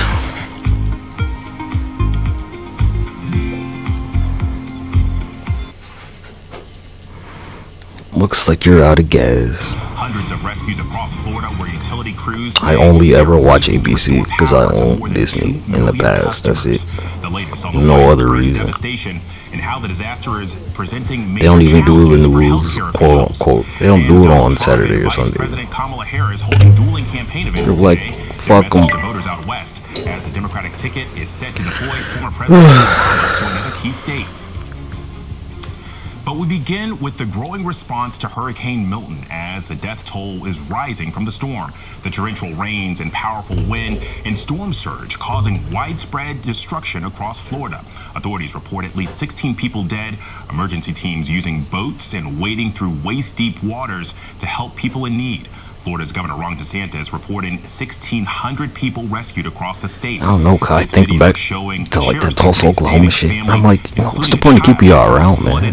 Why should I like keep letting you live, man? Administrator told reporters today the agency has enough disaster relief funds to support the immediate needs of everyone impacted by Hurricanes Milton and Helene, but not enough to last through the fiscal year. Kinda pointless, ain't it? President Biden is now set to survey the damage on Sunday. Today, he said those spreading misinformation on the federal disaster response will, quote, pay a price. It's about time to, like, for real, like, just wrap this shit up. Lies to try to. I'm gonna have to let you go. Nah, no more chances, G. Can't give you no more of them. You should get used to seeing this shit. You should get used to seeing, like, no cars there, cuz. It speaks again to the amazing effort of so many people. We'll get into more about this story. Let's talk about Milton. You're gonna be like, but what? I don't care, cuz. I don't care about what about. That don't matter. In history at times. You had over a century to get your shit together. Continues to be at 17 right now, over 8 different counties. We look at still 2 million plus people being without power. We're here in Pinellas County. 70% of our county was without power, so about 400,000+ people. Tampa International does reopen for some flights. We did have a tornadic outbreak. National Weather Service out of Miami confirming an EF3 tornado in Palm Beach Gardens. We'll get into that. We talked about Tampa, by the way, and that airport reopening. Some airports won't be able to reopen for a couple more days, and that includes Sarasota and Bradenton's airport. This was Thursday. As that storm pushed through in the overnight hours, that backside of this system, an absolute beast, clocking in at 102 miles per hour at the Sarasota airport, the strongest wind gusts they had seen in the last 50 years. We've got some sound on what that was like for that Sarasota area, especially for the airport, where they're not expecting it to open up until October 16th. So that next Wednesday of next week. By the way, what it did to the airport, ripped off the entire roof of the B terminal, and there was 13 I gotta do some multiplication, so it was like 1,000 people, and it was 100 years ago. Let's, like, do the math. We know Tampa's back open, Orlando's back open, so if people are flying in to or the out, power they are 1,000 now. Let's talk about more of the sights and the sounds of what we've heard from Milton. to the power of 100. You look at this here. This is what the fuck? satellite imagery showing you the Tropicana field, and this is again where it was completely destroyed. And then we have other areas along the Gulf Coast where you can tell how extensive this damage is. And when we talk about how it's going to take days, oh my gosh. years to recover, this is what we No, need. let me make sure. Look at the satellite imagery. Once the clouds clear, these are some of those beautiful beachfront communities that not only have to worry about the storm surge, but also the impressive winds that come in. Again, over 100 miles per hour, heavy plus rainfall 300. flooding out these communities. That's the satellite. This is what the ground truth shows us. This is in Lithia, Florida, where first responders came in and they rescued a 91-year-old woman out of her home. Just shows you how scary this is. The sheriff department coming in. Remember, a lot of times you're cut off from communication, you don't have power, and they're going door to door to rescue people. So you can't imagine how long she was stuck inside, not being able to move and not being able to contact her family either. Great work by the sheriff department there. And then we take it to St. Petersburg, not too far from where we are right now, in Clearwater. And you'll see the damage that was done here. This entire road and sidewalk completely caved in. This is kind of a dock area, a little port, and then these boats. I'm gonna have to pull out a big one for this shit. God damn.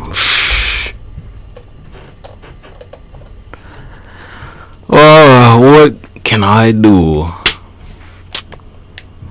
I'm not sure. What's like fitting? The process of transferring the nearly 250 patients you had there. Thank you, Alex. First off, thank you for having us. And first off, I'll just start off with HCA West Florida Division. We have 16 hospitals up from Citrus all the way down into Fort Myers area. So we were preparing for this storm well in advance.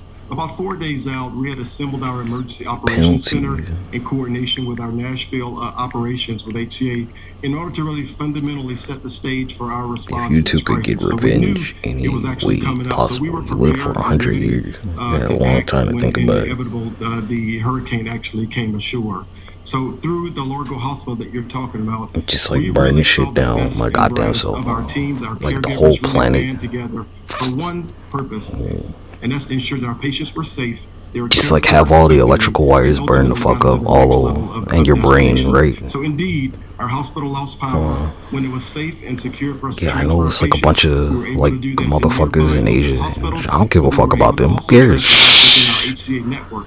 It was over You 200 came here, you hospitals heard that like a went to our hospitals whole throughout like the greater Tampa population area, got our exterminated, sister and you still division came in here on and the like East Florida, and some in our North Florida region tried to as get well. one up on. That's crazy, Jared, God. what's How the biggest challenge selfish. that hospitals are facing right now?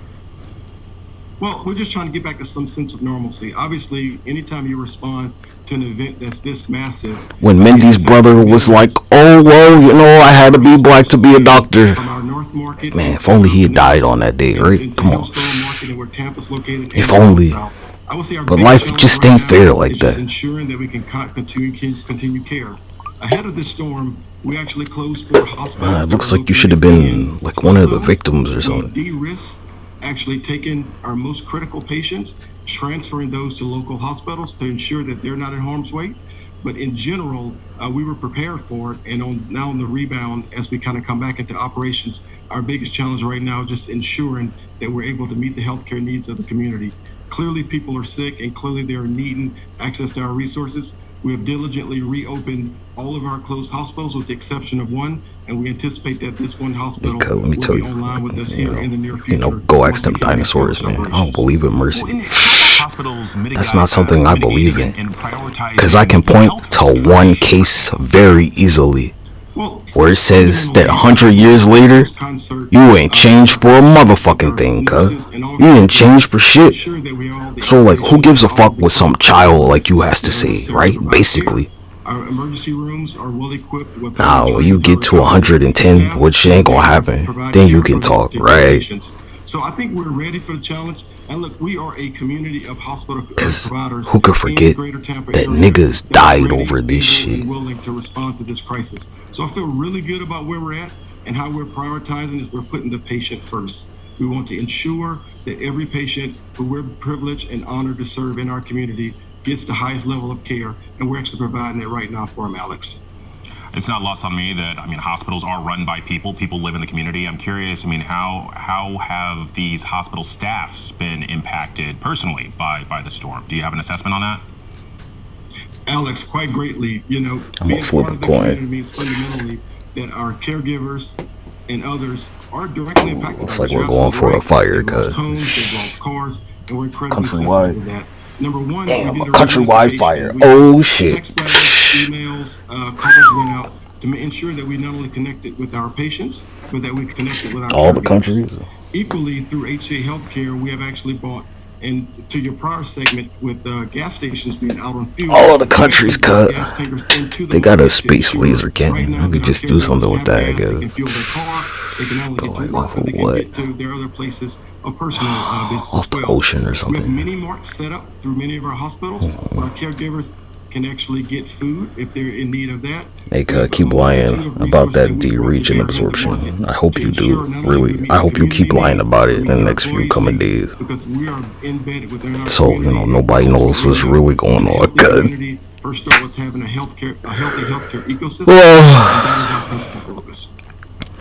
I got some brains to cook, cut. And if you are Nothing like some fresh ground monkey need brains. help or any resources, you can call the FEMA hotline at 1-800-621-3362, or you can download the FEMA app. And switching gears here in the race for the White House, Vice President I turn the people I vaporize into water.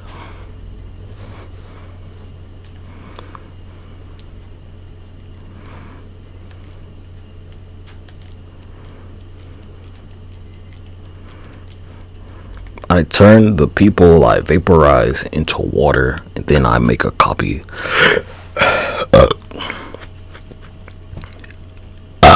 I turn the people I vaporize into water, then I make a replica.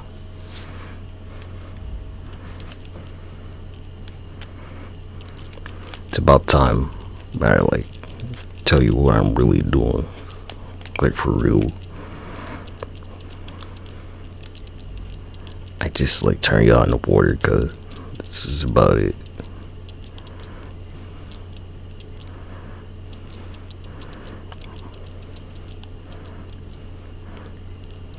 I turn them into water.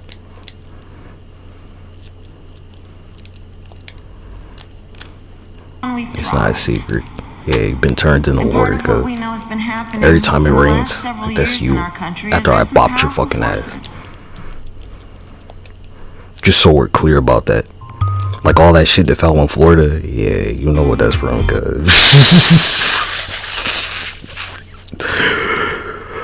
Oh, what a great show.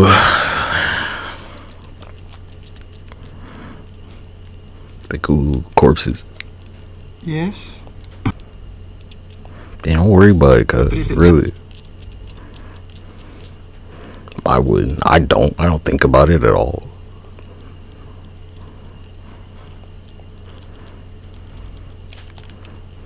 Why would I? Look at my, like, win-loss ratio, cuz.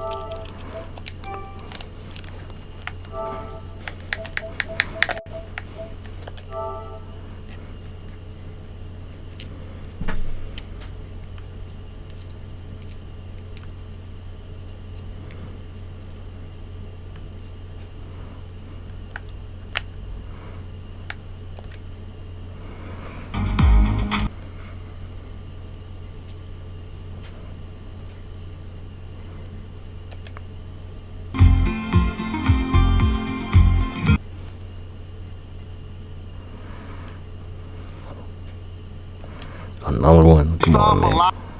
Yeah, turn them niggas in the water, man. It ain't no big deal. Was asked this morning on GMA by Michael Strahan, what would he have done differently from President Biden? He didn't really. You never seen Full Metal Alchemist, nigga? You know what equivalent exchange is? How you think water gets here, dumbass? Former President Trump did in office during COVID, and how President Biden and how Vice President Kamala Harris. Let's be real about it, cuz. Come on. There must be some strategy behind this. You really doubt this after that Red Mercury shit we've been over? Or do they feel like they don't have to answer that question? I didn't think so. You know, in the coming weeks, coming months. You're mostly water anyway, stupid. Why you think you're mostly water, dumbass? Come on, man. Pay attention. I think we're at the point now with him where we can expect the unexpected. Hey, some people, they don't make it back. False claims about the Venezuelan migrants who were there. We were listening to some of the different Kinda the point. on the ground, people who are working with the Venezuelan migrants who feel You like can't ritual summon them with no tribute, man. And he keeps repeating these false claims. I'm not gonna say you never can, but like generally, you can't. And you know, that's the only real original summoning method. Something that's clearly not happening, but he just At the beginning, you didn't have to sacrifice anything or tribute to play any monster. You could just play Blue Eyes, but not with a ritual summon. I mean, this is a town with a Republican mayor. And it takes a whole lot of shit to make water. It takes a whole lot of energy. It takes a bunch of material. Jive with Republican local officials in these municipalities that are saying, you know, the claims about migrants and their communities are. If you don't want the answer, then don't ask the question. You know, it's important to note too that this is the second city that he's mentioned. And you ask, so I told you. Migrants first was Springfield, Ohio, with Haitian migrants. He says that were, you know, eating pets. Which, Well, you can't make some shit out of nothing, and you're mostly water. There, and then now the focus really is. So there's no question of like where I got the material from. This, you know, illusion, if you will, of fear with migrants, around migrants, that he feels, at least his strategy. So like for 9 months, right? You know, when the water breaks. Voter mobilization, right? At the end of the day, whoever gets their base out to vote When that wins. water breaks, though, baby. This is his winning strategy. Yeah, Perry, that's a really good point about motivating voters to the polls. Appreciate it. Perry Russum, thank you very much. And don't forget to tune in to Sunday's ABC's This Week, where Chief Global Affairs Vice Presidential J.D. Vance. And more bad news for Boeing. The company says it will cut its workforce by 10% over the coming months. Boeing CEO Kelly Ortberg sending a letter to employees saying that the company will have to make structural changes to ensure it can stay competitive over the long term. The job cuts will amount to around 17,000 jobs. And coming up, with millions affected by a double whammy of hurricanes and tornadoes, our weekly roughly only about 2 hours ago, when they were initially, for the very first time, able to get back in. It's because we had search and rescue teams out of Colorado that came in here to make sure everything was secure. There's still inspections going on to make sure nothing's contaminated. But I got to talk to one resident, Charity, about what this is like, witnessing all of it. Take a listen. I did not want to leave. My daughter kept pushing the issue. I'm like, it's not going to be bad. It's going to be up to my foot, and I can move stuff around. But it wasn't. It was terrible. No air. No. It's just terrible. Yeah. So are you glad that you guys left? I'm glad we left, but I'm sad I got to throw out everything. Everything. Charity got a little emotional there. She was saying it was difficult because she didn't have a place to stay tonight. This Oklahoma shit's gonna be my last battle. You can only grab whatever they can with their hands, but they can't stay there tonight. This area is inhabitable because of all of that flooding. We'll have updates here from Clearwater throughout the show, but the last one. I'm not gonna be fighting anymore after this one. So hey, I keep trying. Look, y'all, you really should. You should just do the thing African Americans across the country. and put your damn information in these whatchamajigger. Yeah, cause I don't have my earbud in. Sorry, G. Oh well. You know, here's the shit that's weird to me. I never saw anybody ever do the information shit ever before I did. Never, cuz. I've never seen anybody do the slideshow where I'm like, hey, you know, here's my shit. Here's my fucking cash out. Never, cuz. And I think Michael's right. I think that's what he's probably never seen it. Is not only I'm like, what are you doing? I should have my own like ticker or something. I mean, that's what it comes oh yeah, I gotta reset my push-ups. Or rather, this campaign. Don't matter. Fear is what matters. That's why they're out trumpeting stories that have been debunked regarding. Well, I'm sure after like 10 more losses, I'll have done 100 push-ups. Anyway. What's especially interesting about this is that this is in Michigan, which is a battleground state. So it seems like the last place you want to go is to a state you absolutely have to win the presidency and insult the people in the biggest city in the state. It makes no sense. But that speaks to just the idiocy of this campaign and how they're playing this. But it's about look, man, y'all kind of lazy, honestly, a little bit. Fears, essentially. You can't just be like, hey, you know, here's your own, like, blah, blah, blah. Here's their name, right? Like, nothing. How long would that take? They could probably type it their goddamn self, cuz. I've watched enough of their, like, mainstream, whatever the fuck, corporate news networks where they had this and that. This shit ain't that hard, cuz. I've been doing this for a few years, though, so whatever.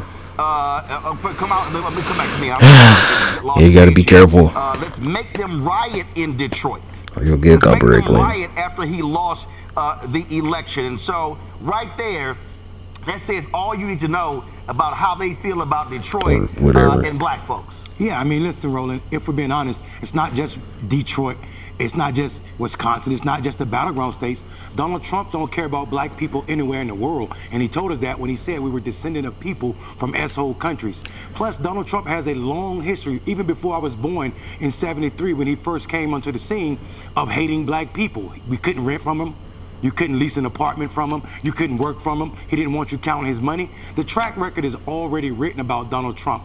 Anybody believing that Donald Trump give a damn about black people, or that he's not using a method that was created by Lee Atwater for Nixon, talking about the Southern strategy, that's all Donald Trump is doing. He's deploying the Southern strategy to remind or wake up the racist nature of those white people that will follow him down any path. You know how many black Mexicans there are, cuz. Don't lie to yourself, man. We know it's not about democracy because you think they won't like black people fighting for Mexico during the Alamo, nigga? Are you joking? Any of that. All it's about pay attention, cuz. So when I was working at Target, numbers just ain't on his side. One of our team leaders with Mexican heritage, he was like, hey, you know, there was this point where black people could go to Mexico and they'd be free, period, no question. So this old tactic of trying to scare white people is not enough. And we just no fucking question, instant freedom, cuz. Not Canada, just to Mexico. Former President Donald Trump in what it argues were its efforts to overturn the results of the 2020 election, said Wednesday that a campaign worker urged a riot to break out at what was then the Alright, there was this one where they were like, you know, Donald Trump was selling some shoes or some shit, and like, you know, that's their outreach to black voters. Like, really, cuz? That's it? By Special Counsel Jack Smith. Not only that, that's what, like, over 200 years? You'll say over 400 years. I'm gonna say over 200. I go by 1776. Yes, Jamestown, I'll count that. But not as the country. As the land, sure. As the country, no. The land, sure. 1619, sure. Galvanizing people, and as the crowd, you can say 400 years. The country ain't been around that long, cuz there was some shit called the Revolutionary War, and you know, niggas was fighting. Negroes, niggas, was a whole bunch of motherfuckers out there fighting. The 1776, that's a long time, cuz 1619 to 1776, that's a long time, cuz. And there won't no United States. There won't. And this goes back to 2016. That's where you start getting into like the whole, you know, the British bullshit. Because they keep saying like they abolished slavery. Like, whoa, when did that happen? It ain't happen here. You didn't do that shit here, cuz. You never abolished slavery over here. That shit didn't happen. The fear of the browning of America. So when we communicate with African Americans, especially young brothers, you want those reparations, you gotta go to them. You want to say it was 400 years of slavery? Talk to them British yuck mouth motherfuckers. I don't personally care about that, because they have a monarchy, cuz you don't have rights in a monarchy. How you gonna sue a monarchy when they don't believe in rights for people? When the hurricane hit there, you'll be like blah blah blah. We have term limits here, cuz fuck you. They were like, hey, FDR, you can't be president no more, cuz you can't keep doing it. Get the fuck out of here, nigga. 4 times is enough. Twice is way too many times. Black cities. Donald Trump won't give a damn about Houston, New Orleans. He won't care about Charlotte. He won't care about Atlanta, Detroit. I think it was FDR. He will trash any city where you got significant black voters, where you have Democratic mayors, because that's who this man is. And so black folks need to understand. Cuz he was president for over a decade, cuz like even how where black folks are, he is going to starve I'm still not sure. Because he is appealing to his white MAGA base. Yes, full stop. I'm so glad you said that, because that's a really astute observation. But that's not only Donald Trump. Let's be honest. That's what Republicans do around the country. They starve the black part of town. They don't give it resources. And then when that part of town has issues or becomes economically advantageous, they now do what? Go in and steal the land, gentrify, and call all the people there mongrels. I mean, that's a strategy we've seen across the United States. And the problem with this, especially to your point, not only is Trump going to deny those resources, and not only is he not going to be truthful about the denial of those resources, that denial of resources is going to be exacerbated in states like Texas, where Greg Abbott, who wants to be booty buddy with Trump, is going to say, I'm not accepting Medicaid dollars. I'm not accepting federal monies for all the people who need it in the state. All that does is make those kinds of denials that much worse in states like this, where your governor is going to do everything that he can to politically be top of mind to try to succeed Mr. Trump and to try to be a part of his closer entourage. We've seen that. Greg Abbott has done that. We know that. So not only is Trump going to deny it, but it's going to be exacerbated in places where DeSantis, Abbott, and others want to be a part of his same ilk. Mondale, this is what a tweet from one of your fellow mayors, the mayor of Detroit, Mike Dugan, he put out. Detroit just hosted the largest NFL draft in history. The Tigers are back in the playoffs. The Lions are headed to the Super Bowl. Crime is down and our population is growing. Lots of cities should be like Detroit, and we did it all without Trump's help. Yeah, listen, I mean, Roland, if we're being honest, This doesn't matter to anybody on that side. Trump followers aren't following him for truth. I mean, this guy told more than 30,000 lies. That's 20-some lies per day when he was in the White House. That is not the nature of what's going on here. These people are not following Trump because he is Jesus. They're following him because he's the new Jesus. He's a white Jesus that will push white supremacy above all issues and at any cost, regardless of what Americans we're talking about, but for white people. And you have to be a white person that loves white people.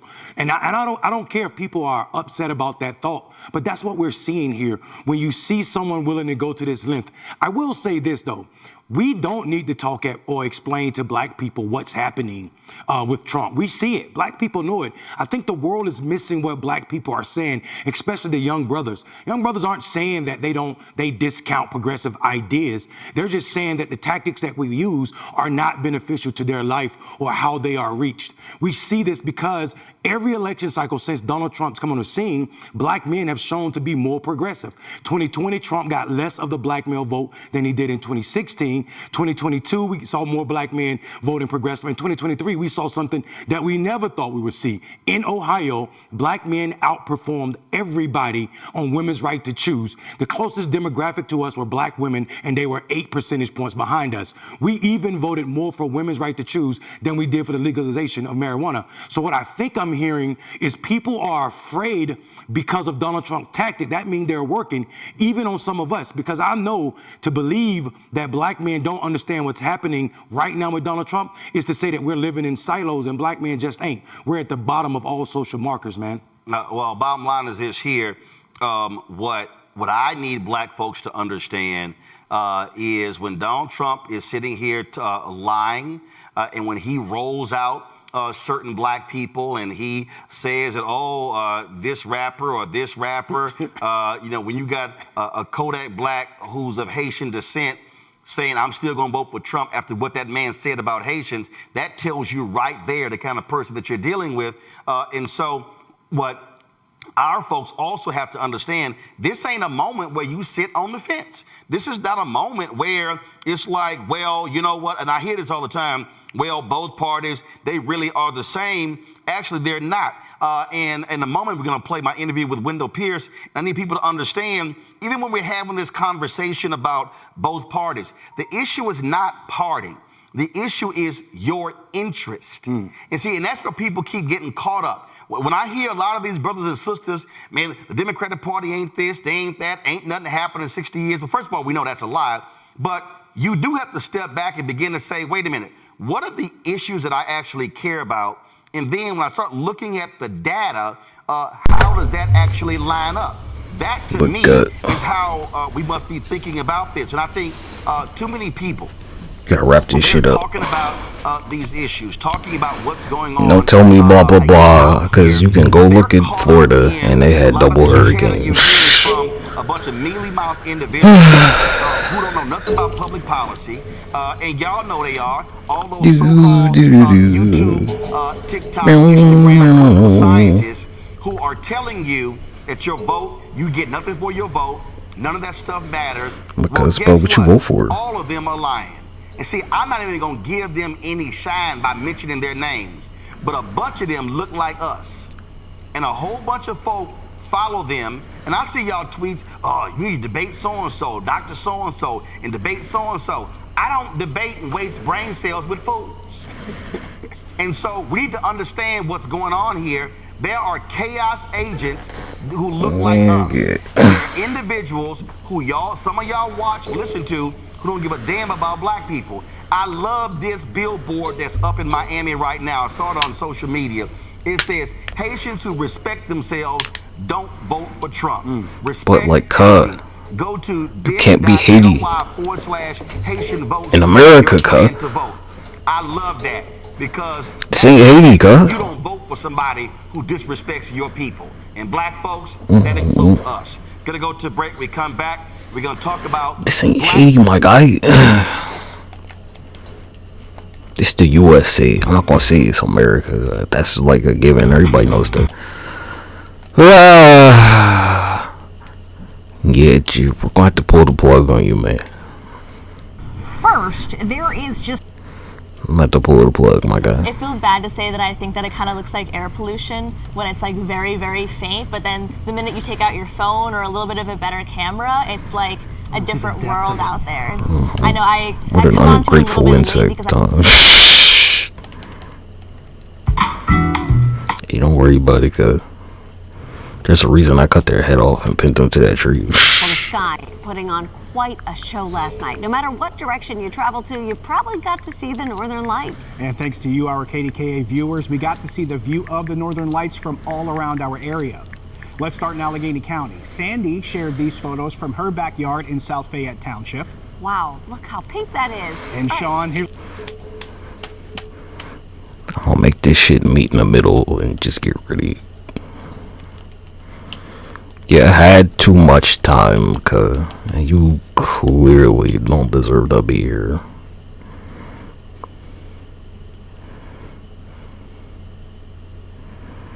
Whoa, hold on. What is it? I don't care, actually. Yeah,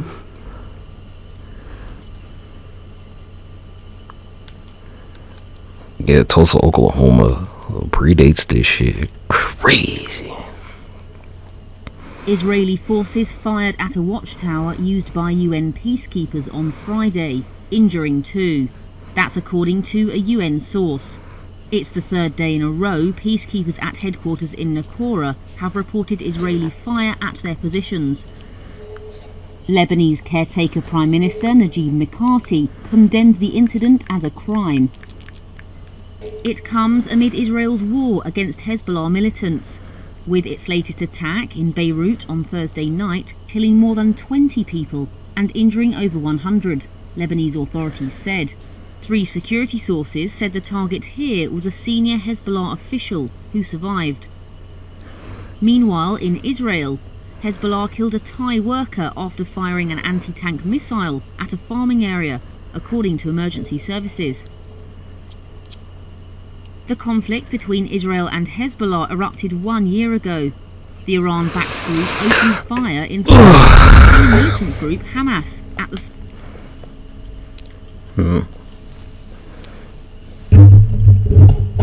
Interesting.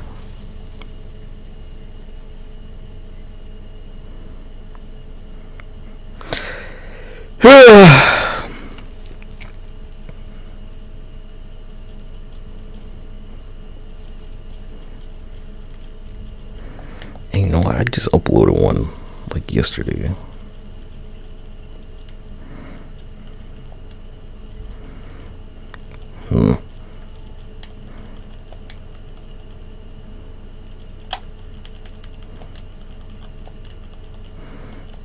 Not the Terminator cut, I'm the Exterminator.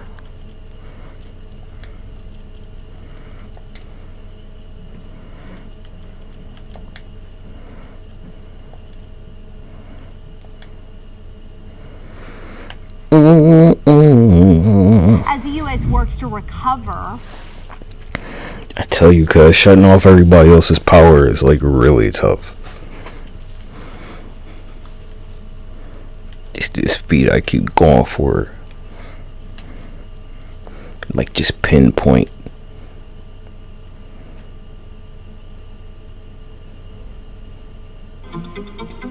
Three days.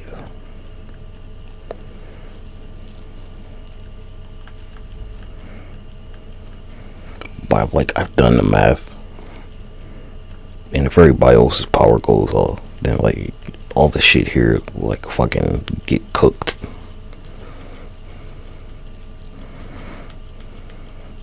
Like a global blackout just everywhere but here, right? I mean, how would I?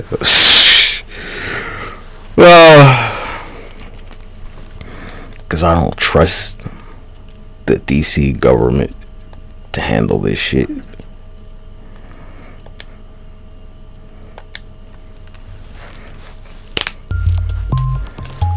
It's quite the order. It's with the possibility of making money. And those two obviously go hand. In our neighborhoods and our communities, from housing to making sure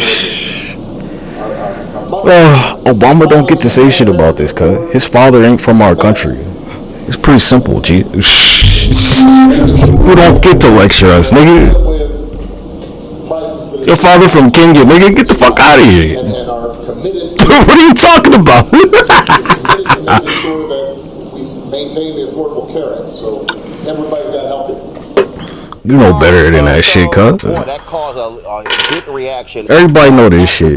Birth certificate. He said, awful message. The party has to stop scapegoating black men. Black men aren't the problem. White men and white women are. No other group votes at 87, 90% for Dems, but black folks, men and women. That is a false flag. Black men voting for Trump is insignificant. This accusatorial tone will make some black men stay home, which is worse. Black men are questioning our party to find out what their loyalty for decades earns them. That's good. That's healthy. Democrats have the record to stand on and should embrace the challenge. They kind of don't, cuz. Specifically engaging black men, I will not let my party Black people have only been voting Democrat for I like, talked to Wendell Pierce this I morning. don't know, cuz, like 60 years. Basically. So let's jump right into it. I was traveling to Pennsylvania. I saw the back and forth, people out there commenting, and then what President Obama had to say last night in Pittsburgh. Then I saw your comment. I've been covering the story a lot. Just explain why you made it clear that's not the right message you want to be articulating right now to the brothers who are on the Tamir Rice. Well, you know, I've been out there ever since the convention in Chicago. I made it a point to lean into the messaging to black men. I've been going around the country. I just got back from Arkansas. I made it a point to go to Milwaukee, to go on a barbershop tour, literally a barbershop tour. It's a part of the campaigning going all the way back to the 2012 campaign. And I thought it was a great idea if that's where we could go into black communities, assemble black men around my support for Kamala Harris and why I'm supporting this campaign, and to answer those questions of the men who say, why are you voting Democratic? Why have you been a part of the Democratic plantation for so long? Because I felt as though we had receipts. We had reason to support the Democratic Party. Everything we love about the United States government Dixiecrats. from the Democratic Party, going all the way back. So I Yeah, there you go, Jim Crow. into those questions. But the way to answer those questions is to say, vote for your best interests. Don't even consider the candidates first. First, consider what you want out of your out of the candidacies and the campaigns, and that is the best way to approach black men, especially. And what I found going around the country on this barbershop tour was, man, I appreciate the fact that you came here first, and then I just wanted someone to hear my grievance and hear what I want. And then I always said, consider what you want, vote for what you want, and I'm confident that Kamala Harris will be your choice. That's the way to approach it. I find it condescending in a party that has had the support of black men, upwards of 85% of our population voting for the party, to say to them that in some way they or it should be spoken down to or haven't been supportive, when we all know that it's white women who haven't supported this party to the point that we should be winning all of these elections. And I thought that the message that the president spoke about last night is a distraction, and is condescending to black men, especially when we have supported the Democratic message and the Democratic Party in huge amounts, an inordinate amount of support. And that's the last group that you should be condescending to. Well, you said something that is key when you said you got a messaging problem. You're not. He said condescending, cuz. So here's the deal. I've been showing this chart. Suggesting that they like respect you. Days. My man Chris Toller at Black Voter Project sent it to me. And here's what the chart shows. The chart shows, and President Obama might want to look at this chart, that former president black men's voting patterns from 1972 up to present day. If you go back, 72, it was 23% for Republicans. It was 19% for Republicans, 76. Then it goes to 14, 12, 15, 13, 15, 12, 13. But then it gets 2008. 5% voted for Republicans. But here's the key. 2012 goes back up to 11. There was a 9-point gap between black men and black women with Obama around in 2012. Black men were saying in 2012 that they were not satisfied with the job that Obama was. Excuse me. That was 2012. And I remember vividly talking to Democratic officials saying, y'all had better craft a messaging strategy that micro-targets black men. This is going to be a problem. Then we go to 16. Now remember, and I remember telling Tom Perez, Tom, y'all got to have something specific. Maybe I should change mine. Said the same thing to James. And so what they don't understand is I haven't changed this joint not forever. just young black men. Black people, you now have to micro-target them. You have to speak to them. You got to spend more resources communicating with them in off years because we no longer self-identify as Democrats the way we used to. And here's the thing, Roland. Yeah, nigga, we had to do this hieroglyphics joint in high school, so I kept that. Right? It's about messaging. The reason I went to barbershop, I was screening a film. I'm a part of the Academy. And there was a film nominated for an Oscar last year called The Barber of Little Rock, about this young man, Arlo. Oh yeah, I saw it. Yep, I saw it. It's a brilliant film that actually explains to you what the community development legislation from the Democratic Party has been about since the 1990s. Came about in the Clinton administration, where banks billions of dollars just from don't the look federal as good. government every year, free money that they get every year if they put it out into the underserved communities, development, economic development, and community development financial institutions. It's what I used to rebuild my neighborhood of Pontchartrain Park in New Orleans post Katrina. I did not even know about it until that crisis came about, when I discovered that and realized that banks then get money from the federal government the next year if they score high points for putting the money out. It has been one of the most successful programs to rebuild our communities, to have community development happen in our communities, and cities are using them because we now have come to community development block grants, right? Cities use them all the time, but Arlo Washington hidden messages in his community, underserved, hadn't been there for years. I used it to rebuild Pontchartrain Park. It is a part of what people are asking for. When I go on the tour in the barbershops and I explain to them what I did, what Arlo did, show the film, they're like amazed. As I mentioned in the last video. This. Community banking, banks have retail, commercial, and then community banking now. They get more money from the federal government so they can put their interest on top of it if it rolls out into the community. So they are incentivized to make sure that economic development happens in our communities. And to take advantage of that, you know they ain't doing that shit. Black men are looking for. They're looking for that. It's not gonna happen, cuz. For that economic Period. You know it's not. They got robots to do this shit. Meetings or these barbershop talks are saying, how can I create a community financial pathetic, man. How can I create a community development corporation like you did in Pontchartrain Park? Right.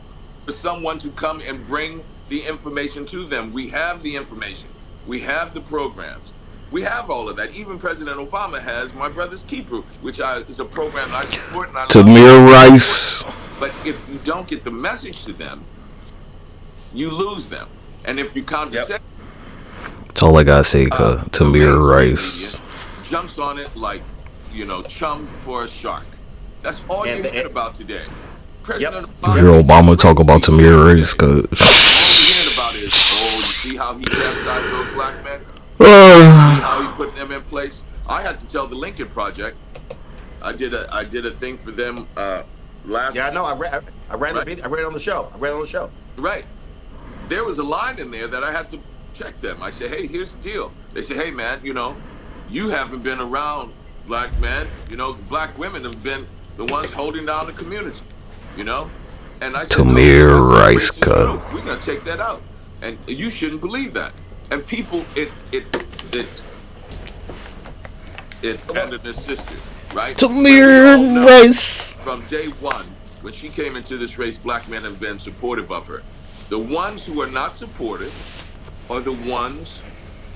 Let's talk about your like vice president's record about sending black men to prison, cuz. Bring me the message and show me the goods. Cause I mean, We have the receipts. We have the campaign.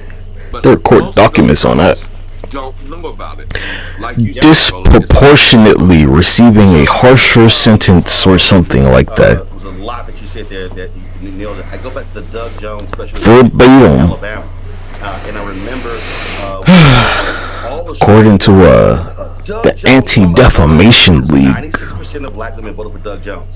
But guess what? 92% of black men voted for Doug Jones. Right. So I was like, you can't leave that out of the story. But when I look at data, and I was supplied this data by my man, Cornell Belcher. You look at where black men and black women are, stopping Project 2025, 20% men, 23% women. Okay? When you talk about protecting our democracy, 22% men, this is black folks, 22% men, 19% and then preserving rights and freedoms, 21% men, 17% women. And there are a multitude of issues here. So if you are Democrats, Isaac Hayes talks about this here. He says he's able to do crowdfunding and raise the amount of money he has for fan base because the law was changed under President Obama.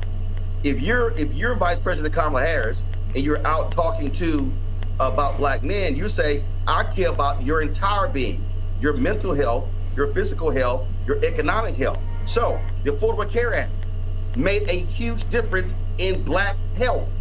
Right. You talk about the resources for mental health. When you talk about, look, Democrats, this administration gets criticized because they did not pass the George Floyd Justice Act. Who wrote that? Senator Harris did. But it got through the Democratic House. It stopped in the Senate. But also what they did is, this has been the most aggressive civil rights division. Just the other day, I got a press release where they put a cop in prison for beating a black man.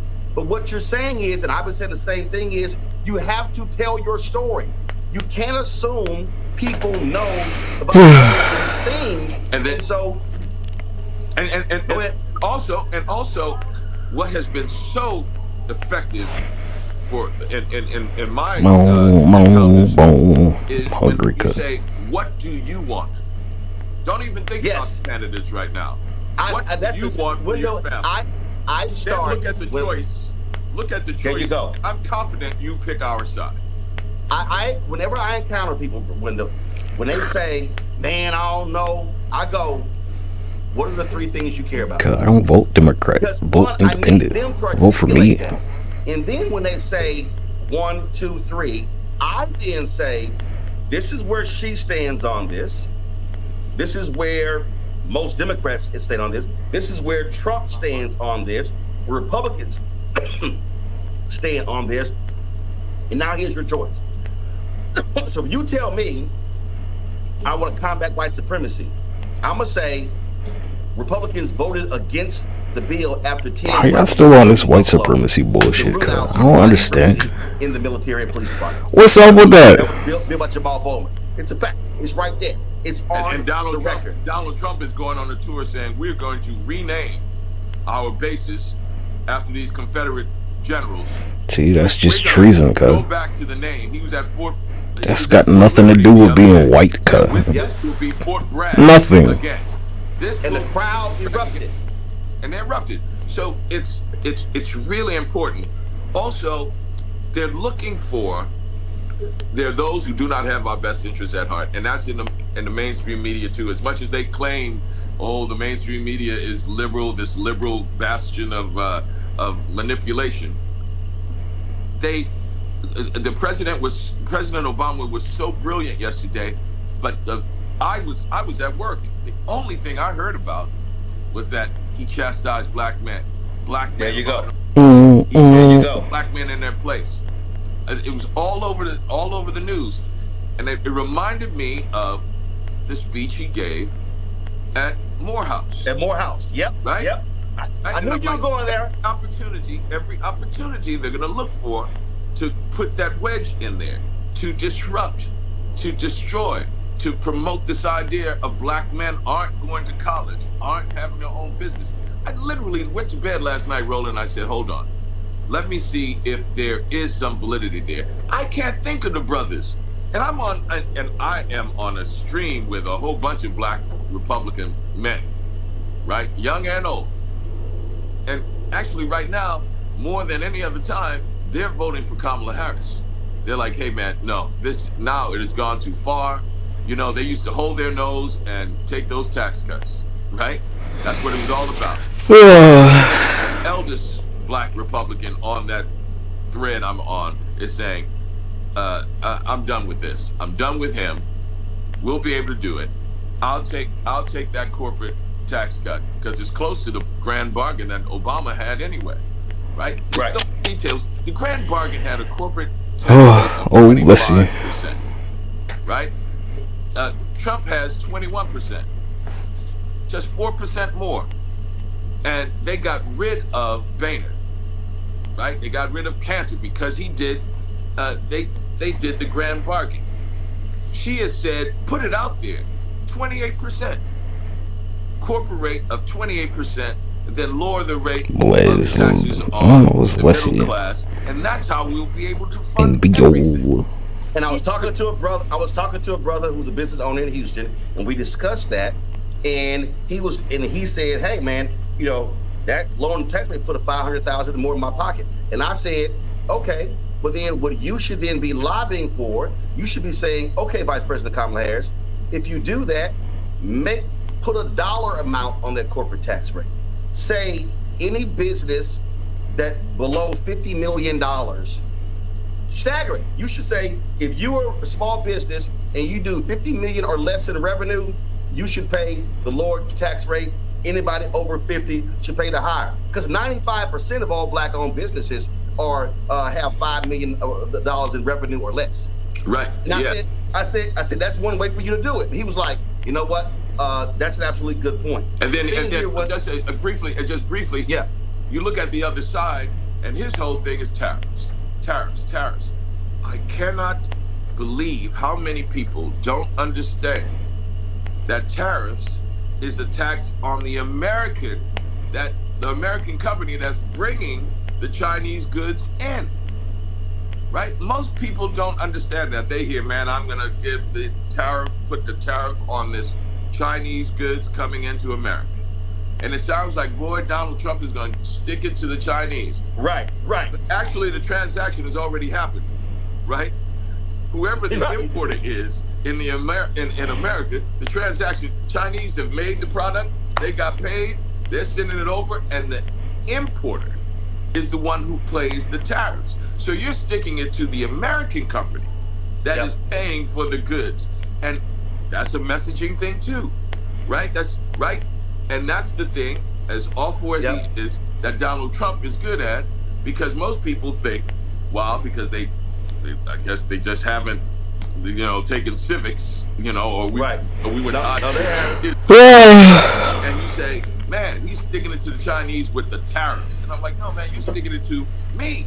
I'm the one bringing it in, right? It's the import, the American company bringing it in. So that's just a tax on you. And that's how the Republicans have always used taxes. Messaging. I really feel like acknowledge most of this shit. Come to Texas.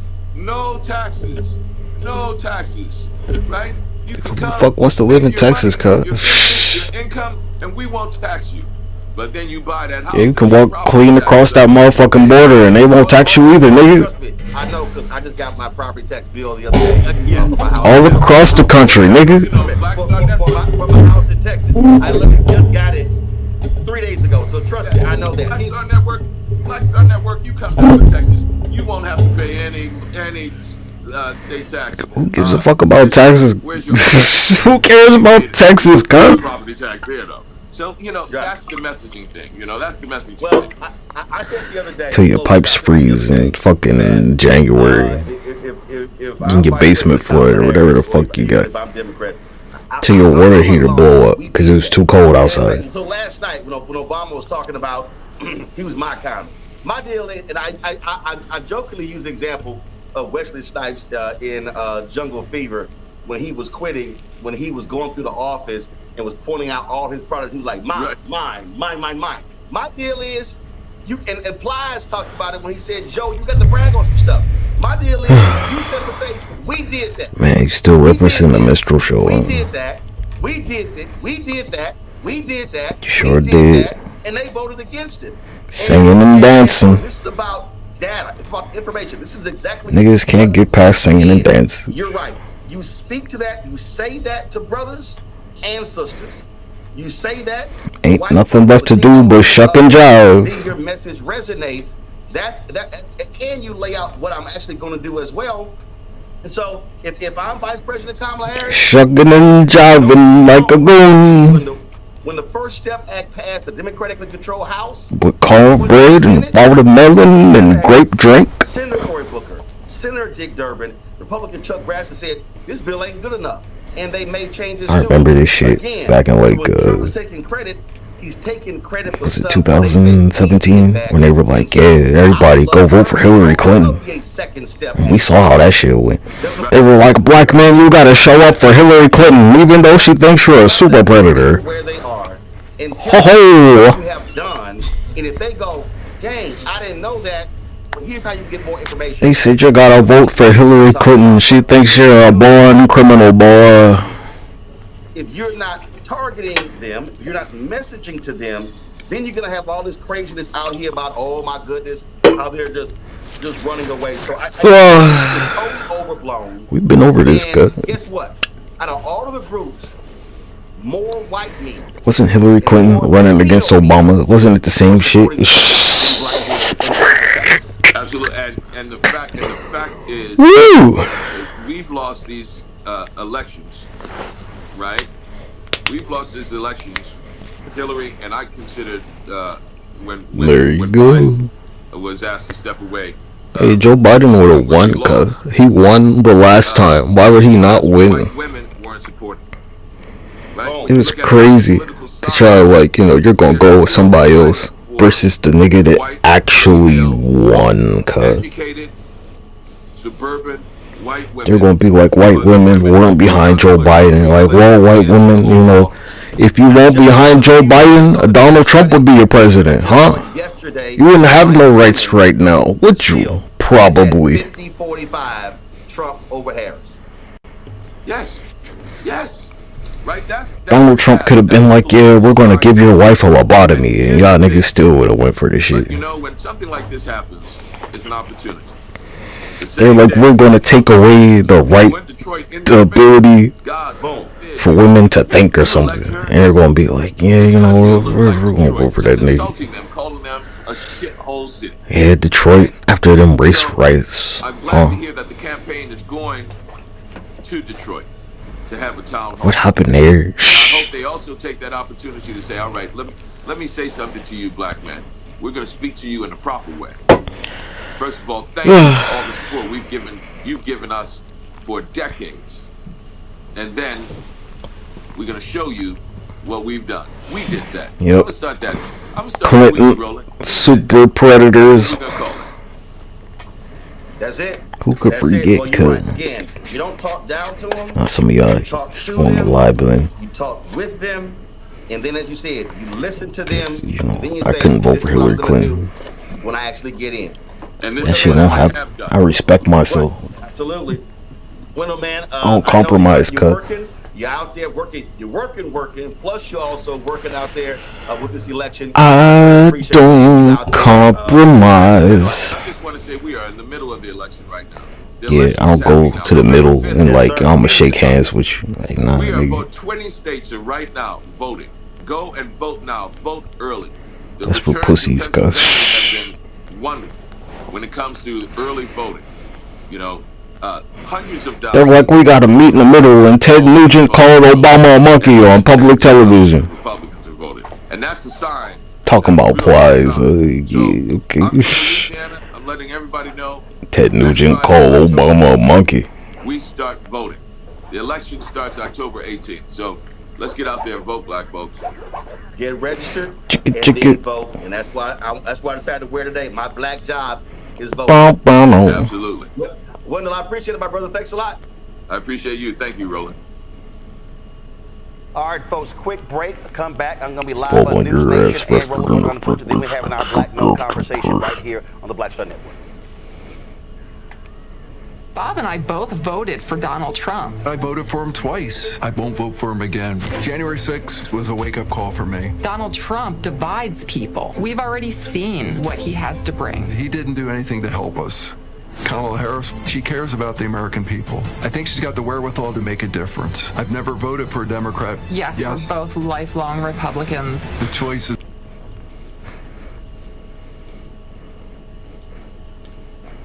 Because you can look at Kamala Harris's record. Unfortunately, it happened. I mean, it's So totally my hopes that it'll be anti-Negro. back up and running next year for the families' well-being and then also for the community in Cripple Creek. When you talk about keeping them calm down there, I'd imagine that's an important aspect, especially considering we couldn't get to them, right?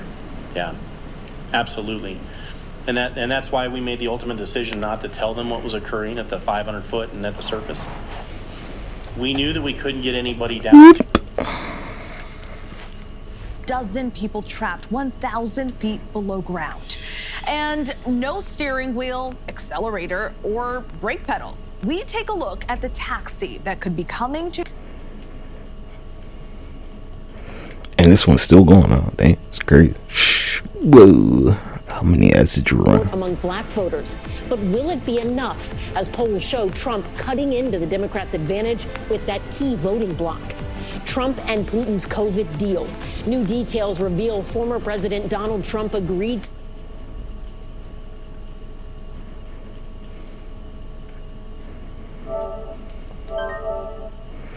I gotta keep messing it all over.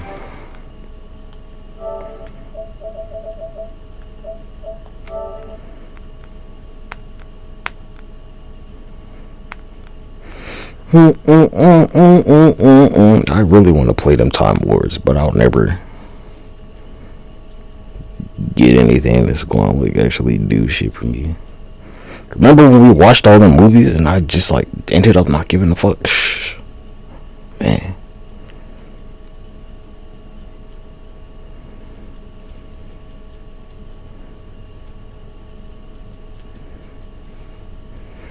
I didn't go to no prom, G. Skip that. Completely skipped it, didn't you? I flipped a coin and I was like, nope. Coin said no, so I didn't go. The roof of Concourse B was ripped off. There's all the damage inside. They had 13 different gates there, right? Think about that gate you walk down and get on your flight. All of them damaged. They're hoping to get this open by October 16th. That would be Wednesday of next week. I mean, that's a quick response. We'll keep you updated with that. Just shows you the damage that we have seen. Let's talk about some other videos from around Florida that we've seen out of this event. I mean, every time you look any direction, you're going to see some of that damage. This is from satellite imagery. It gives us a different perspective. You know, when you're this far away and you can get a kind of a zoomed in view. That's the Tropicana Field that was shredded. Then you look at some of these warehouse districts and you see that damage that came through. And why we talk about this is not a recovery effort that's measured in days. Oftentimes it can be months, and for many families it could be years where it changes. When you look at this was a beautiful beach town community, and you look at that surge that came through. And then we take you now to Lithia, Florida, right? That was satellite imagery, but truly it's when you get on the ground and you meet everybody and you see this in action that this is what resonates. This is what lingers for people when you're talking about years from now and they say Milton. This is that 91-year-old grandma that was stuck inside her home because of the floodwaters, and you see the sheriff department coming in to come rescue her and to get her on that high water vehicle to get her out. By the way, nigga, I don't give a fuck. Come on, man. You joking? Yep. But thank goodness they weren't playing in their rooms. They weren't in their rooms. Thank God. Yeah. Residents in this Fort Pierce neighborhood tell me they were hit with back-to-back tornadoes. The worst of it here, the Spanish Lakes Country Club community. Houses torn apart, at least 5 people killed. The family of 66-year-old Deborah Kennedy, a mother of two and grandmother, telling ABC News she was killed by one of those tornadoes. Her daughter Brandy saying she will be missed more than I can even say. And tonight, the harrowing Coast Guard rescue. That man, the captain, separated from his boat, clinging to a pool in the middle of the Gulf. And why don't you wash elephant sticks? 50. The Coast Guard saying he Why don't you wash it down? nearly 90-mile-per-hour And winds why don't you and 20-foot waves for nearly 19 And hours. why don't you Once we pull up in that 50-foot hover, right next to the guy, elephant sticks? 50-pound elephant sticks. And why don't elephant sticks? 50-pound elephant sticks. Rescuers find him. I see this guy, like, hair looks like a Castaway movie where it's covered in salt.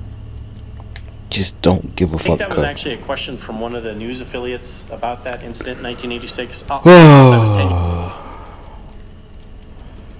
Anything else, guys? I got.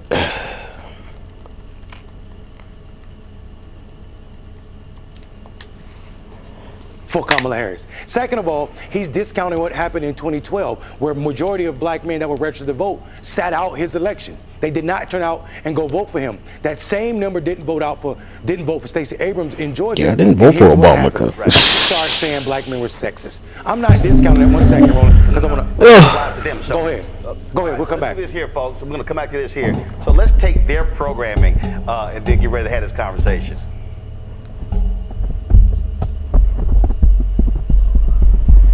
Yeah, we can play the audio. Obama is now treating working class men the exact same way he's treating or has treated white working class men. It's not a race thing. That's what you tried to make it. Become realigned, not along racial lines, black, white, Latino. Hey, I lost. Those aren't racist, cut. Those are ethnicities. And that's something that is. There's only one race around here. It's called American. Yeah, I can hear program. I had IFB in my ear, but I got it in my speaker, in my control, in my studio. So I'm just going to turn. I'm just going to. American. Disaster. Democrats either don't know, don't care, or realize, and this may be the most important point, that they don't have a choice right now. Because Kamala Harris is in trouble. Big trouble. The polling shows that, the internal polling shows that, our reporting shows that.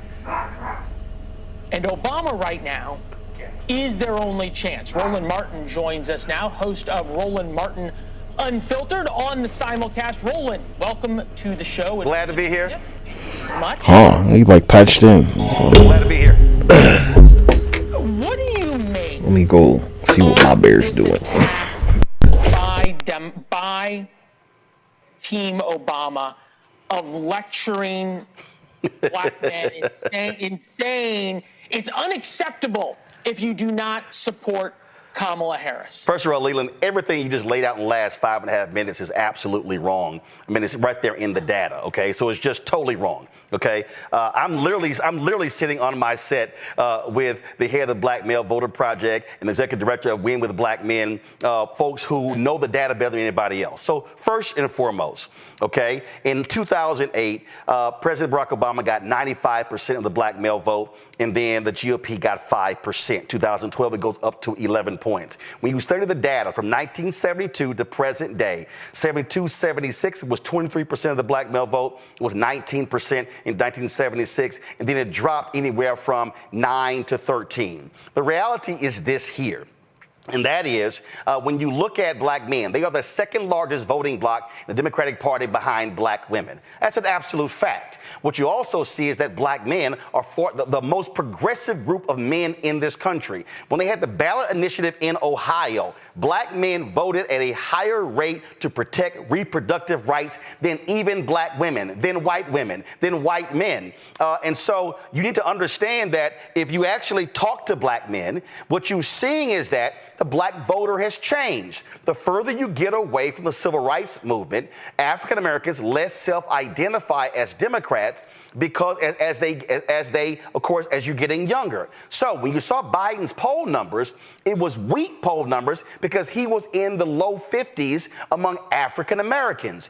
I've had on this show Literally, the polls that have actually. Well, I'm still trying. I hear you, and I appreciate all the statistics. I'm still trying to figure out where I'm wrong. Well, first, if I'm wrong, then why is Barack Obama coming out insane? And we'll play Barack Obama's clip here where he was talking. We have not seen the same kind of energy in turnout in all quarters of our neighborhoods. Take a listen. Because, okay.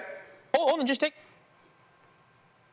We have not yet seen the same kinds of energy and turnout in all quarters of our neighborhoods and communities as we saw when I was running. That seems to be more pronounced with the brothers.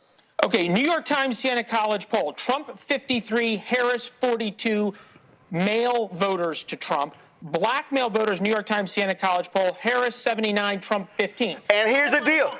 And Leland, this is what you're actually doing, the mistake that you're making. You're quoting the New York Times Siena poll, and you're not going to the crosstab to look at who they're actually measuring. You should call Chris Toller with the Black Voter Project, who breaks down every single mainstream poll. So you don't think, so I just want to be clear. You don't think Kamala Harris has a problem with losing black male support? No. So then why is Barack Obama out there talking about it? What did you just, if you play the clip again, what did you hear him say? He compared it to his first election. You just heard me tell you it was 95-5. She got into the race 100 days ago. If you look at right now, the voting in Pennsylvania, young black women are up 248% because what you had on the Democratic side are young African Americans who were not feeling President Joe Biden. Vice President Kamala Harris has closed that gap in a massive way. And so now what you're seeing is she is building. It's actually in the data. If you talk, Leland, to Black Voter Project, if you talk to Black PAC, if you talk to Terrence Woodbury, if you talk to Cornell Belcher, folks who are well-versed in black data, you will actually see that. If you look at many of these mainstream polls, they are underreporting underpolling black people. Okay, well, we can take that up with the New York Times, number one. Number two, you just gave our bookers an entire list of folks. I sure did. And no, you did, and we'll be out to them. But I'm interested in talking to you first. Do you think, or do you see a desire by the Democratic Party and by Kamala Harris's campaign and by extension Barack Obama to understand why, and you are right, that black male voters were moving away from Joe Biden? And yes, Kamala Harris has gotten some back. She's not gotten all of them back. Is it time, and you told me I was wrong, so I'm going to just ask you the question again, but is it time to start looking at the electorate not as black, white, and Latino, but based on education? No, because here's the deal, Leland. If you understand politics is totally about identity politics. What is a soccer mom? It's a white suburban woman. What is a NASCAR dad? It's a white suburban man. Politics is totally about looking at race, looking at class, looking at income. You parse the data. In fact, I talked to a black Republican yesterday who said how Republicans are trying to target African-American men who were formerly incarcerated because of the First Step Act. So if Republicans are talking African Americans and they're talking black men and black women, don't you think Democrats are as well? That's the nature of politics. What you're seeing is, and trust me, you're going to see a rollout over the next several days of an intensive focus from Vice President Kamala Harris on many of these issues. And so listen, I'm going to be in North Carolina sitting down with her, interviewing her on Sunday. And so you have to understand what's going on here. And I'm telling you, as somebody who has a show that targets African Americans, 65% of my more than 1.5 million folks who are subscribed to my YouTube channel, they're black men. So trust me, I know what I'm talking about here. Okay. You're not going, I will put money down right now. You're not going to see, not even close, Trump get 20% of black voters. Okay, so, not even close. Okay. Not even close to 20%. Nope. What number would you see in a poll, and then I got to run, but I want a number from you. What number would you see in a poll of African-American support for Donald Trump in the swing states that would scare you? First of all, there's no number that scares me because not one poll have I seen it that poll black folks in significant numbers that exceeds 14%. Not one. Okay. And I've had 10 of them on my show. All right, there you go. We're out to all your friends, and obviously that interview on Sunday with Kamala Harris is going to be a must-see. We're looking forward to seeing that. We'll have you back to talk about it next week, all right? Appreciate it. Thanks a lot. Thank you. We appreciate you being with us. All of the above notwithstanding. All right, folks. Let's get back to let's get back to our show. And Matt, right there, what you saw again when mainstream media is fixated on a New York Times CNN poll. I'm going to say this again for everybody who's watching, but everybody who's actually watching. When Black Pac dropped both of their polls, only one mainstream show invited Adrian Shropshire on. When Higher Heights dropped their poll, only one mainstream show, and it was Joanne Reed's show. We had a reproductive rights organization drop their poll. Nobody invited them. The Leadership Conference on Civil Rights just dropped their poll. How many mainstream folks call them? 0. I can keep going. The fact of the matter is, Matt, when black people poll black people and the entire poll is black people, Black Future Labs released a survey, and if I'm correct, they surveyed 211,000 black people.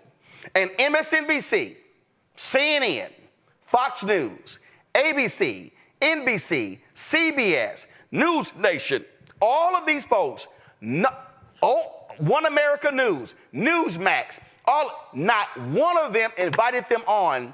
And so that's the real issue.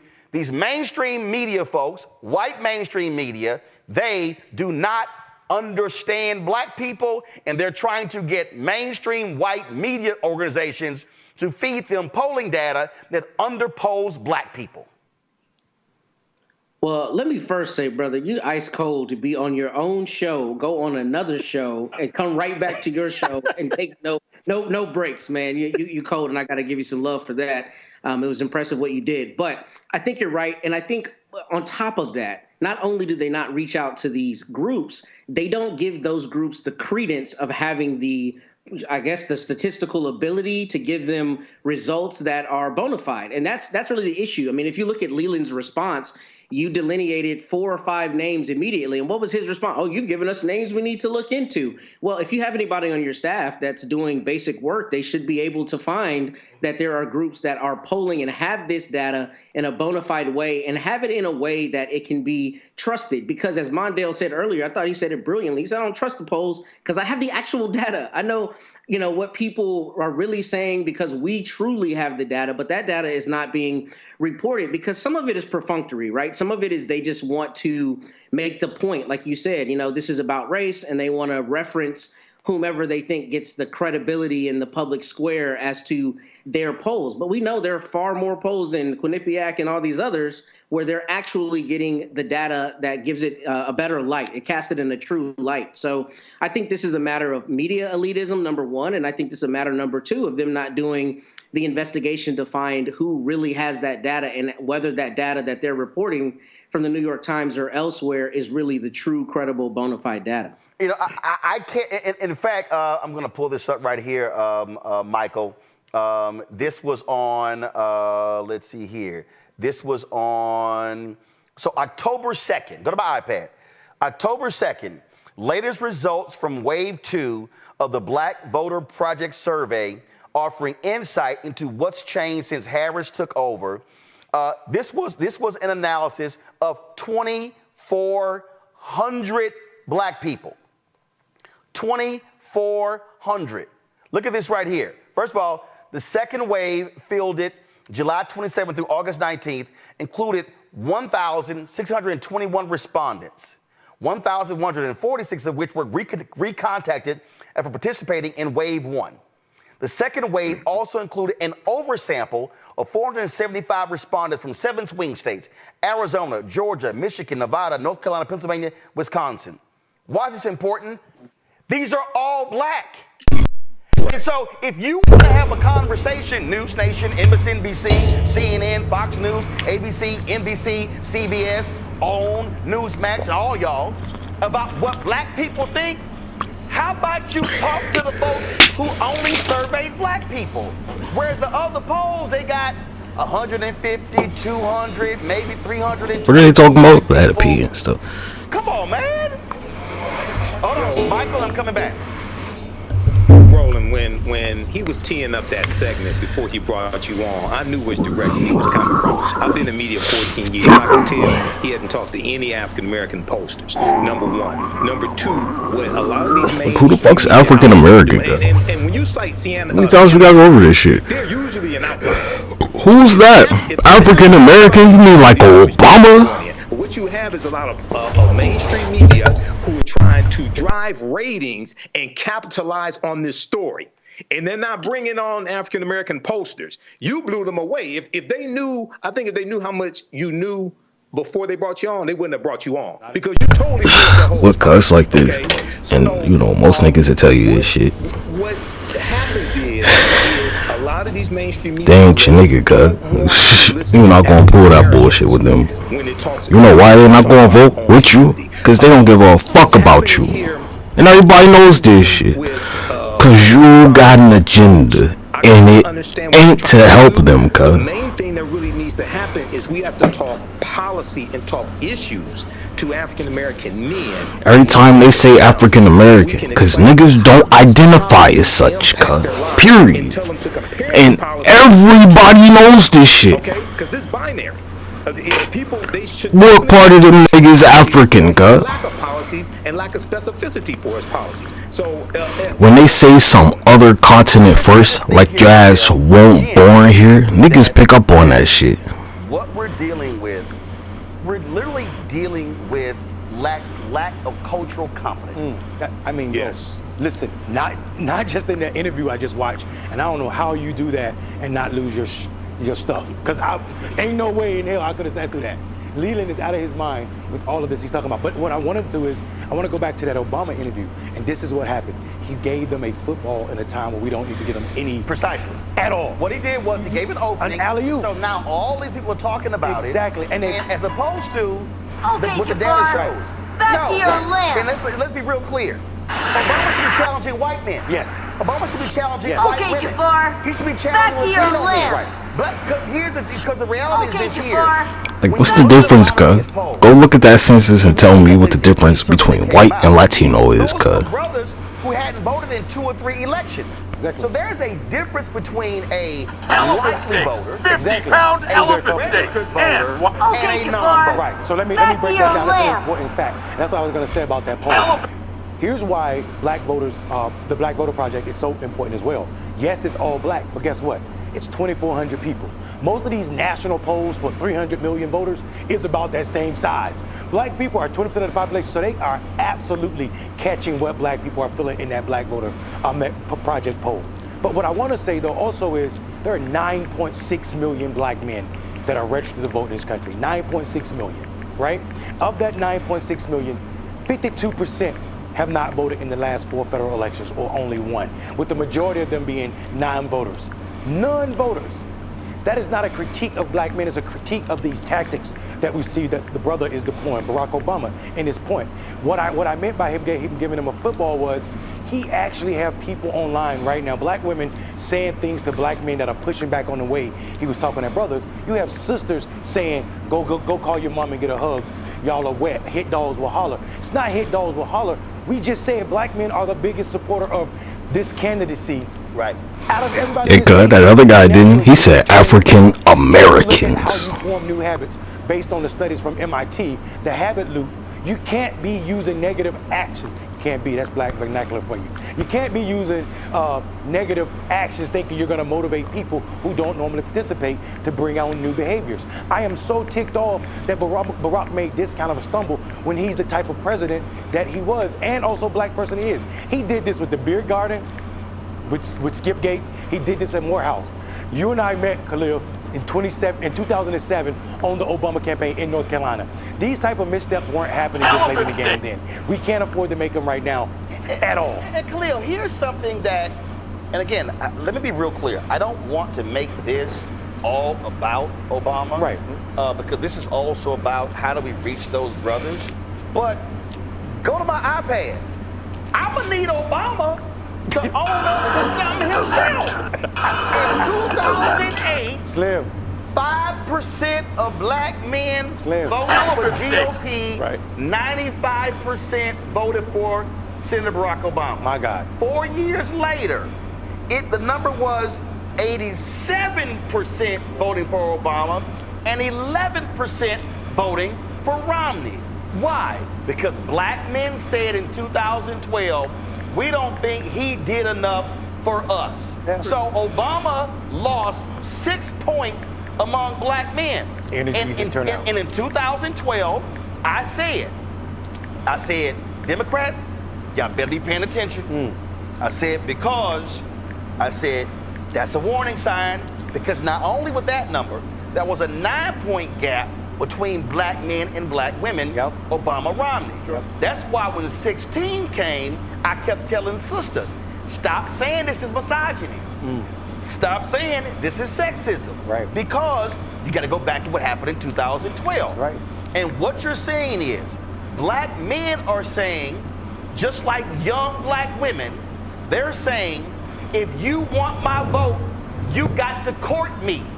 You got to talk to me. You got to message to me. You got to communicate to me.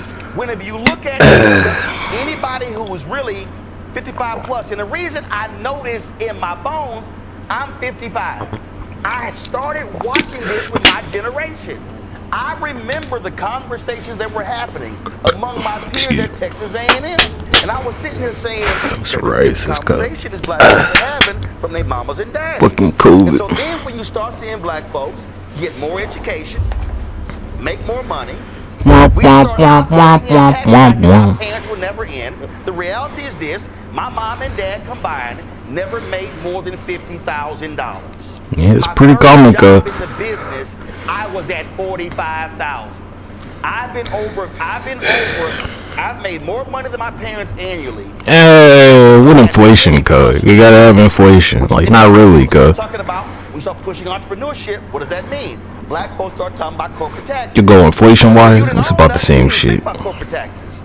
And so what folk don't understand is that this generation is saying, Democrats, white Democrat consultants, y'all gotta stop doing the same thing to attract black people. That's what the numbers are bearing out. And so what these white campaign managers gotta do, and these white strategists gotta realize, and what people like Future Forward, the PAC, that got, I'm gonna show in a minute, what Greg Sargent, how Democrats are putting them on blast with their strategy, they keep running the 1984, 1994, and I dare say Obama plan from 2008, that don't work in 2024. It can't. We don't need you to show up in our churches and our communities at this time in October.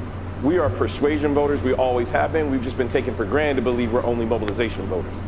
41% up voter registration in Georgia. 110% up voter registration in Pennsylvania since 2020 in both of those states. We are seeing that there is an appetite in our communities that black voters want to turn out and they want to vote. They want to participate in this election. While I disagree with what my President 44 said, I appreciate that he's called us to task in this moment, because now the news cycle has only been about black men for the last 24 hours. If that can be a no, it hasn't. What are you talking about? We're talking about Terrence Woodbury, that we're talking about Black Male Voter Project, that we're talking about that we're talking about Black Men Vote, that we're talking about Black Men Bill down in Georgia and John Taylor, and the others that are meeting in nothing about Tulsa, Oklahoma. Basements that are continuing to do this work. So yes, do I wish this was his moment that he Look, like in my time where I was in a barbershop, and I was going there for a while. I think that's a very important word that was missed by a lot of It was never anything super important, cuz. Please open the door that, brothers, you have the opportunity to show up in this election. No one's ever like, hey, cuz, diversify your income. Nobody ever says some shit like that. This is a performance review that we can do right now.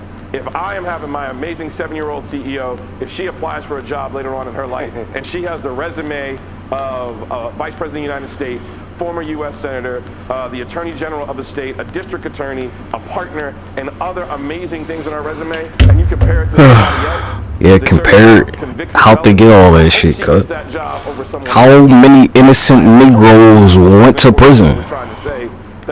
Unfair sentencing, harsher sentencing, mind you, for something that's available for recreational use now, cut. Recreational. Anybody black, and you can be non-black watching. Ain't too many streams where I ain't like recreationally, you know, puff some shit on this motherfucker. And I said to the White House, I know what y'all doing with the DOJ. But they don't want to talk about that, cuz. And it's people that look just like them. People who keep talking about, you know, again, well, you know, we didn't get the George Floyd Justice Act. Those things didn't happen, and they absolutely. What did Obama do about Tamir Rice, cuz? You tell me. This Department of Justice still has. What did he do for Tamir Rice, cuz? And unfortunately, what the White House has not done, the White House has not been amplifying this from the podium. And I personally told, Tell me, cuz. Jean-Pierre, why are y'all not sitting here talking about the amazing? We watched that chase that they did, where the fucking California, I think it's the LA police, they like chased this guy down the highway for like at least like 20 minutes, cuz. Gets out the car, don't get shot, right? Choke the nigga Eric Garner for some loose cigarettes, cuz. Choked to death. Title 7 of the Civil Rights Act. I'm gonna go ahead and stand up. Using a written exam to death. Black applicants and a physical fitness test and discriminates against female applicants. The DOJ's investigation found the How your police department roll up on a 12-year-old on a playground and shoot him dead in less than a minute? Who can and cannot perform the position of But your school shooters or whatever the fuck, they get to go to McDonald's, cuz. Just explain this shit. when Donald Trump was president. How about this? In Georgia, a federal judge how do these things happen, cuz? How's that possible? Guess what? The DOJ is suing Virginia for removing folks from the voting room. Explain it, cuz. Where's the answer? You don't got one, huh? That's sir. Remember I said we did that? Go to my iPad. This is what I asked them. The lowest black unemployment rate on record. Lower than under Donald Trump, created 2.4 million jobs for black workers as of August 2024. Biden-Harris conceded 400,000 black children lifted out of poverty by increased SNAP benefits through updating the Thrifty Food Plan and continue to call on Congress to restore the full expanded child tax credit. Guess what? Which benefited and helped 600,000 black kids According to who, cuz? poverty. Hashtag we did that. They grew black business ownership at the fastest rate in over 3 decades. We did that. When Vice President Kamala Harris went to affirmative action. They did that. she talked about how Abolished affirmative action. that when out of business during COVID, they have brought 45% of them back. Can't forget that one. We did that. Go back to my iPad. Affirmative action. The number of SBA-backed loans to black-owned businesses. We did that. See, here's the shit, cuz. Where you're like these social programs like SNAP. What's your debt looking like, cuz? What's the federal debt level at? Invested a record $16 billion in HBCU. You put a band-aid over the shit, cuz. You put an adhesive strip over it, cuz. The largest increase in the past 10 years, and anybody knows if you are a HBCU student, You still bleeding out. PWI, you likely got a Pell Grant. Approve the cancellation. You likely, definitely lost affirmative action, cuz. With nearly 5 billion borrowers, Generations of work just abolished. of student loan debt than anybody else. Hashtag we did that. Then I ain't done. Home appraisal. Rooted out racial bias and home appraisal and closed the black-white home valuation disparity gap. Explain Tulsa, Oklahoma, cuz. Because you had black people who were owning homes and you had They had their own Wall Street, nigga. your house is worth $300,000, but it was worth $500,000. And then the black folks tested them by taking all of the photos off the wall, the black art off the wall, removing the black DVDs, removing the black movies and everything, and stripping all the blackness out. New appraisal comes in and appraises at $500,000. Why is that important? because when you sell your house, you can sell it for $500,000 compared to $300,000, and now you can have a profit on that and now invest that. And now you don't have a home. I remember when I went on Patrick Bet-David's podcast, that right winger out of Florida, he told me, yeah, I don't necessarily, that's anecdotal. No, that actually happened. Go back to my iPad. Under Secretary Marshall Fudge, reduced mortgage insurance premiums for FHA loans, saving 76,000. God, what? Did you like take a screenshot, my man? You take a screenshot, my guy? Could you just like took a screenshot? Did that. Distributed $2.2 billion in financial assistance to over 43,000 farmers who experienced discrimination. Black folk, guess what? Biden-Harris, we did that. Led a historical economic recovery. Black wealth, even after adjusting for inflation, is up 60% relative to pre-pandemic levels, the largest increase on record. We did that. Go into healthcare. Talk about black enrollment for Affordable Care Act covered by 95% over 1.7 million people since 2020. Lowered monthly premiums for health insurance. Capped insulin at $35 out of pocket. Made sickle cell disease the first focus of the new Centers for Medicare Who and Medicaid Services. Yeah, some of y'all had Expanded it. Medicaid postpartum coverage from 60 days to 12 months. Secured an additional $1.5 billion for Head Start. Delivered $1 billion to more than 40 states to increase the number of school-based mental health professionals. Signed 2 executive orders directing the federal government to address inequality. God, you could have took a screenshot and like just made a slideshow. Juneteenth as a national holiday. I don't know how y'all broadcast. I wouldn't really like depend on OBS personally. Shit'll make your computer crash, man. Shit'll make you blue screen. To classify lynching for the first time as a federal hate crime, and for all y'all silly ass Simple Simon son of a bitches. Yeah, you're like for the first time. Ain't it just like way too late for that, cuz? Hate crime bill. That's exactly what the hell that is. No, it's not. They were going to lynch Mike Pence, nigga. What are you talking about? That shit ain't happened till after the noose for Mike Pence. It's amazing how y'all forget that, because now the Department of Justice can use the image. That shit was not for black people, cuz. It was for Mike Pence. Why is he lying about this shit? This is the problem with y'all. You gonna fuck around and, you know, make your little vice president lose the election. And say, we did that.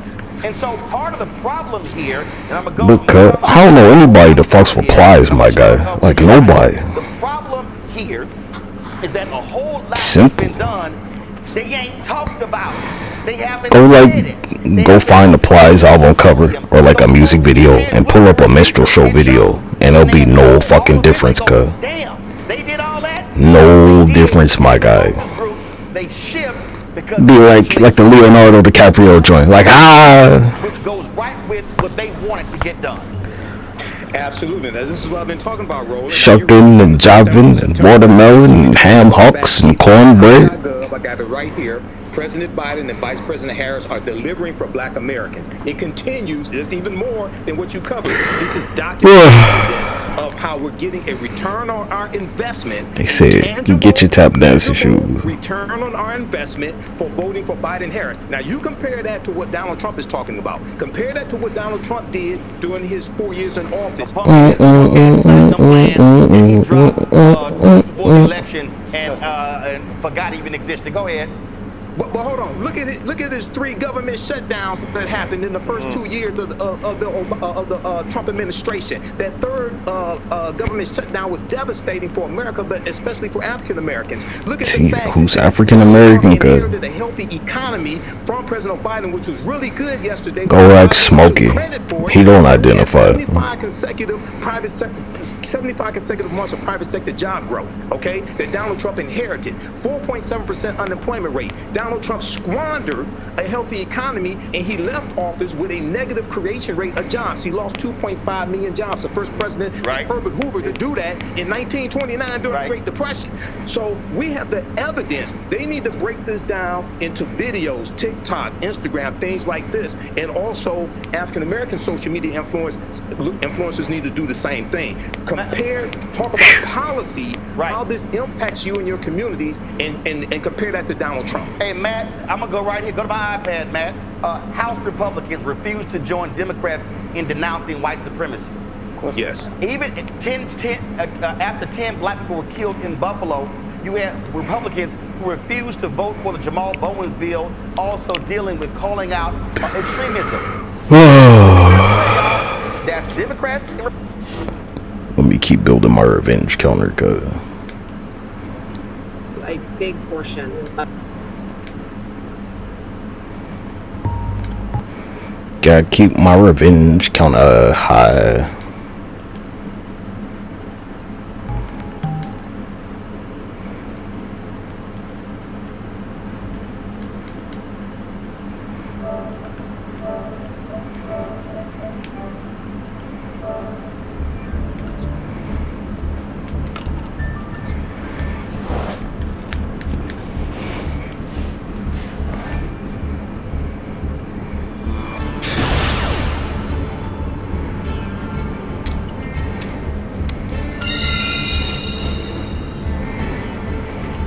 Here we go, loss number 54.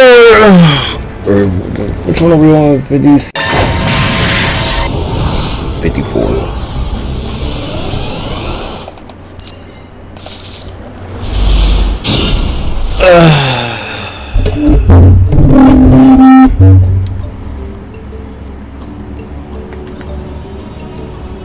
Oh wait, let me take these rings out. I think I should surrender. Let me just make sure I can still do the combo.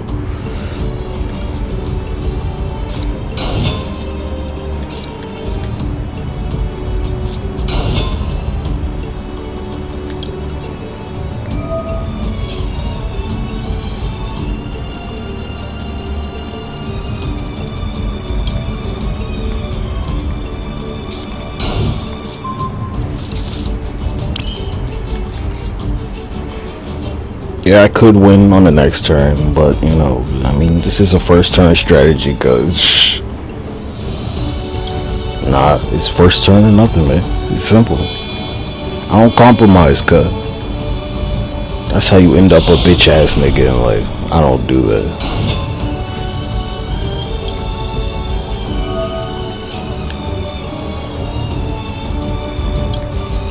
You can keep trying, but it ain't gonna bring your parents back, nigga. That's the point.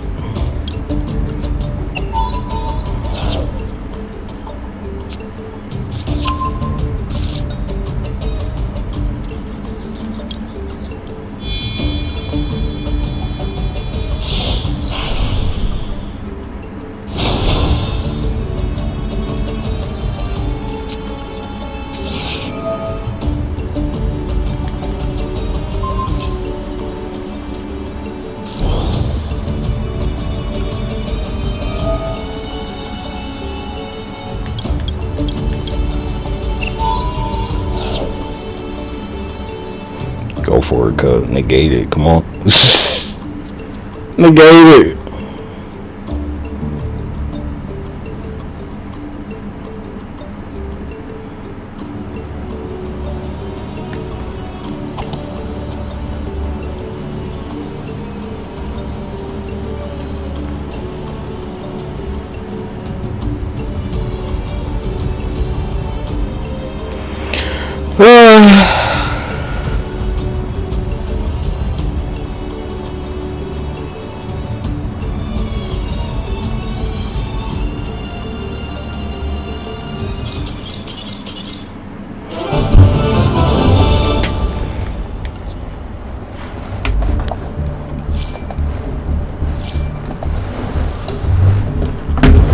Two to 53, cut. Hey, I don't really give a fuck, cut. Shit don't matter to me.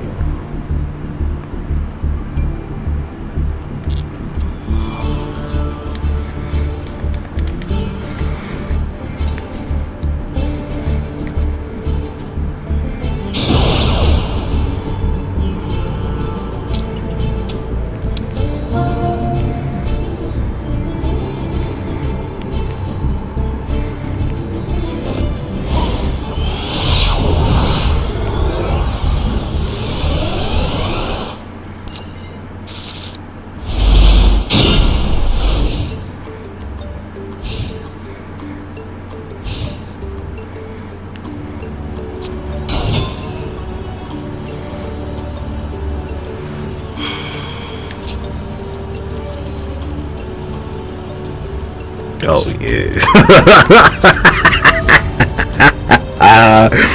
Get the mention shifted, bitch. Thank you.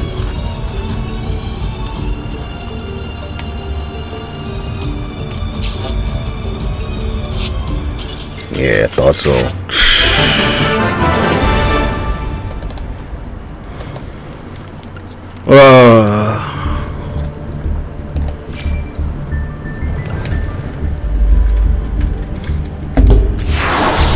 Hey, cuz, it's too late to try and make up. I don't give a fuck.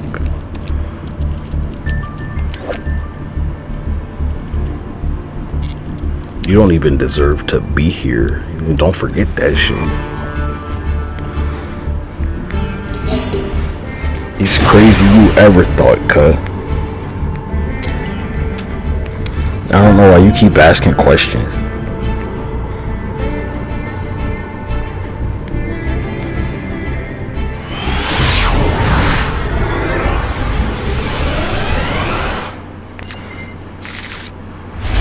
Be burned alive at the stake somewhere, but you know, that's too good for you, so I didn't do it.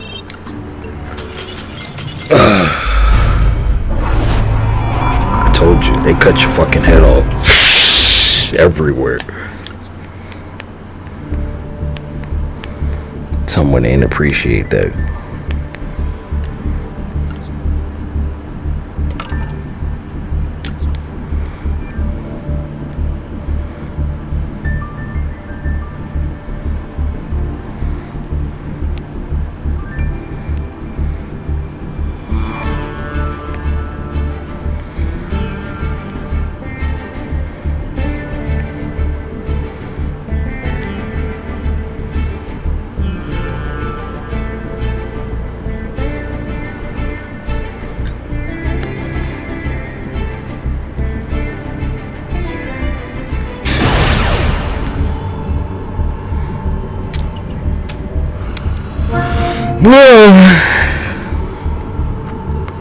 I'm 3-54, cuz like I really don't give a fuck.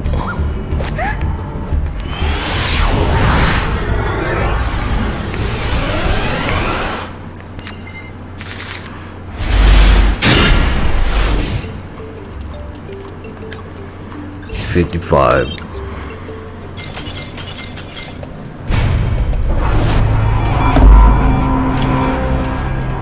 You know why I gave them the light, so I could take that shit away.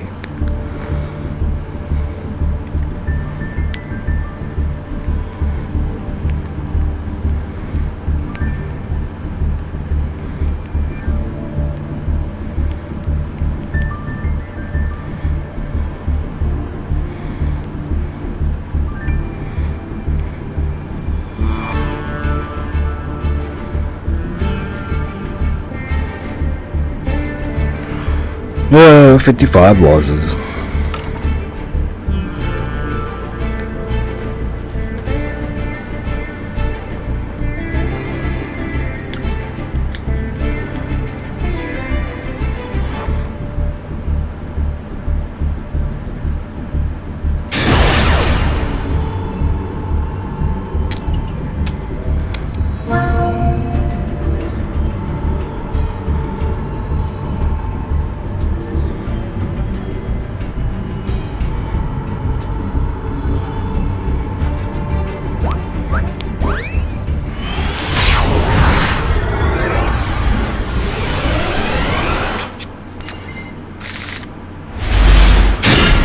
Oh, 56.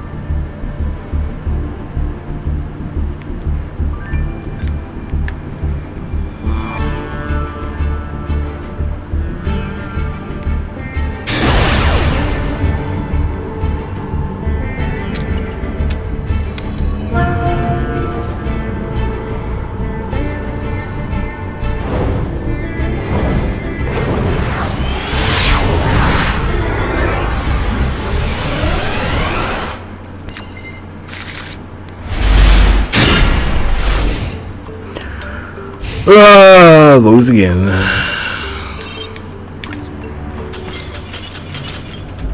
Okay. Imagine a nigga that like made your whole universe can't win in a virtual card game. Imagine that.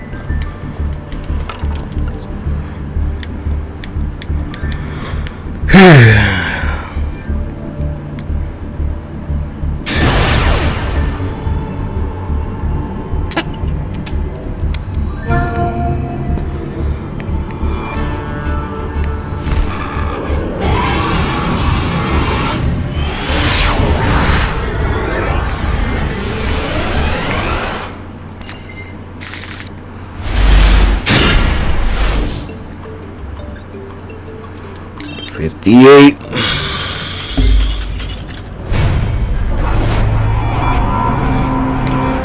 Hey, I took them rings off for a good reason, man. Cause you can't do anything for me, so like, why should I try to help you? No, I'm not wearing no shitty butter ring on my finger. Cause are you joking? How many losses do I have? I sacrifice way too much. I'm not even gold ranked, my guy. I could understand if I was like at platinum or something, but I'm not. And someone would be like, you know, you're not even gold. These losses don't mean. Yeah, tell my loss counter. What does 58 mean?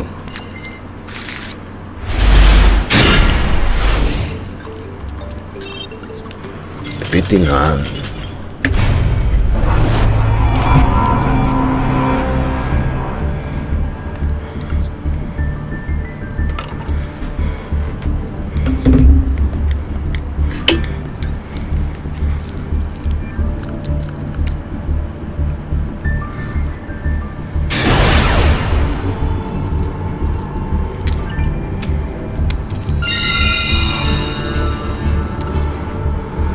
You weren't paying attention to when Dante shot you in your fucking face, huh?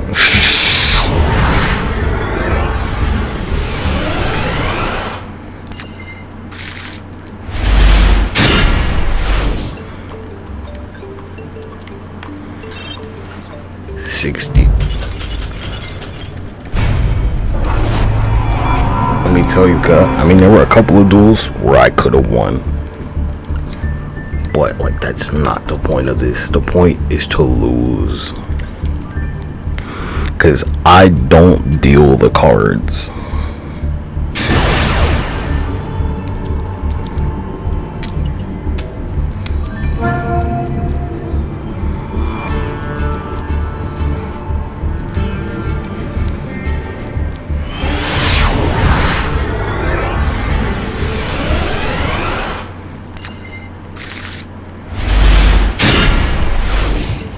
$61, cause after that shit with Tulsa, Oklahoma, I mean, there's no point with you.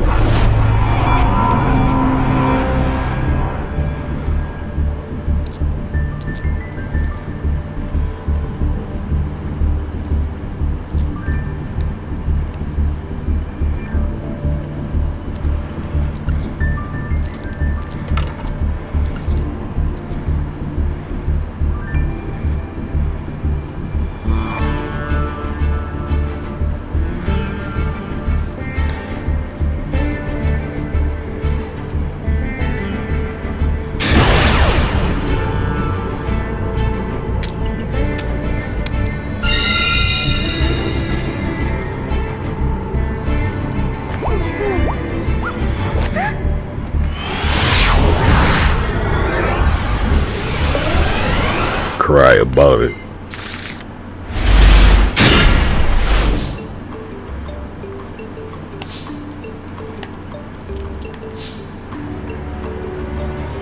Look at that, another loss. 62. What a revenge counter, man.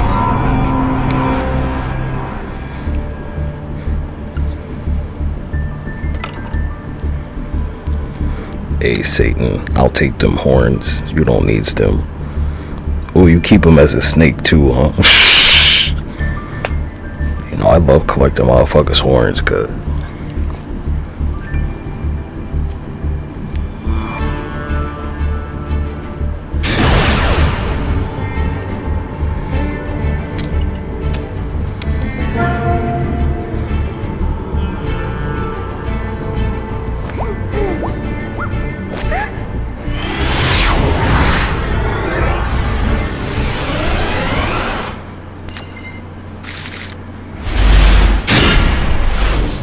I'm not here to win, cuz. That's not the purpose of this shit.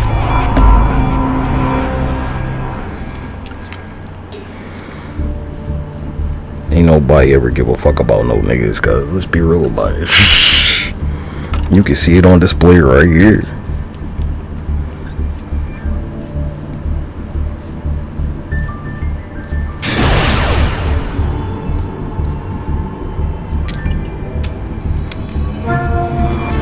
Yeah, I took your parents away forever. Oh well. You're never going to see them again. Ever.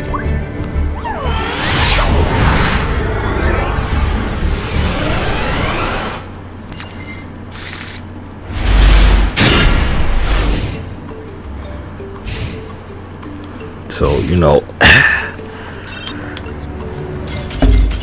when I get 65 wins in a row, I'll think about it. But we both know that shit ain't gonna happen.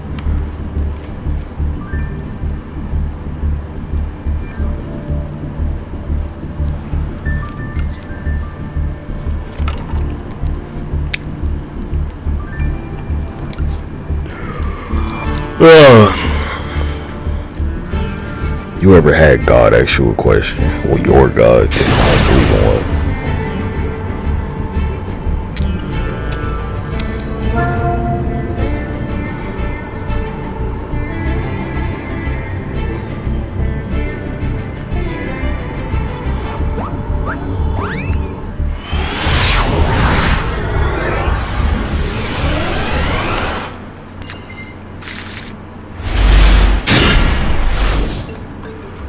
65.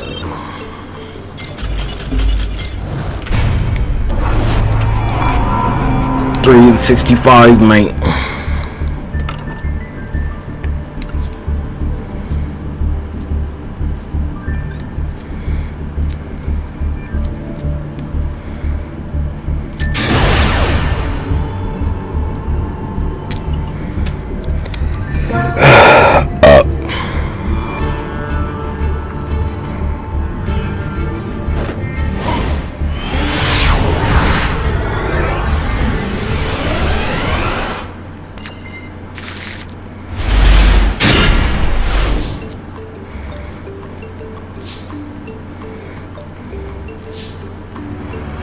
And I lost again. Oh well. Is what it is, go. Hey, you're right. Life ain't fair. That's correct. So, you know, my revenge counter is like extra unfair, ain't it?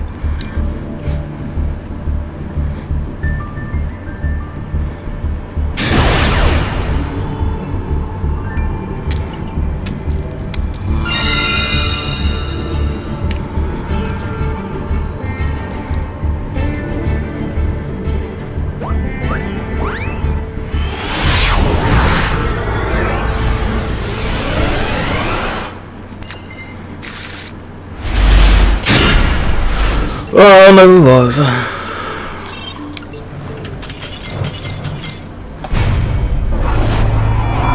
I believe in justice.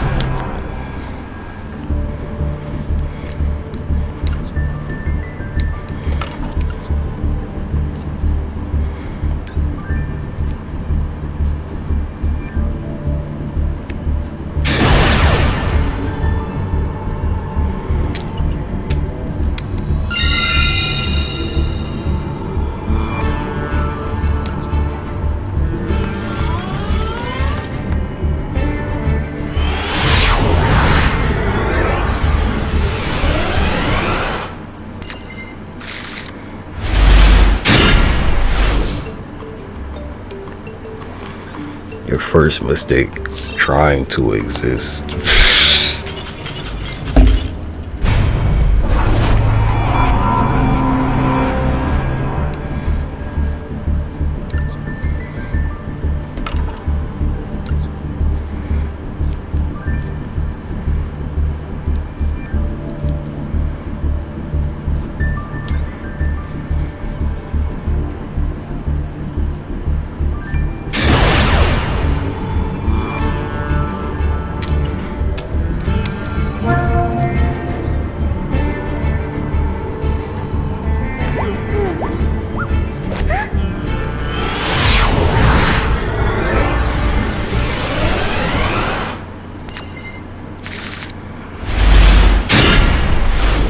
Yeah. Hey, I'm used to losing. Look at how many losses I got. This is not new to me.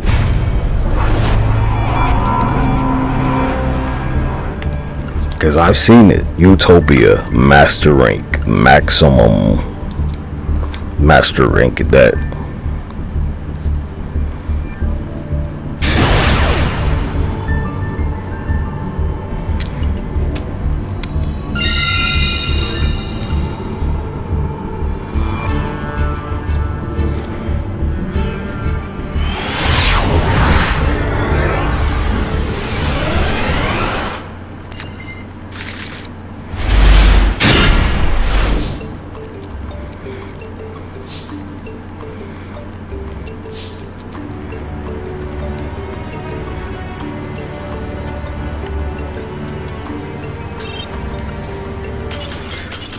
$70 losses.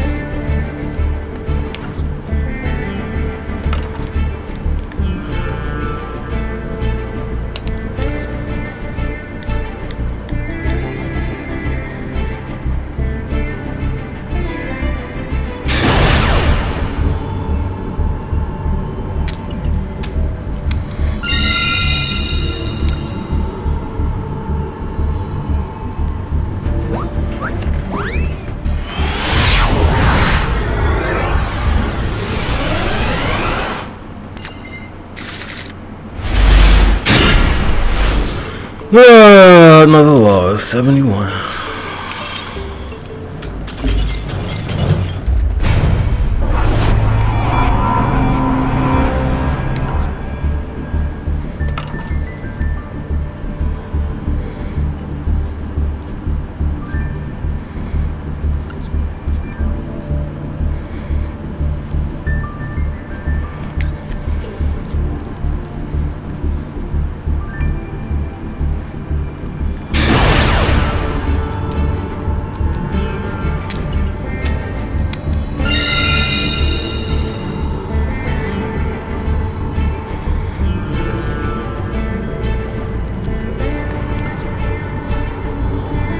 Nigga, fuck you. You play like Cash Terror or some shit. You play fucking Beasted, branded Bestial.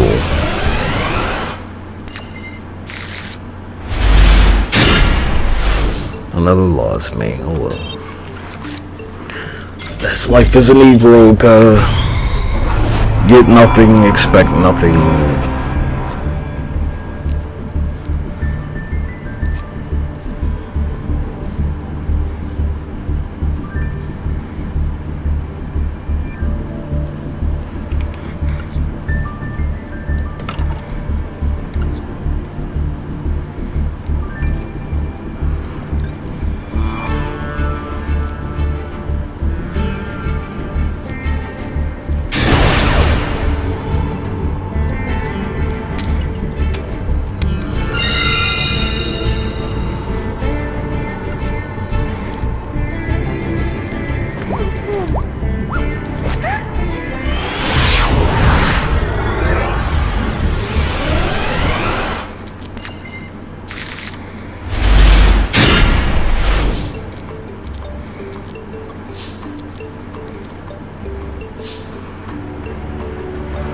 71, no, 73. Oh, well, oh, my bad. I'm not scared of myself.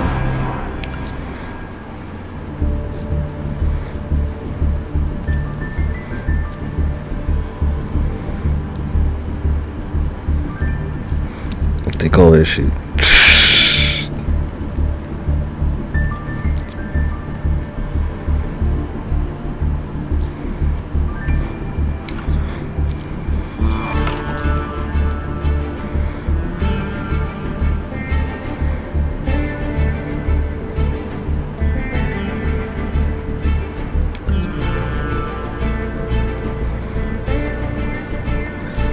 Couldn't think of a single reason. I couldn't count it on one hand, cuz.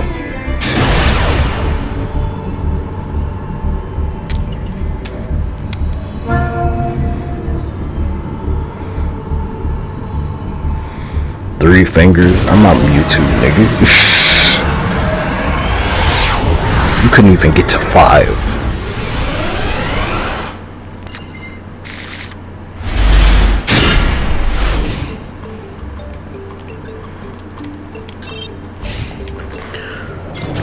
Oh, 74.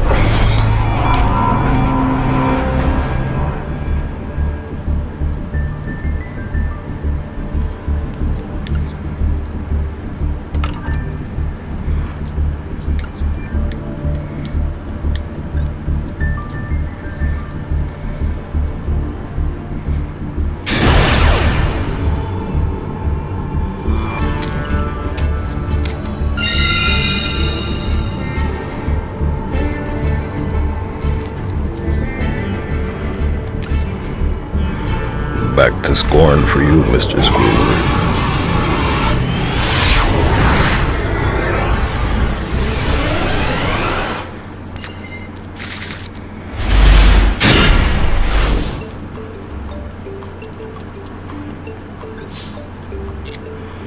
God, I can't win.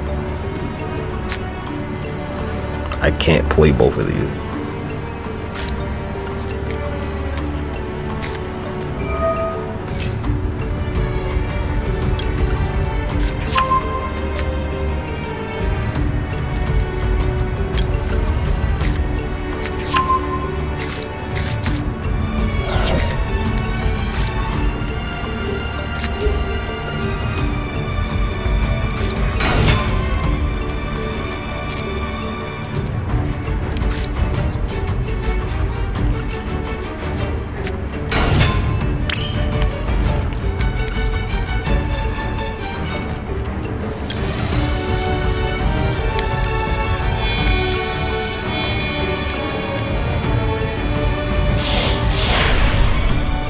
Yeah, might as well, just 75.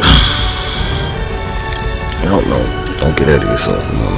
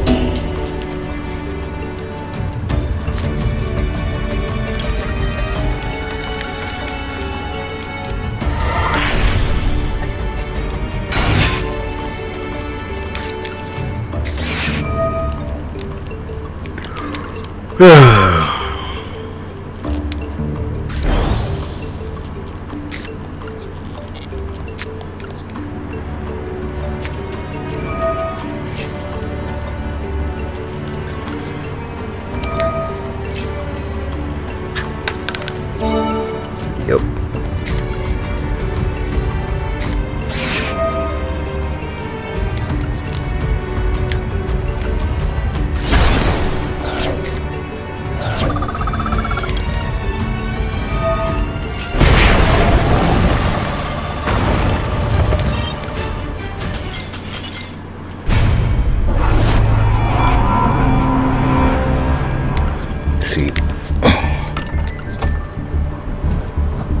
One card different would have won the game. Nope. So, like, hey, I took their family away. Seems proportional to me, cause you know Tamir Rice ain't alive for this opportunity.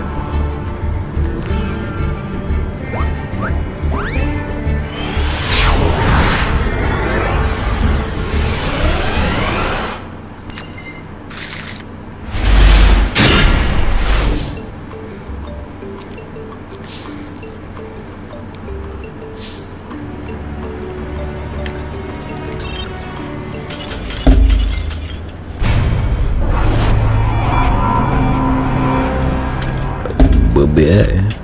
Oh. Oh. There we go.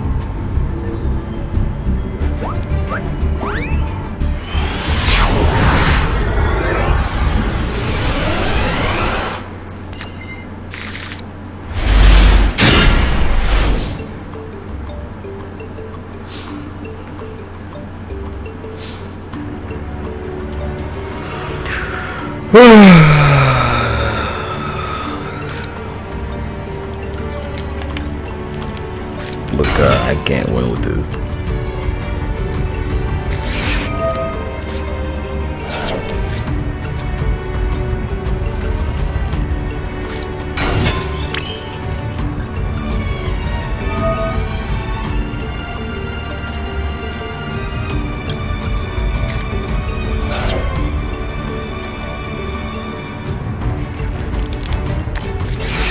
Yeah.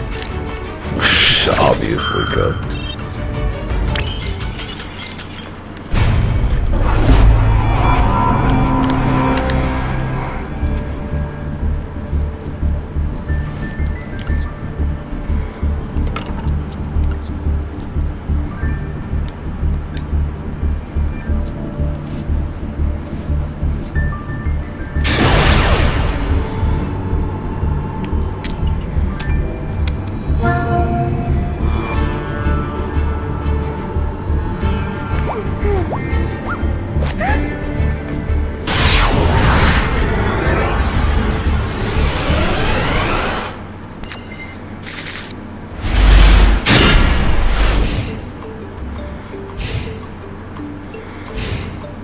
Hey, cuz, you gotta go back to where you came from, because you proved that you don't deserve to be here.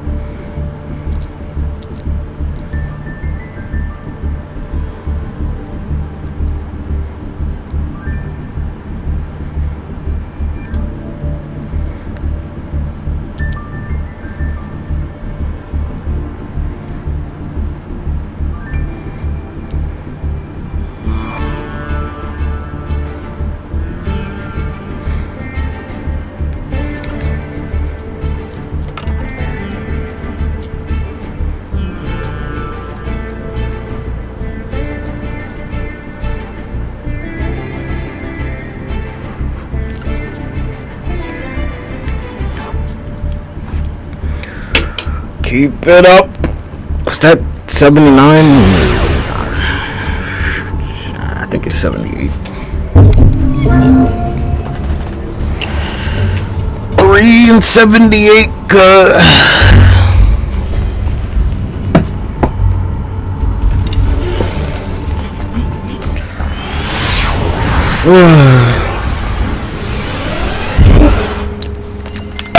Excuse me.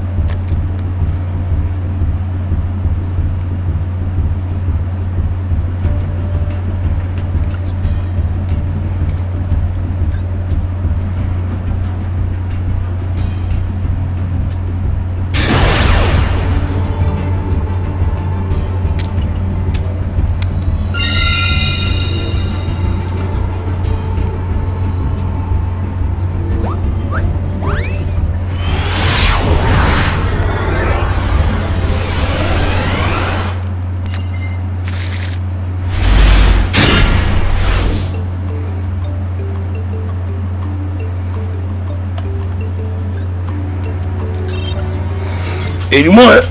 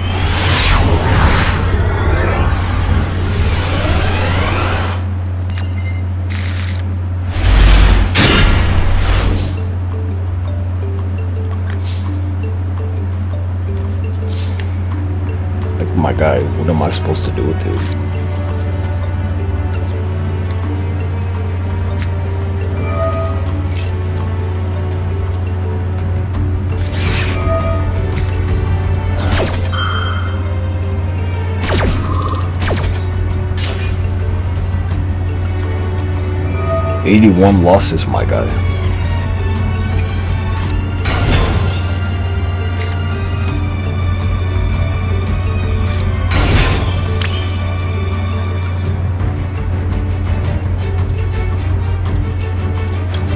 If it ain't the first turn, it's not good enough, cuz. I'm not doing second place.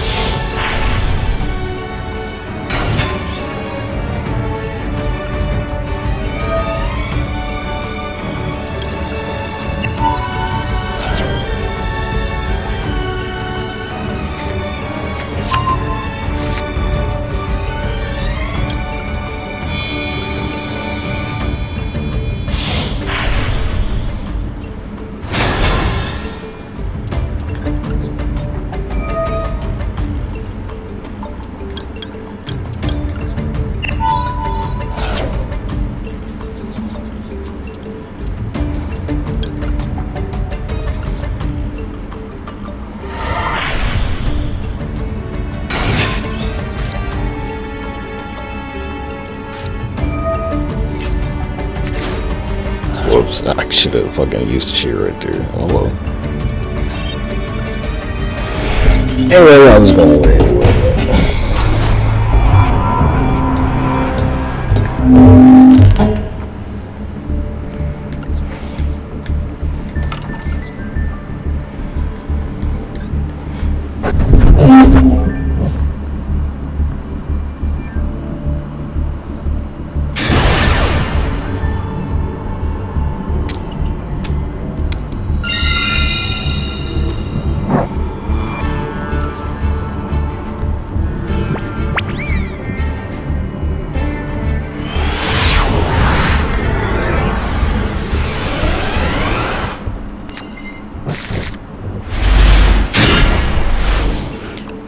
83.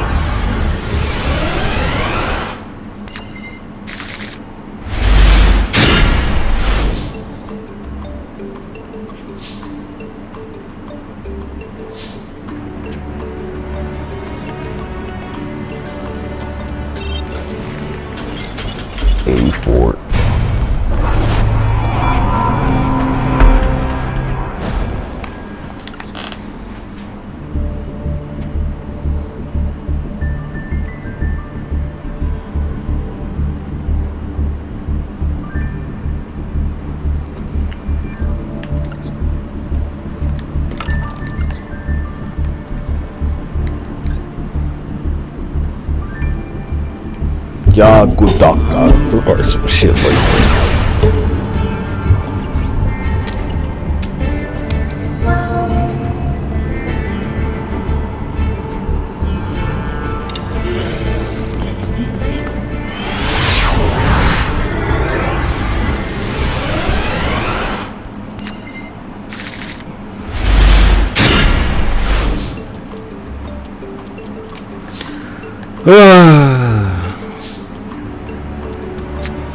Look, I'm not taking no second turn, nothing. I've been clear about it for a reason, G. There's no point. I don't respect you.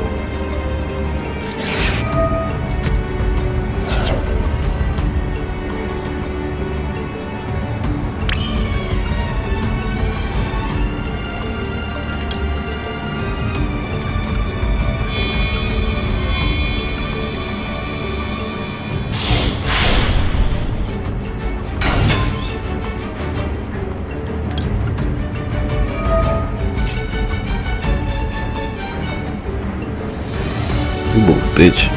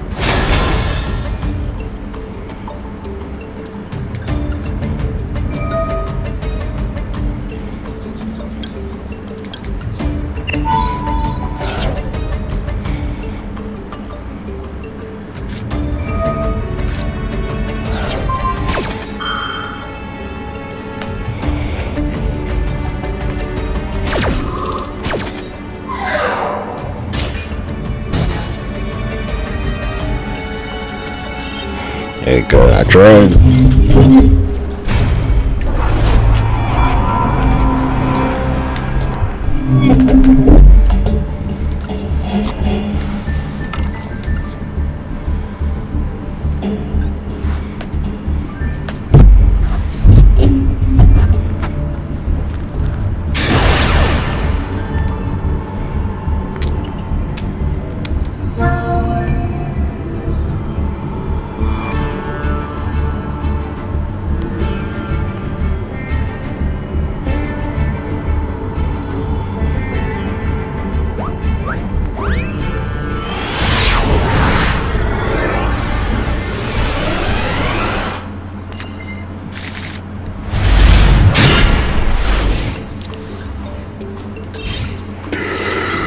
86.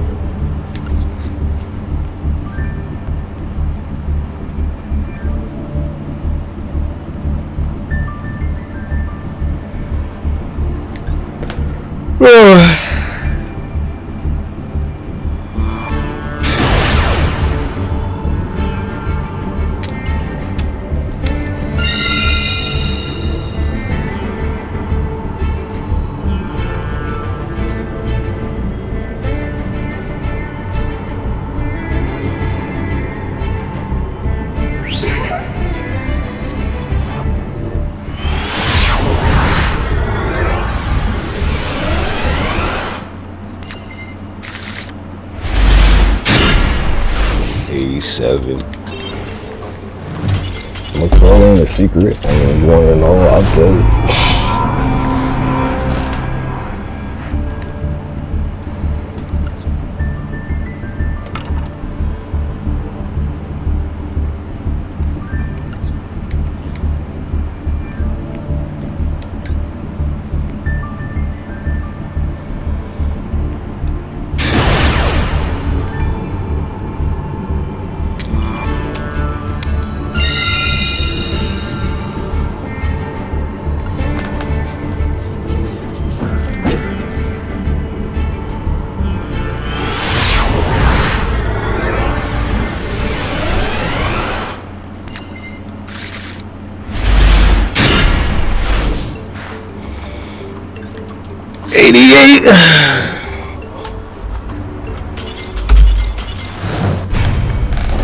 This is simple. It's like, you know, this is my only way to win. And for me to not get it is like, oh, well, I'm just not going to win, period. That's the point of this deck. Because you want me to believe in some shit, but I don't.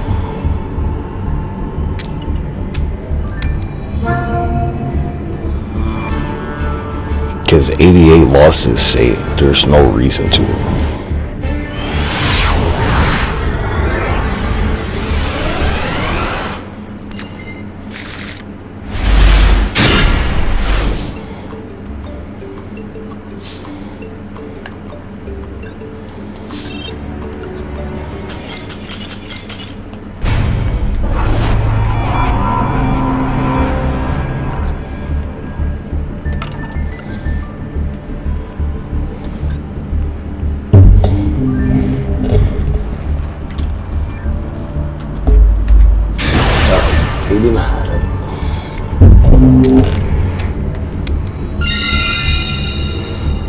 they tell you hope is irrational.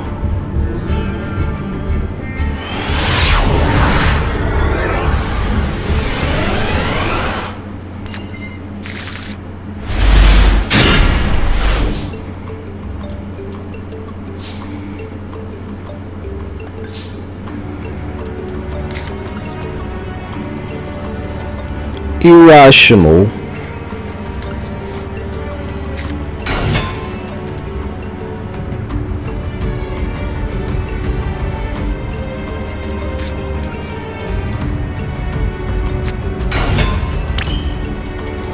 Man, if only I could link some.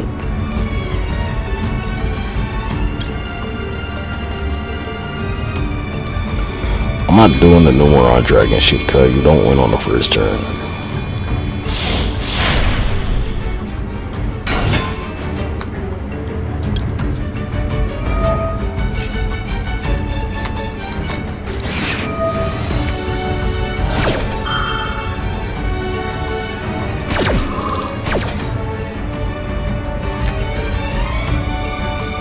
Oh man, you're gonna love this shit. You're gonna fucking love this shit I just pulled on you, cuz.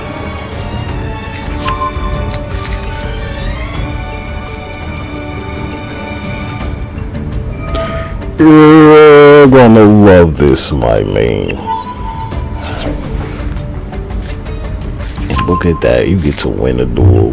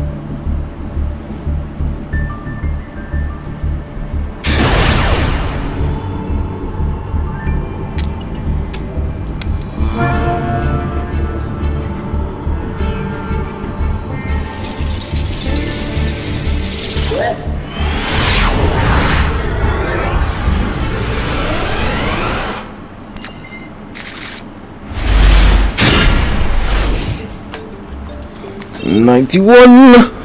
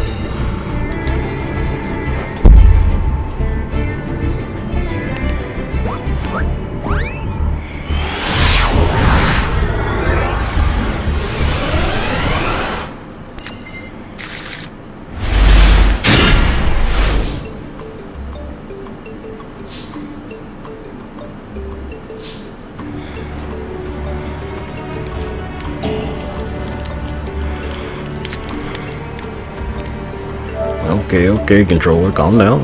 Sheesh. I know. Take a rest.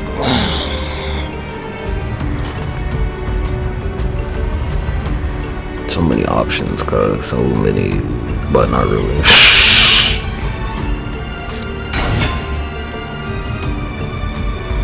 What you got? Maxi.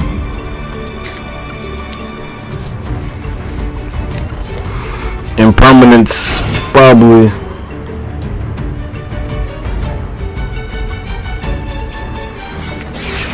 Well, Maxi.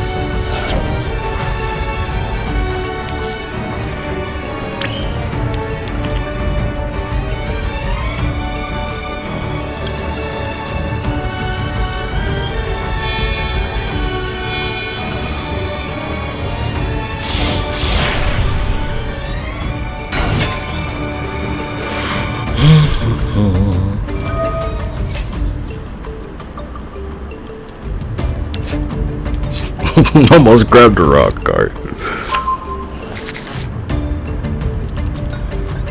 Look, we're about to be done, alright? Don't you worry. Just 2 more cards.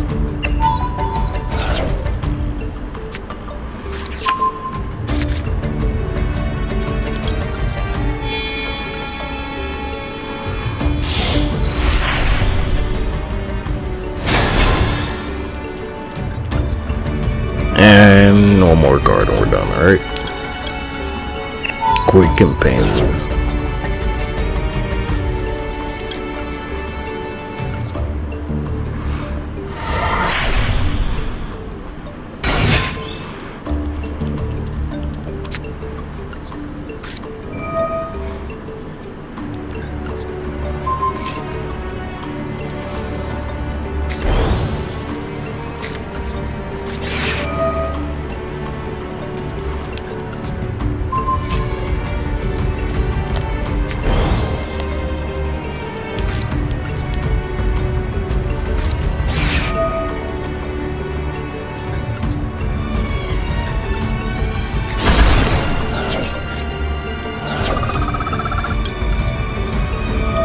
See you guys.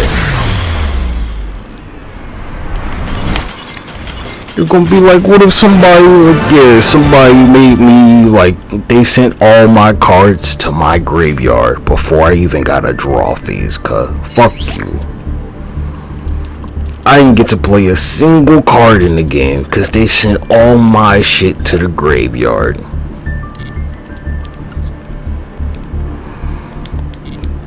I went to draw a card and lost the fucking game, cuz.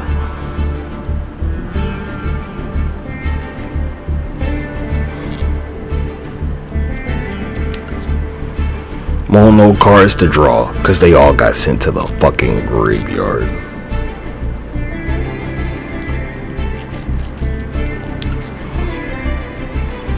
On the first fucking turn, cuz.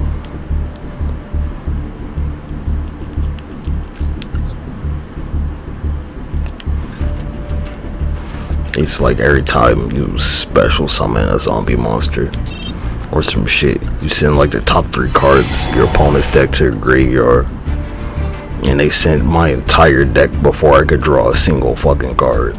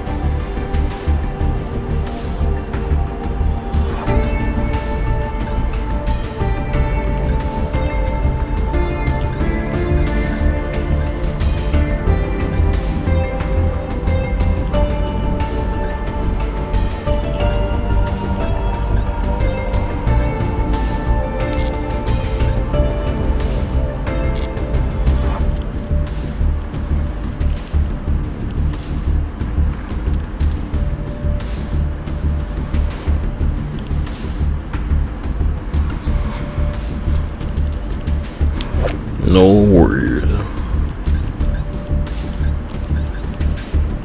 Oh, never mind. I got one right here. 2 fire monsters. Can't do that. Well, I finally got 4 wins after 90 losses. 90. After 90 losses. 91.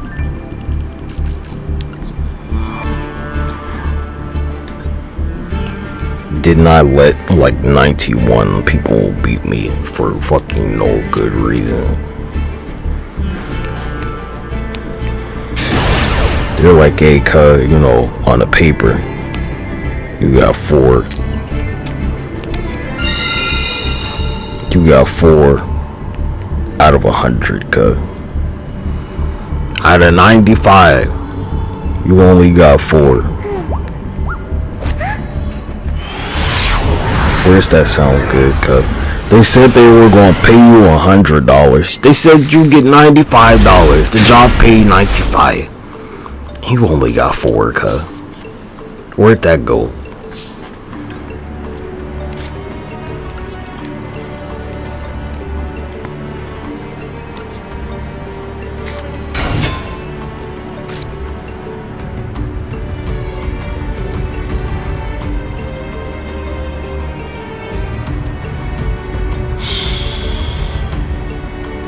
Can't win, cuz. His first turn or nothing, G.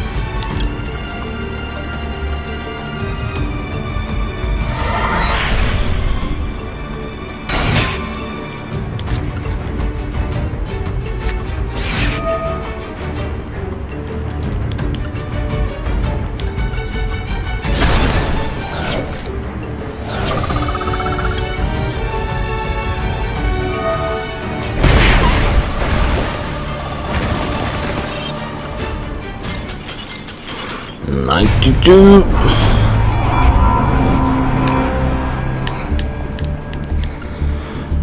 I can't even get 5 wins, God.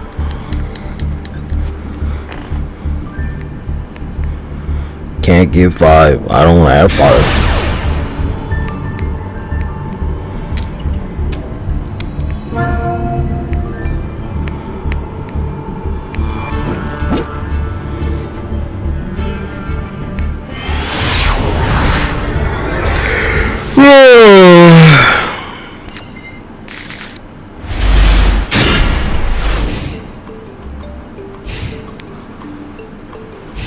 $93. Hey.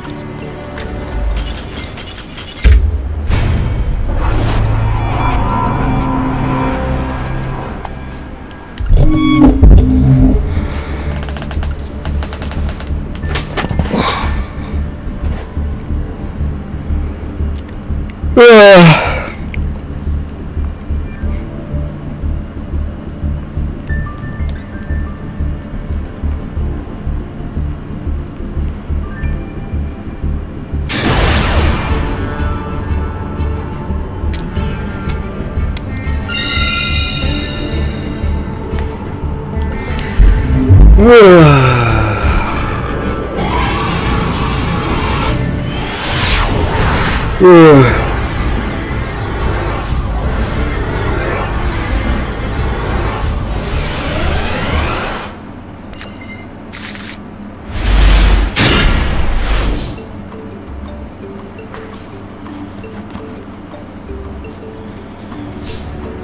94. Hey,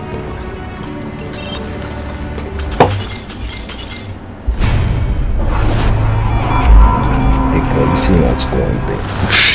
That's where they're from.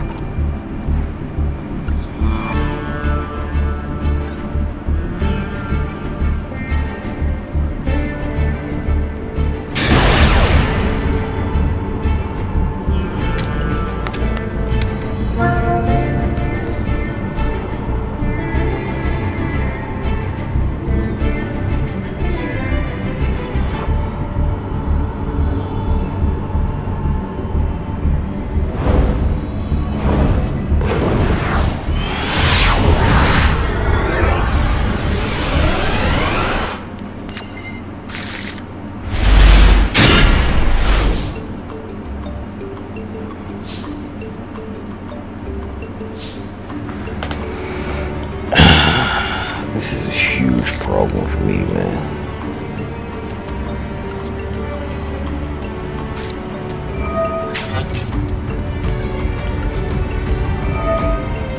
Yeah, you got Japanese names, I know.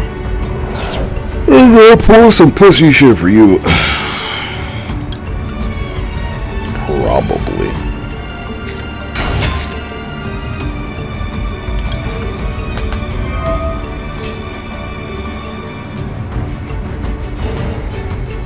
And face down. Next, I summon. I don't think you can send a face down card. Oh, apparently you can. I didn't know.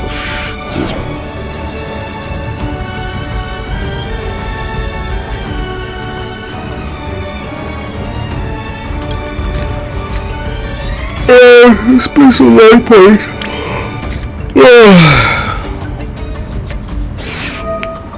Because you had 94 other chances, cuz.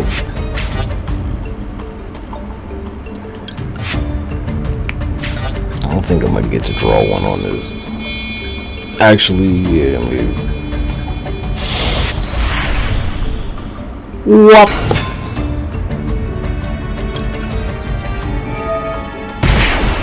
My life points, and it's not what I need. Amazing.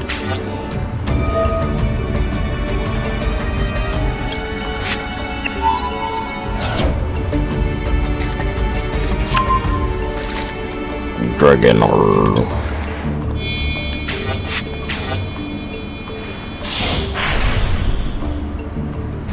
But to no good.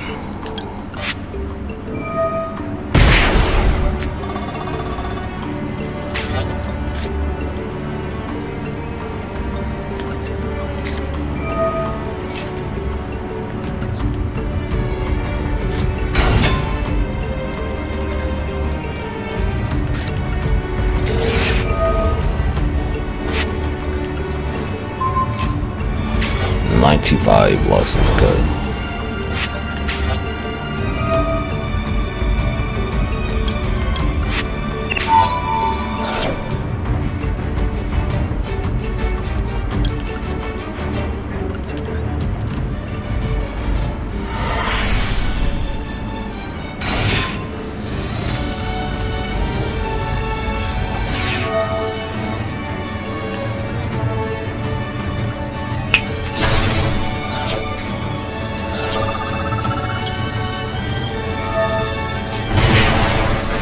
Hey, look at that.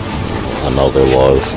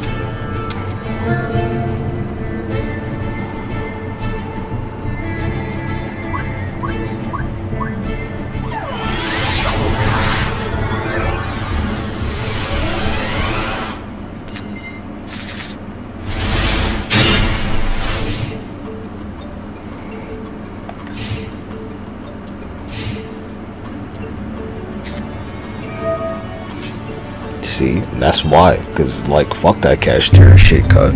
I could have played Dimension Shifter, but fuck that. Why should you even be allowed to use the cashier cards and I can't win on the first turn? Look at them shits, cuz. When they're unlimited, what are you gonna do against it? Nothing.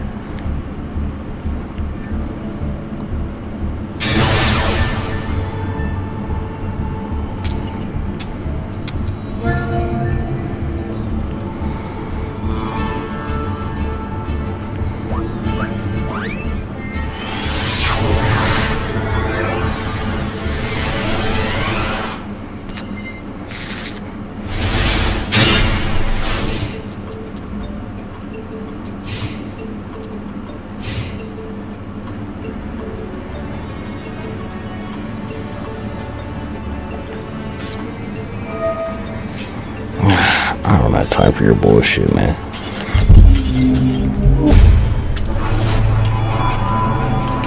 Oops, my bad. There we go.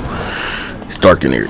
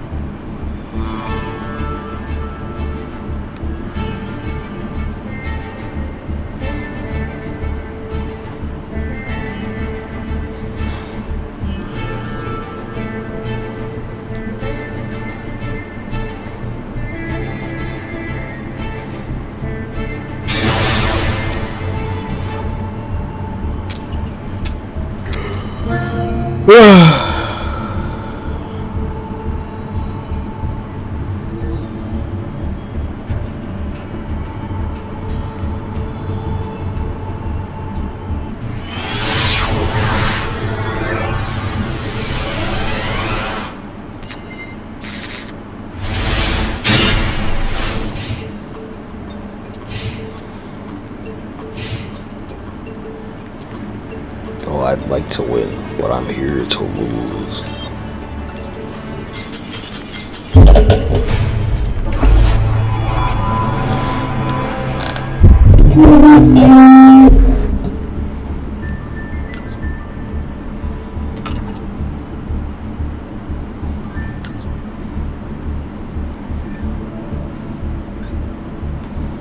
Experiment done.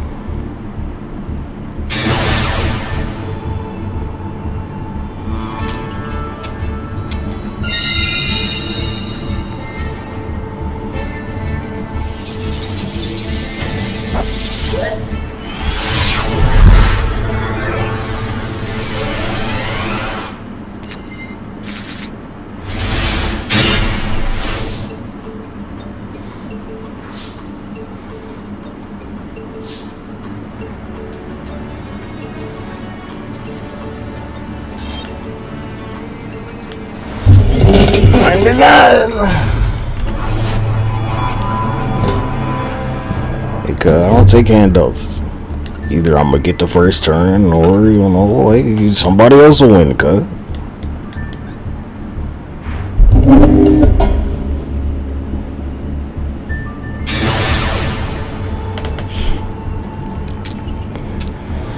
so somebody else don't have to lose 99 times. But you know, nobody appreciates that. What is it like? Do on others.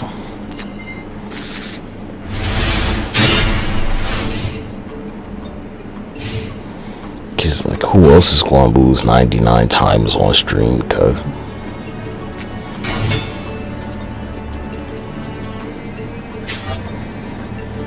100 losses, G.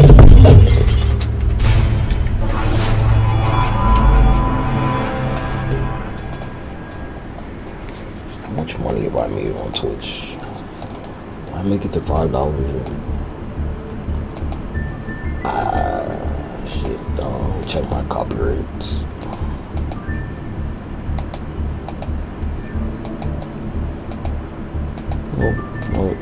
No. What is it? Monetization? Something like that. Yeah, no copyrights.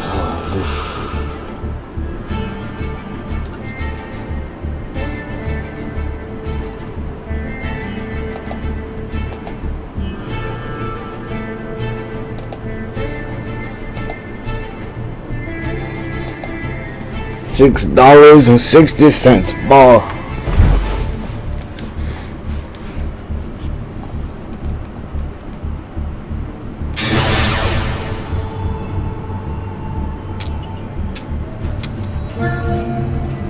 You need $50 for payout.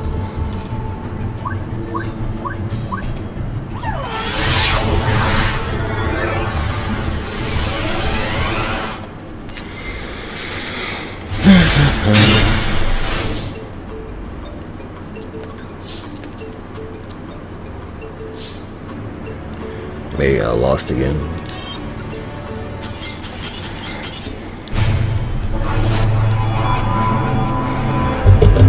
Another loss.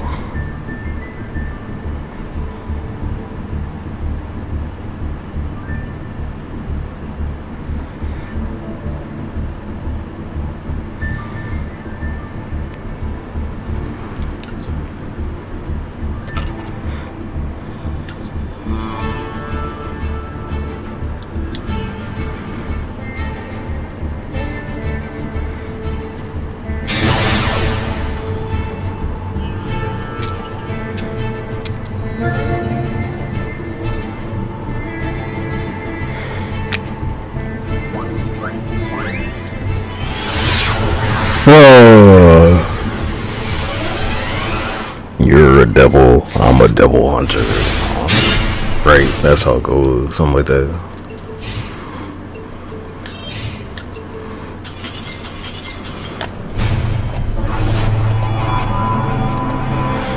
You're a little bug, I'm an exterminator.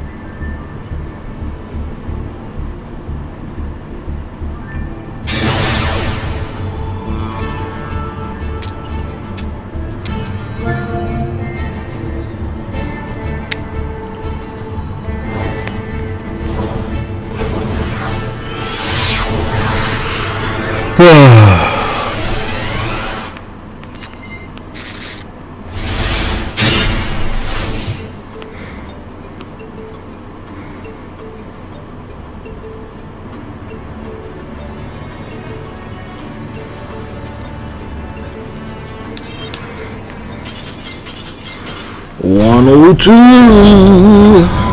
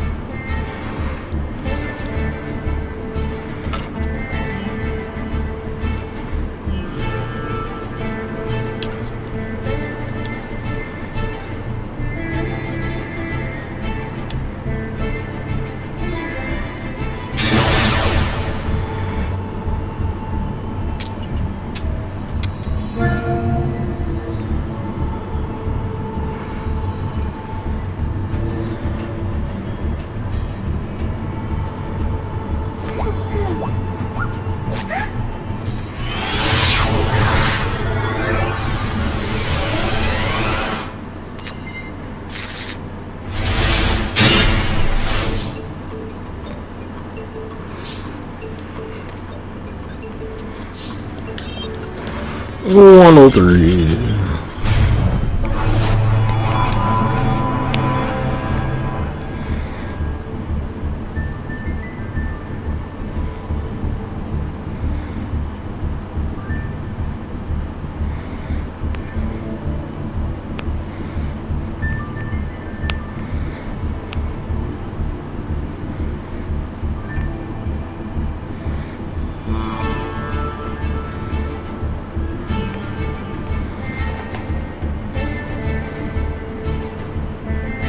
I'm supposed to find my thing. Ah, shit.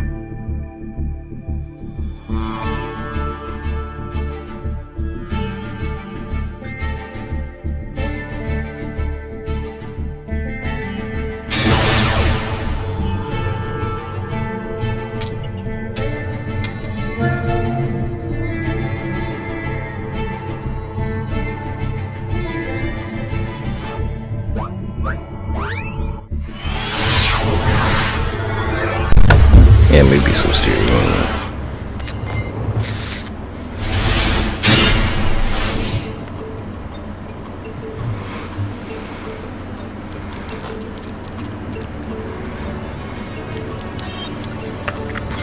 106 losses, God. Not even 5 out of 100, God.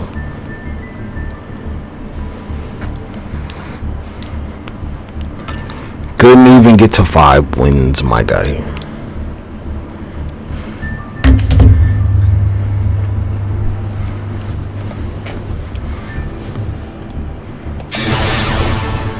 So, like, hey, don't use these cards. Probably is making Konami look terrible.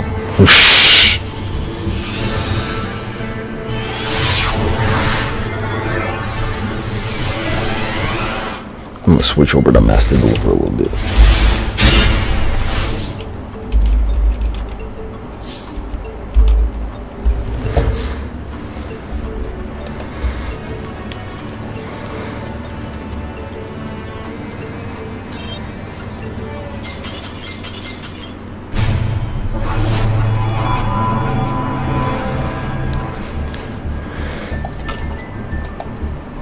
It's 107.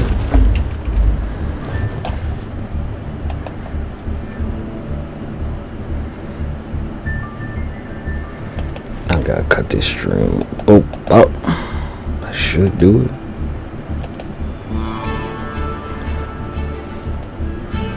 Yeah, okay, it should. I'll even change the title.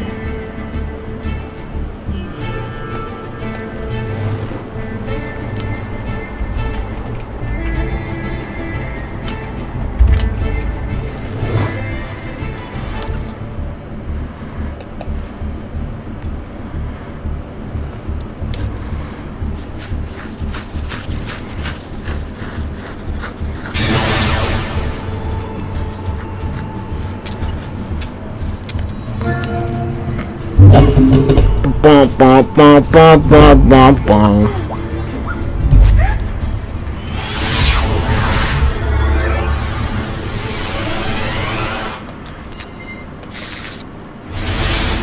Oh, another loss, God.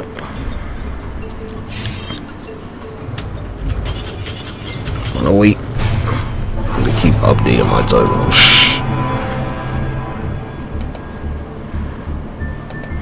108 to 4 to 108.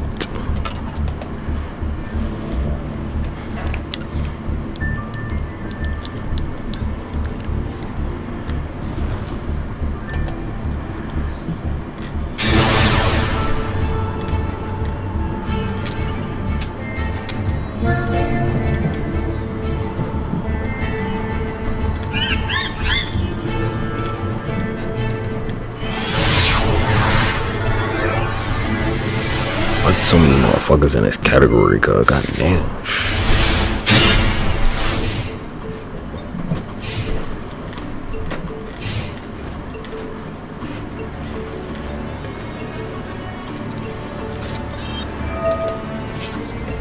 Ooh, 109.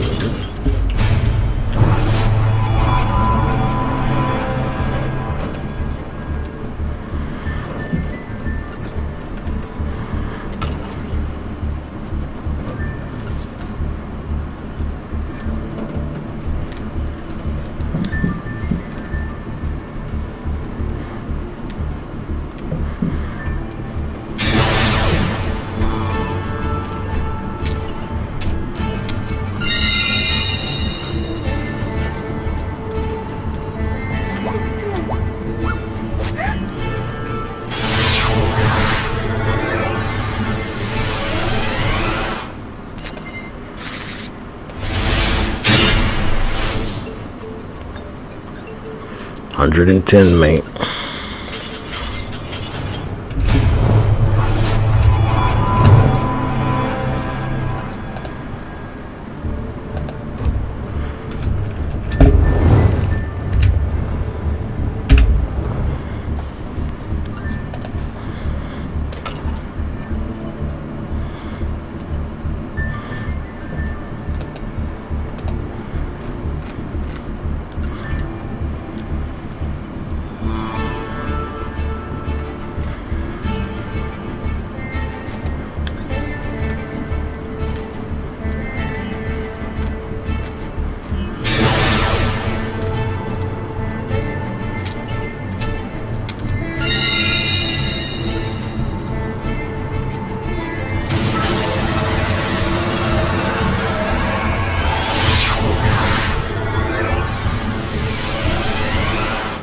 Whoa, cuz, where's my stream at, cuz? What the fuck?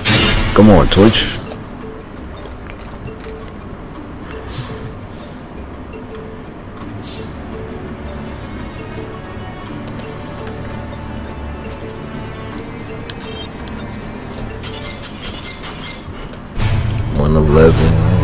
Triple digit losses, go.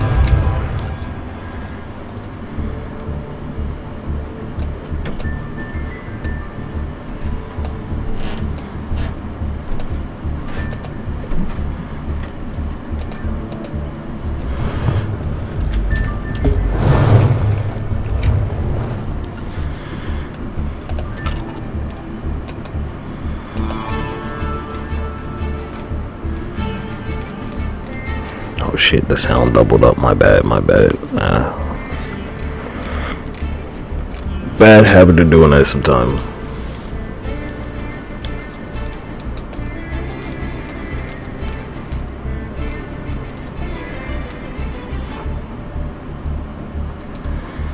Come on, Twitch. You're not even showing my stream in the category, cuz. Come on, nigga. What the fuck?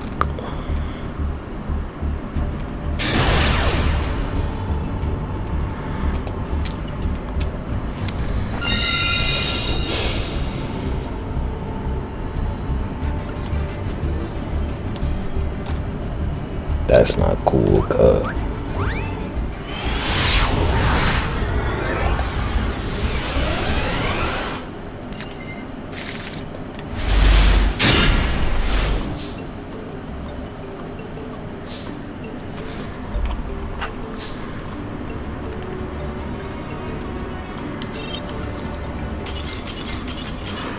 I gotta like go by language to even find the shit.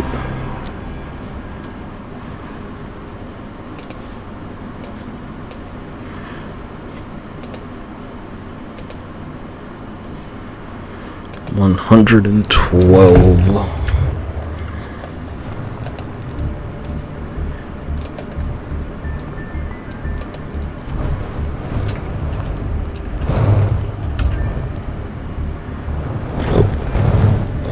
Probably, G.